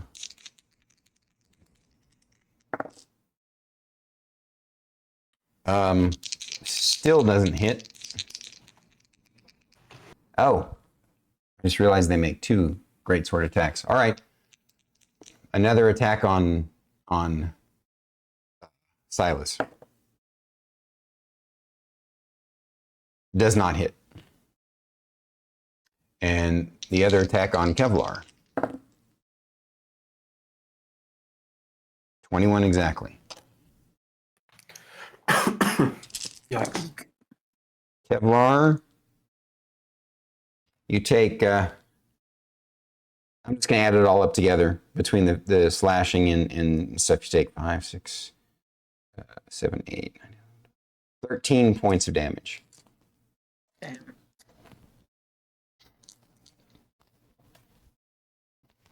Obviously, these guys are the real threats. The other guys were fodder. Ads, minions. They are done for their round, though. Ceedric. Okay, I'd like to move. I think if I move 2 hexes forwards, but not in combat, so 1 back towards where I was, I think my 15-foot cube will go between Sylas and Bubba, but catch the 2 Gith. Yeah. I'm going to cast my last spell, Thunderwave. Nice. And it's a So that's con save or yes, it's con save difficulty 14. all right. The boss man makes his. Second, Sure. What's up? you're down again. Just give it a minute. Oh my God. It's back up for me. Yeah, it's Yeah, fine I'm for just me. refreshing. But yeah, I just thought we might want to pause for a sec. My God, this is like so. Yeah, it's pretty rough today. Ugh, so sorry, guys. No, it's No, don't it's fine. apologize, Stormy. It happens. Super. All right. Scruff. Whose turn was it just now? Ceedric's It's mine. Yeah. Okay, so Kevlar, Bubba, you're up. It'll be my turn next.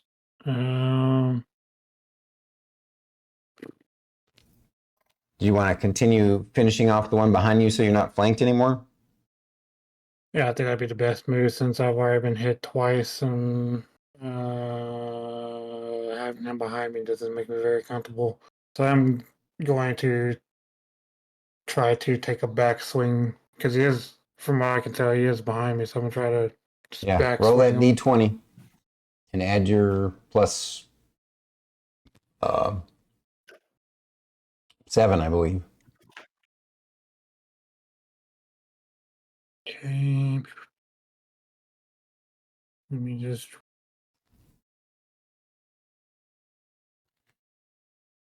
I got a 27 altogether. You rolled a natural gotten- 20? Yeah. Nice. That's too bad you didn't hit the boss with that, but that's okay. You crit on the number 3, which means that you get to take the what would be the max damage, which is 8 plus 5, 11, and now you roll a d8 and add that to it. So roll me a d8 real quick. You got it. Let me just whoop. I know it's getting late, puppy. I got a 7.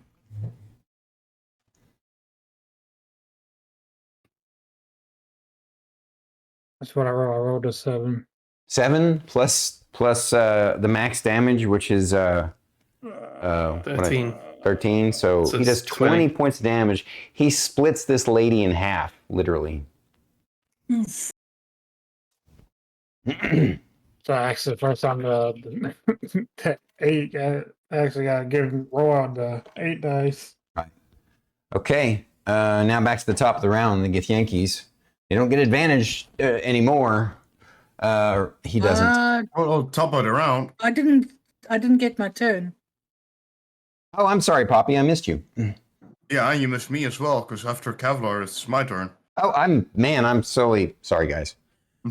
You're All fine. You're fine. Kevlar. I'm just stressed by the fact that the stream keeps going down and has been doing it all day. It's just got Yeah, me you're, you're befuddled. totally I get it. fine. Kevlar. Or no, I was Sylas. about to say my turn is over. good. Yeah, I'm gonna use Font of Magic and use my sorcery points to get a level 2 spell slot. Sure. Which I am gonna get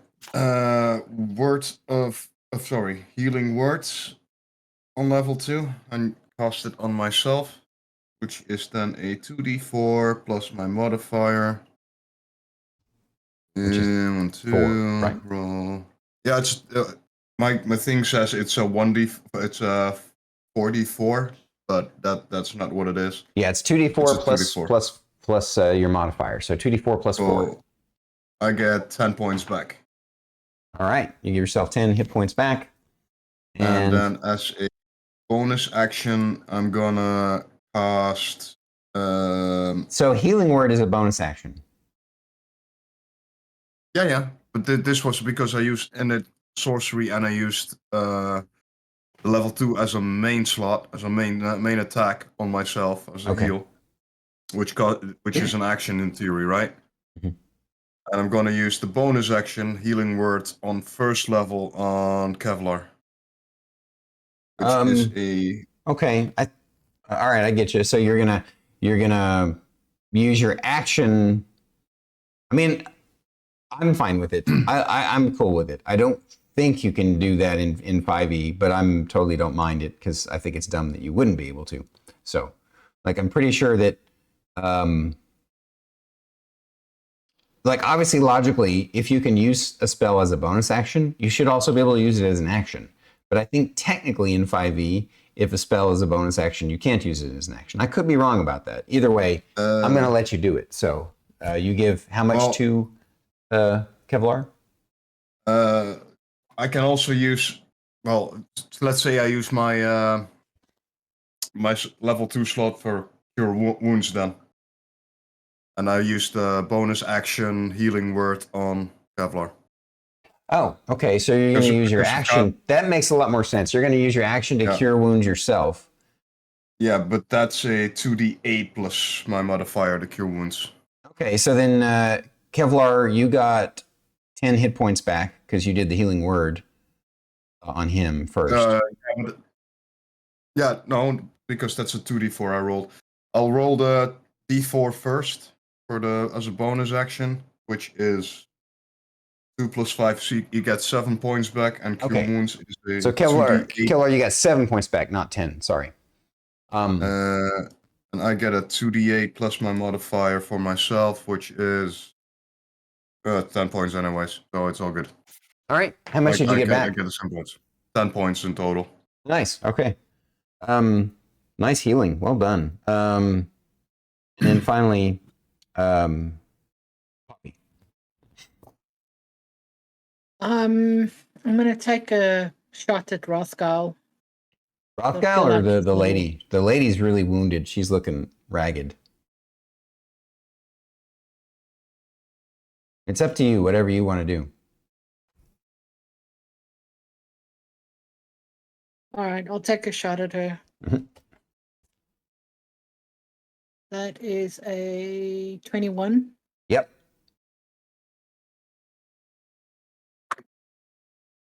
And a 9 damage. That's exactsies. You take her out, shoot her in the side, and she flops over dead. The boss man Rothgal goes into a rage. Ah! Not like a barbarian rage, just he's pissed off. He killed his lady. You killed my girlfriend. Yeah. I went back into pucker mode then. Yeah. Sorry, All he's right. raging. He went back into pucker mode because I said rage. Yeah. I'm running. Yeah. All right. So now it's you got one threat left, and it's top of the round. Him. He's going to swing against Kevlar. First attack is a miss. Second attack is also a miss. Damn. Cedric. Ceedric. I keep doing that. I've used all my slots and stuff, so I'm going to move into flank.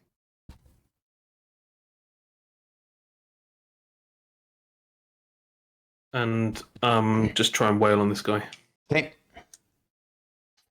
So 17, 23. Oh, is it advantage? Yeah, it is advantage. I mean, that hits, but if, I rolled an 18, so it's 24. either way, it wasn't at 20. How about your second attack? I'm assuming you're going to bonus action it. Yeah, I am. I'll just roll the damage for that one. That's 10. By the way, I'd prefer, like, next time, just all the attacks. But yeah, 10 damage, you say? Oh, okay. Yeah, 10 damage. Okay. And then my bonus action, I rolled a 20 and a 5. So I'll take the 20.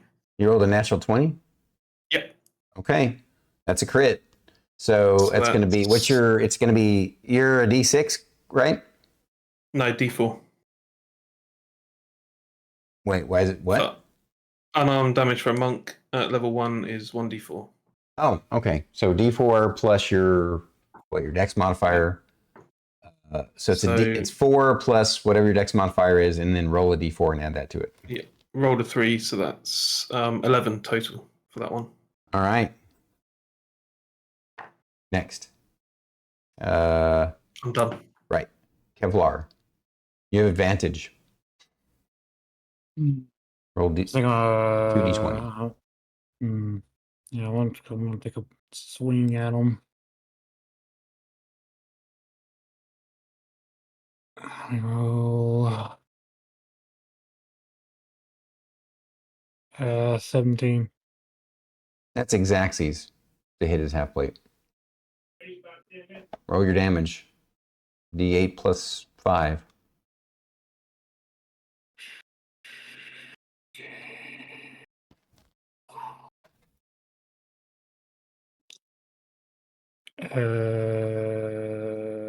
Got an 8. Okay.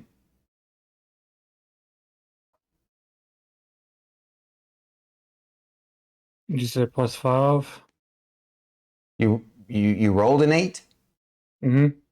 Oh, so you need to add them together. 8 plus 5 is 13. Okay, let me roll down. I got it. Add them together for you. It's 14 together. 13. 8 and 5 is 13. But it's all right. We Oh, got yeah, it. you're right. I overcounted, sorry. No, that's all right. Cool.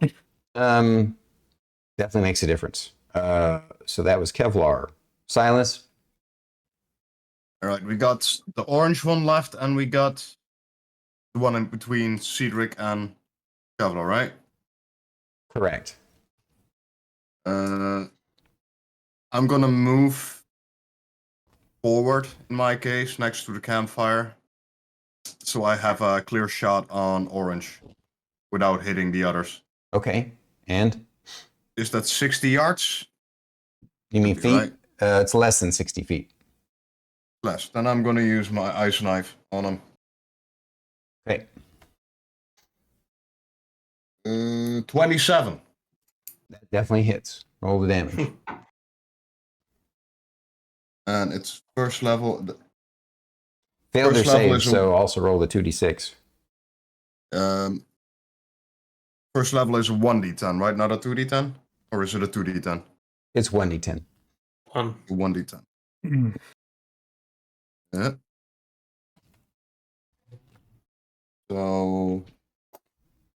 So your minimum damage, since it failed its save, it's going to take an additional 2d6, correct? So on top of the d10, right? So I can tell you right off the bat, it was at 3 hit points, so your minimum damage killed it. It's You dead. cut out there for me. Another frozen corpse from Sylas. Okay. All enough. right. Poppy.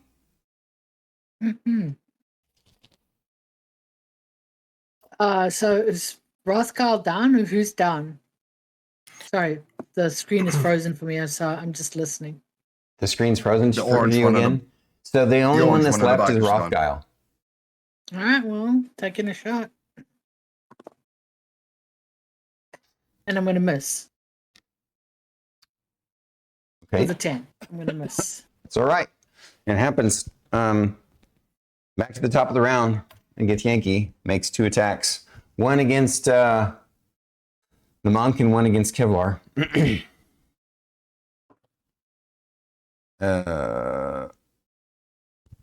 21 against the monk. Yep, that's a hit. Natural 1 against Kevlar. So I'm going to roll the percentile dice. Can you do his first? No, sorry.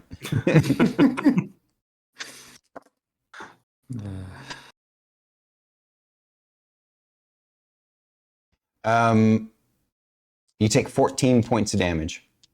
Oh, Ouch. ouch. And he... I always get trashed. Yeah. That's the thing. It seems to always happen to somebody. He actually needs to roll a dex save or he drops his weapon. He did not drop his weapon. But now it's Ceedric's turn. You can take your vengeance upon him. Yeah, I'm gonna do what I did last time.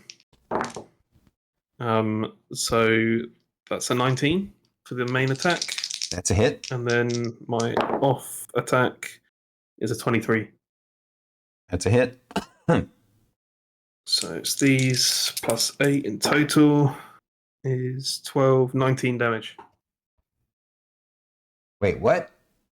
How are you getting 19 damage off of 2d4 attacks? No, my staff's a D8, and my extra attack is a D4. I can use my staff as a monk weapon. Right. Okay. Gotcha. So, So, what'd you get on the first? How much damage was from the first one? oh god, I've just picked them up. Sorry. No, I'll take your word for it. I know your math is good. So. So I on a D8 and a D4, I rolled a total of 11 Wow. plus my 8, So you said how much? 19 damage. The monk with what was your offhand attack? A punch or a kick? Most likely Actually, kick. I'm gonna steal your thunder. Or not steal your thunder. I'm gonna give you thunder.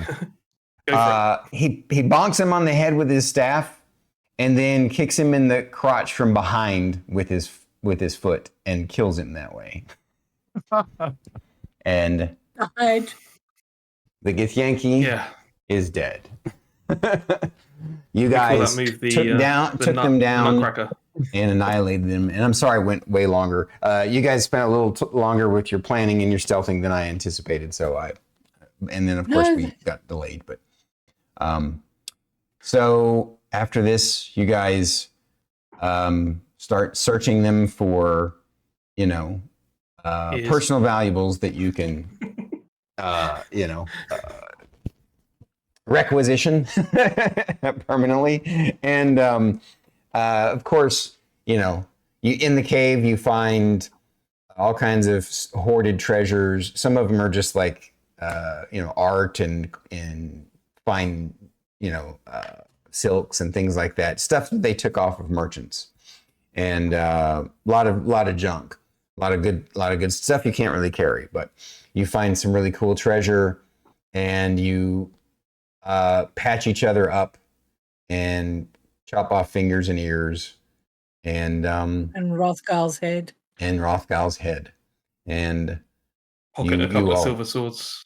I would assume that the four of you would celebrate that evening, and Well, there's still one barrel of ale that's still intact, isn't it? Or what's the barrel on the no, other that, side? that barrel is a barrel of garbage. Oh, Oh, never mind then. Dang it. But you do find some barrels of ale inside the cave. So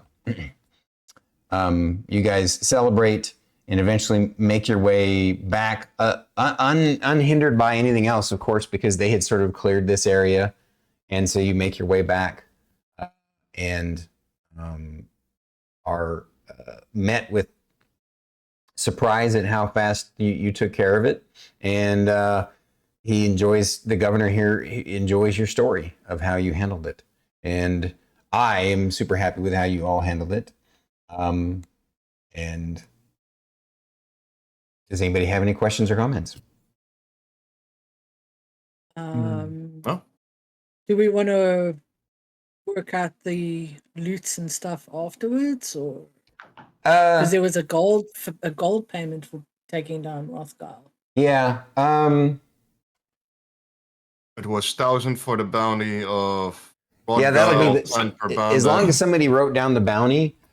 I wrote it I down. will come up with the treasure count for what you can take from the bandits that wouldn't feel like you're stealing from their victims, right?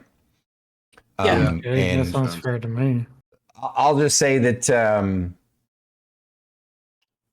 you were able to get roughly, this is a mix of gems, jewels, and gold pieces and stuff. Roughly 1,500 gold from the bandits that you're pretty sure would be unaccounted for and not accountable, right? And that's on top of what you would get for the actual mission.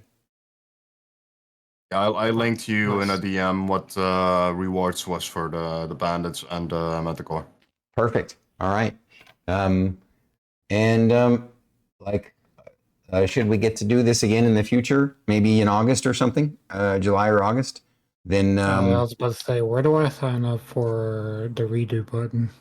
Thank you. Yeah. The redo button. The next mission. Yeah. Put me in again, coach. I want another. Would you all like to come back for another one in the future, or you want to think about it? Yes. I would With love this to group? go back. Let me think. I would definitely continue with this group. Yeah. Awesome. You guys seem great together. So yeah. I've got more backstory to share, which I was hoping to do at the end of today, but I'm gonna leave it. Yeah, I do apologize that that things went a little longer than I anticipated, but I knew you could tackle this, and you will all level up from this as well. So keep that in mind. Okay. Yeah, that means I'll have to, whenever you get free time, College of Lawn, let me finally. know, and we'll tackle that together, like we've been doing. Yeah, absolutely. We can get together and do that anytime next week or whatever in the future. But I'm thinking so I already have March scheduled. April, I won't be doing it. Although if we, and then May, I'm pretty sure is scheduled, and June is probably scheduled. So July and August is potentially in flux. We'll see. So just whenever you're free, just my DMs are always open. You bet. Yeah, I mean, I'll always be in touch with all you guys. I love you dearly. You're all my good friends, and Streamers of Stormkeep honored. Lords of Stormkeep, thank you all for coming tonight. With that, we've gone super long, but I appreciate you all. I know that Kieran's got to get to bed. It's like 1 a.m. Oh, after 1 a.m. for him. So yeah, everyone. Yeah, I got a dog to take care of, and I gotta eat. Yep, that's true. Good night, everybody. We'll catch you later. Have a good one.